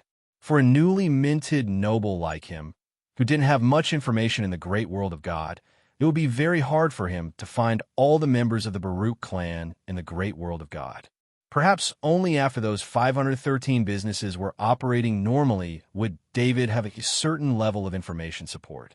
But this still wouldn't be enough to compare to the information network of the top-tier nobles. David collected the 6th Temple Knight of the 5th rank and his 4 energy clones. Thinking back to that short battle, he couldn't help but sigh in amazement at the power of Lord Marcus. To tell the truth, he had underestimated the power of a veteran Temple Knight of the 5th rank and the leader of a top-tier noble clan. If Lord Marcus hadn't targeted the place where David had disappeared, most likely the 6 Temple Knights of the 5th rank would have been able to kill Lord Marcus. But without paying an enormous price, they wouldn't have been able to succeed. The power of those 3 sword flashes which Lord Marcus had unleashed at Baruch Castle still caused David's heart to tremble. If that attack had been aimed at the 6 Temple Knights of the 5th rank, it would have at least seriously injured them, and perhaps even killed some of the knights of the 5th rank. David arrived at the ruins of Baruch Castle. Looking at the debris on the ground, he gauged the power of that attack. No wonder the legends said that powerful knights were capable of destroying planets. Prior to this, David had thought that a knight of the 5th rank was capable of wiping out all the living creatures on a planet in a short period of time. In fact, on a planet where there were no existences of the same level, it was not difficult for a 5th-level Temple Knight to destroy all life forms. But today, David had thought of something else.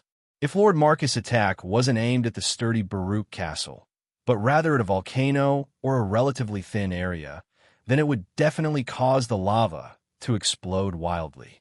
If this kind of attack was made a few more times, it was possible to make a planet lose control of its ecology.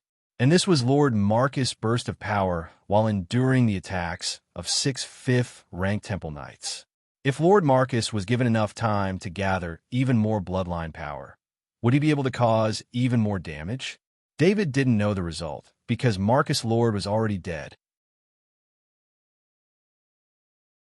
Even if he resurrected Marcus Lord, he wouldn't be able to let Marcus Lord recover that offensive secret technique. David couldn't wait to return to Gammy Star. He wanted to go through the books he had acquired from the Baruch clan and find a manual on this sort of secret attack technique. Thinking up to this point, he soared into the air and flew towards the planetary teleportation gate. Arriving at the planetary teleportation gate, David looked at the spatial fragment in his hand, which he had used as bloodline power to isolate.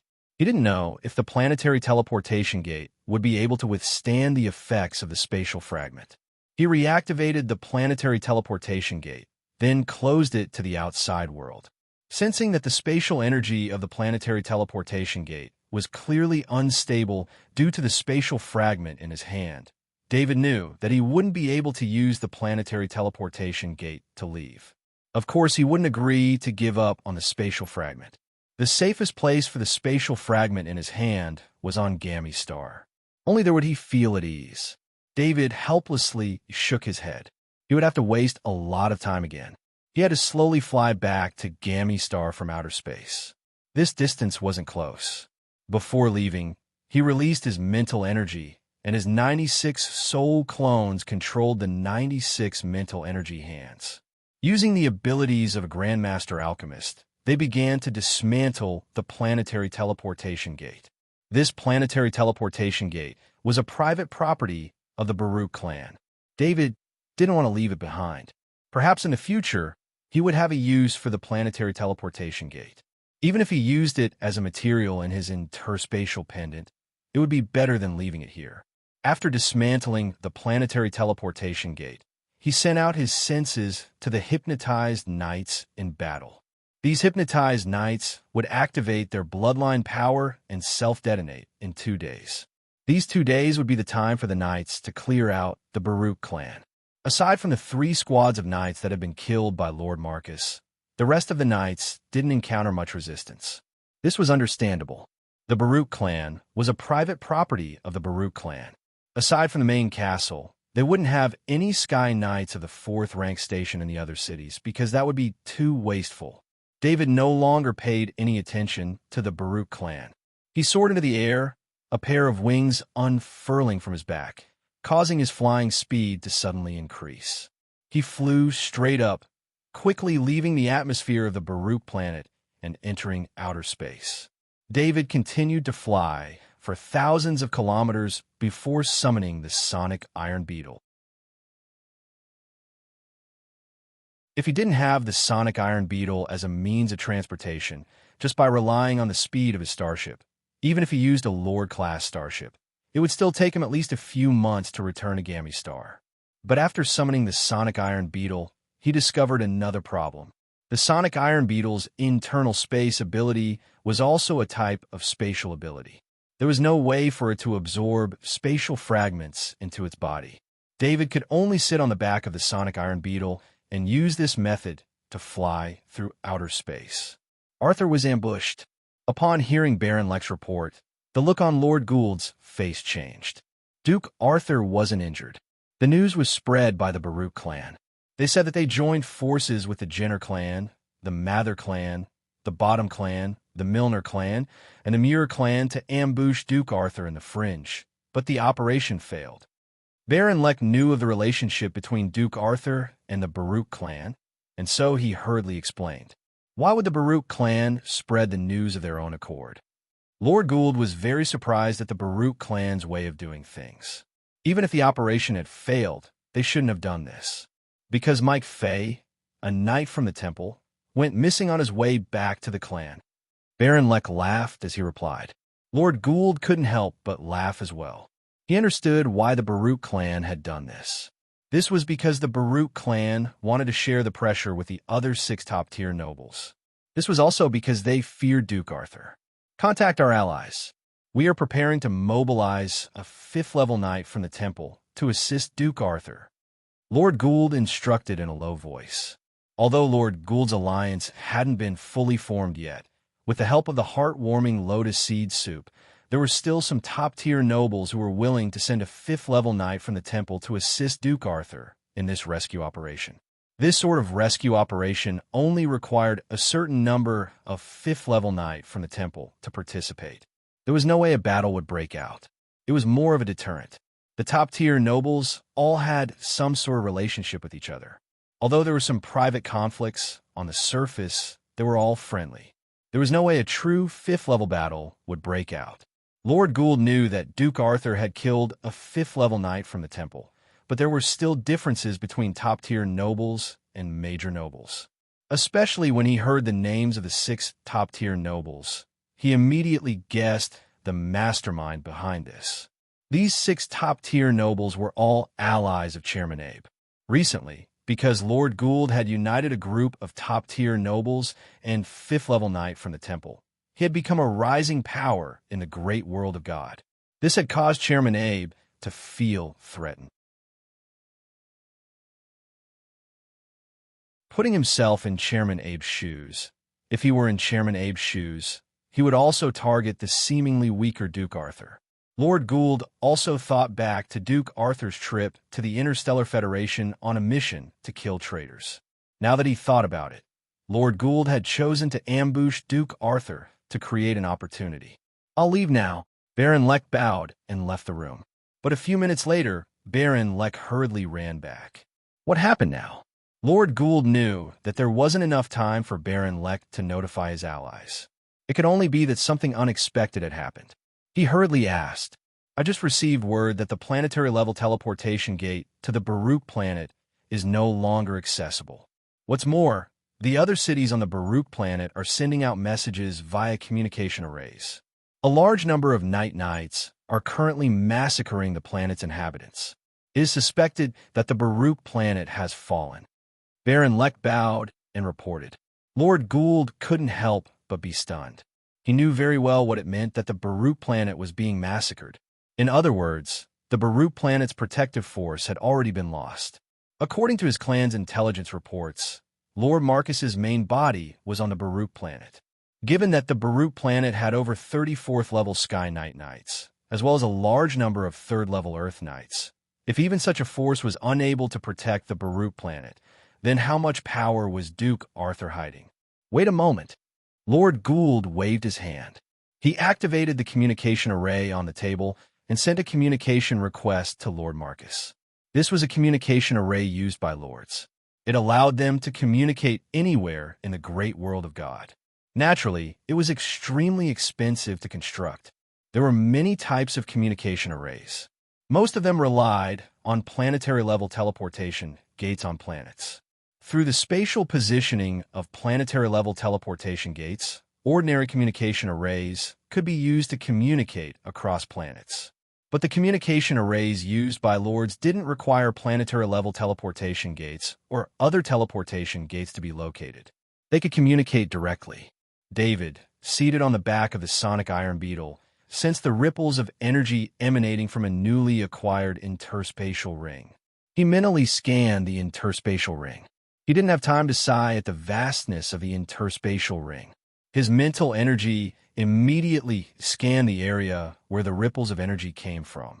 David took out the interspatial ring. This interspatial ring was rather special. As a Grandmaster alchemist, he could see that it wasn't just an alchemy diagram. It also had multiple divine runes drawn on it. Divine runes could only be mastered by shrines, and they were drawn by priests of the 5th rank who specialized in refining metals. Given David's current abilities as a Grandmaster alchemist, he was unable to replicate the divine runes on the interspatial ring. But of course, although he was unable to replicate them, it wasn't too hard to decipher them. His mental energy entered the interspatial ring, and he easily gained a right to use it. At this moment, David discovered that the person requesting to contact him was Lord Gould. He was puzzled, but he didn't suspect that Lord Gould had been involved in the attack on him. After hesitating for a moment, David activated the interspatial ring, while at the same time rejecting the ability to communicate. Lord Marcus, please cease all actions against Duke Arthur. Otherwise, I will use all the power of my clan to fight the Baruch clan to the death. Lord Gould's face changed as he connected to the interspatial ring. He said in a low voice. After connecting to the interspatial ring, the first thing that came to Lord Gould's mind was that Lord Marcus was still on the Baruch planet. This meant that a battle between Duke Arthur and Lord Marcus was inevitable. As for the closure of the Baruch star's planetary-level teleportation gate, in Lord Gould's view, it was Lord Marcus's doing. It was to seal off Duke Arthur and prevent him from leaving the Baruch star. Lord Gould, it's me, Arthur. Hearing Lord Gould's threat, David felt extremely moved. He hurriedly replied, Arthur, it's good that you're fine. Be careful. You aren't facing a few supreme nobles, but an entire organization. It's best if you don't act for now. Wait for me to sort out some information. Then you can decide what to do next. Lord Gould was startled at first, but then he said happily, Lord Gould didn't ask about Lord Marcus, because there was no need to ask. A lord's interspatial ring was bound to be carried on him at all times. Since the interspatial ring had fallen into Duke Arthur's hands, Lord Marcus's fate was obvious. Okay, I'll wait for your news. David didn't refuse Lord Gould's good intentions. In fact, he was lacking information in this area. For example, this time, he was able to enter the Baruch planet largely because Mike Fay's 5th rank Temple Knight had been too careless. If Mike Fay's 5th rank Temple Knight hadn't been so ostentatious and had put away his starship on the Tula planet, David wouldn't have had the chance to enter the Baruch planet. And with Lord Marcus's actual fighting strength, David wouldn't have given Lord Marcus a chance to act if he had the information. Like before, he would have found an opportunity to get close and have a 5th rank Temple Knight suddenly appear and control Lord Marcus, not giving him a chance to counterattack. In fact, David's idea was to test the fighting strength of the 5th rank Temple Knights. Up until now, David had always used 5th rank Knights to launch sneak attacks. It wasn't easy to get an opportunity to fight a 5th rank Temple Knight face-to-face, and with the absolute advantage of 6 against 1, he had underestimated Lord Marcus and decided to fight him head-on. If it hadn't been for Lord Marcus' error in judgment during the battle, David would have been heartbroken at his loss.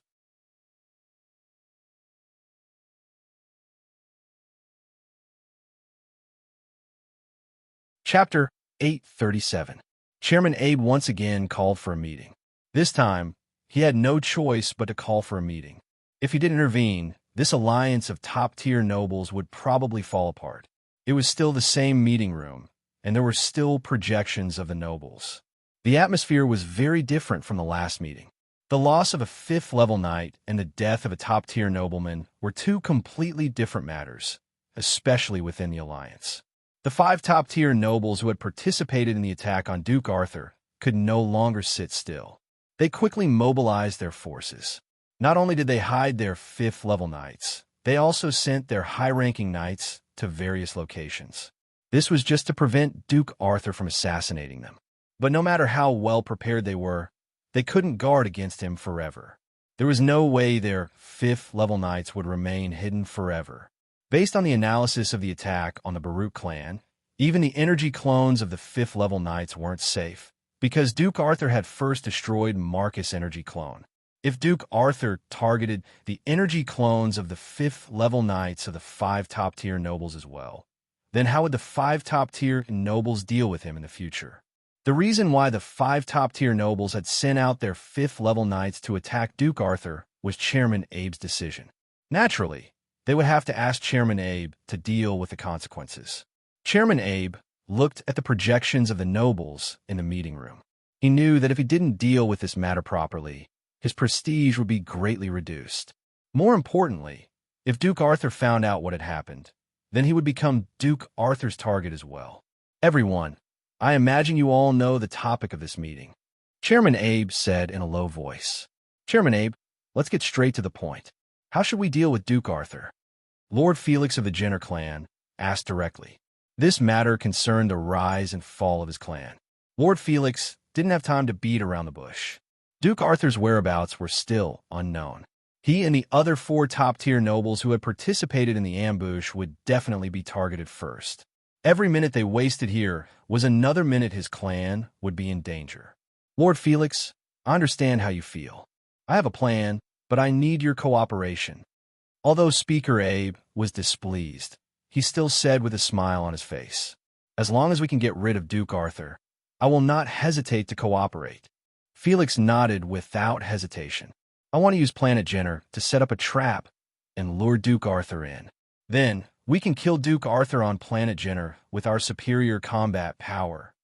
Speaker Abe suggested with a smile when he saw that Lord Felix did not refuse.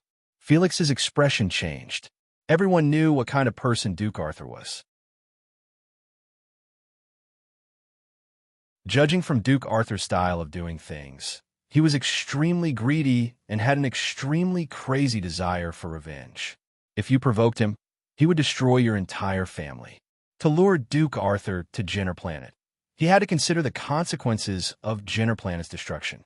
Although everyone present didn't know the details of what was happening on Planet Baruch, based on the information they had gathered, they could tell that Planet Baruch was being ravaged. Previously, some of the communication arrays on Planet Baruch had still been able to communicate, but the message they received was that a massacre was still going on. Not long after, however, the communication arrays were no longer able to communicate. Perhaps the owners of the communication arrays had been killed, or perhaps for some other reason. But one thing was for sure. Planet Baruch was done for. As for Lord Marcus's situation, everyone present knew that even if Lord Marcus hadn't been killed by Duke Arthur, Lord Marcus wouldn't have been able to hold on for much longer. Soon, he would become a living corpse. Lord Marcus's condition wasn't a secret in the Alliance. In particular, during the last meeting, his miserable state had made everyone certain that his condition wasn't optimistic. This was the reason why, during the last meeting, most of the lords hadn't agreed to immediately send reinforcements. No matter if Lord Marcus died or became a living corpse, the Baruch clan's resources would become a juicy piece of meat. As long as he delayed sending reinforcements to Planet Baruch, Lord Marcus would inevitably have to face Duke Arthur. At that time, whether Lord Marcus won or died in battle, Lord Marcus would become a living dead even faster. How could the other nobles not covet the benefits of a top-tier noble? All these lords wanted to do was stall for time. Now, it seemed that they had succeeded. But right now, They didn't have the time to fight for the Baruch clan's benefits. First, they had to deal with the problem of Duke Arthur. Lord Felix, if we use Planet Jenner to share the losses incurred, I imagine no one would refuse, right? Lord Amos, seeing Lord Felix hesitate, spoke out to the other lords present.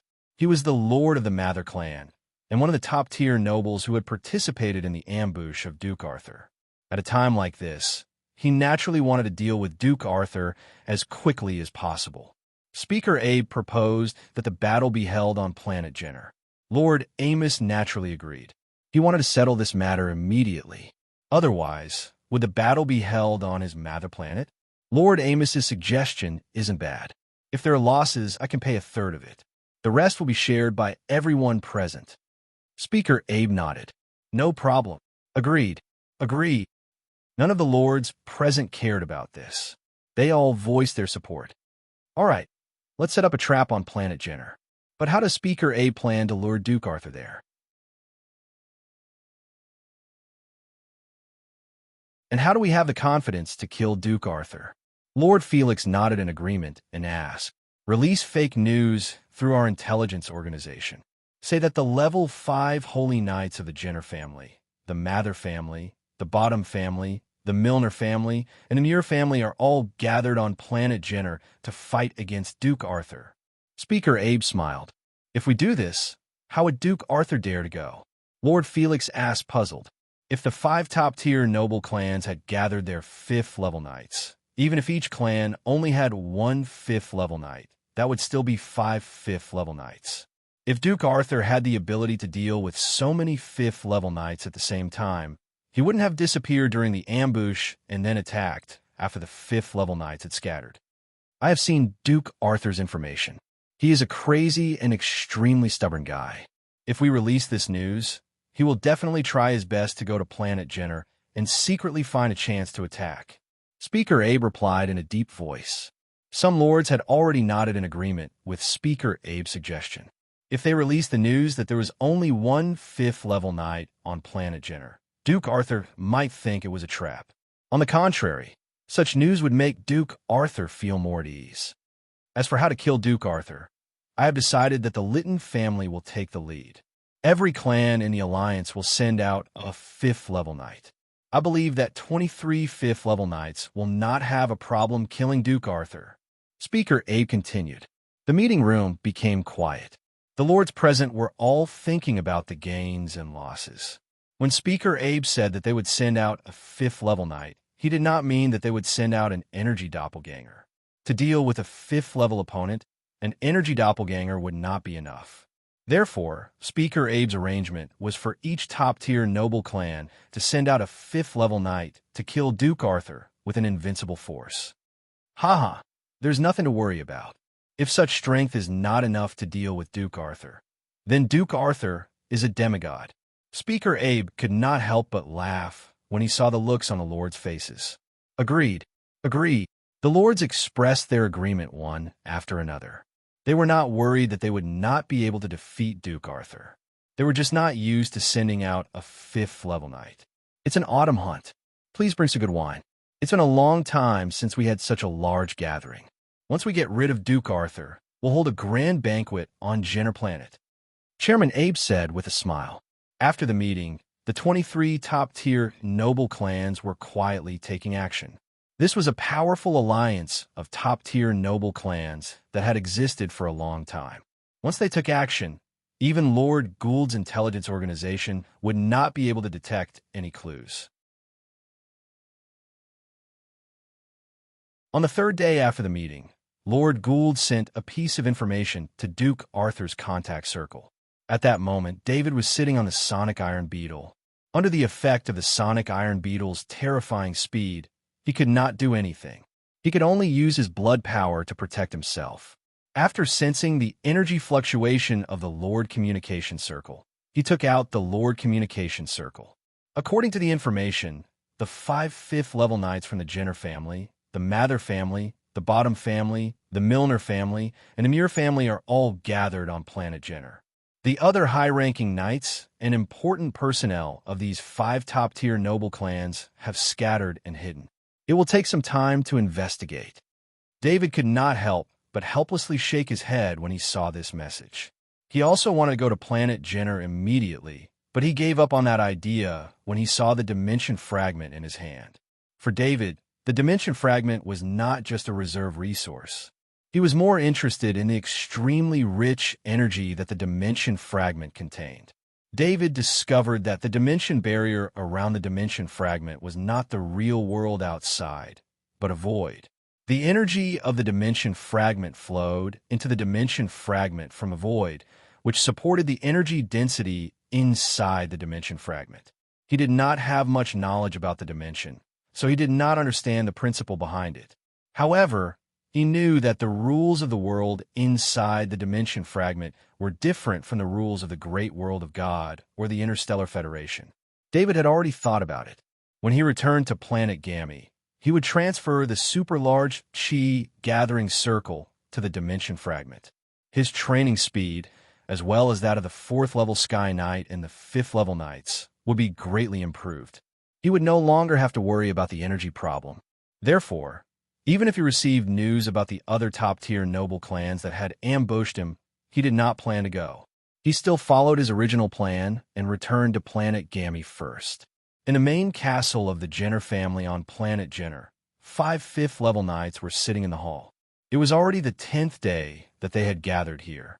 The news had been released long ago, but the anticipated Duke Arthur did not appear. Not only were the 5 5th-level Knights anxious, but the 18 5th-level Knights who were hiding outside the castle using the isolation circle were even more anxious. This time, Lord Abe had come in person. Only he could suppress so many 5th-level Knights. Among the 5th-level Knights, many of them were the lords of top-tier noble clans.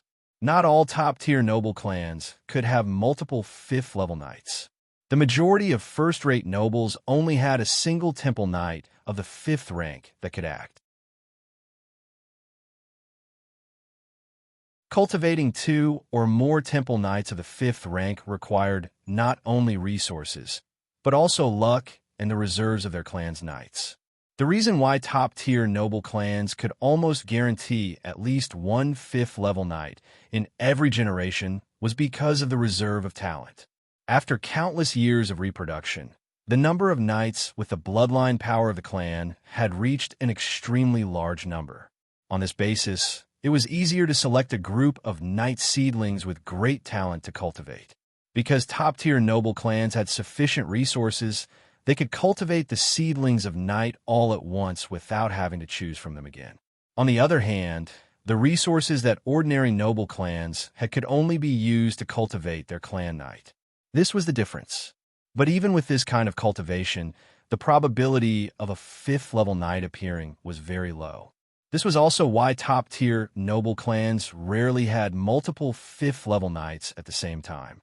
Although 10 days was not long, having 23 5th-level knights guarding here at the same time had a huge impact. Perhaps the other top-tier noble clans would not be able to find out in the short term, but as long as Duke Arthur did not appear, it would be difficult to keep the situation a secret. If it were not for Speaker Abe's mediation, the 5th-level knights would have already withdrawn. But even so, they could not wait for long. According to Speaker Abe's estimation, if Duke Arthur did not appear in 5 days, this trap would not be able to continue. Is the information accurate? Lord Gould asked with a gloomy expression. It has been confirmed. Speaker Abe and at least 10 5th-level knights are acting strangely. It seems that they have some secret plan. Baron Leck confirmed with a nod. Speaker Abe's scheme is good. He used me to pass on false information to Arthur. The angrier Lord Gould was, the calmer his voice became. Baron Leck, who was familiar with him, understood that Lord Gould's anger had been ignited. Increase the intensity of information gathering. Obtain information from Speaker Abe at all costs. Lord Gould ordered in a deep voice. After Baron Leck left, Lord Gould immediately took out the Lord Communication Circle. He was worried that Duke Arthur had already gone to Jenner Planet. If that happened, he would have harmed Duke Arthur. As the Lord Communication Circle continued to wait for a connection, Lord Gould became more and more nervous. You're tuning into the Warrior Lore YouTube channel. Don't forget to subscribe and join us on this journey to catch the most captivating stories.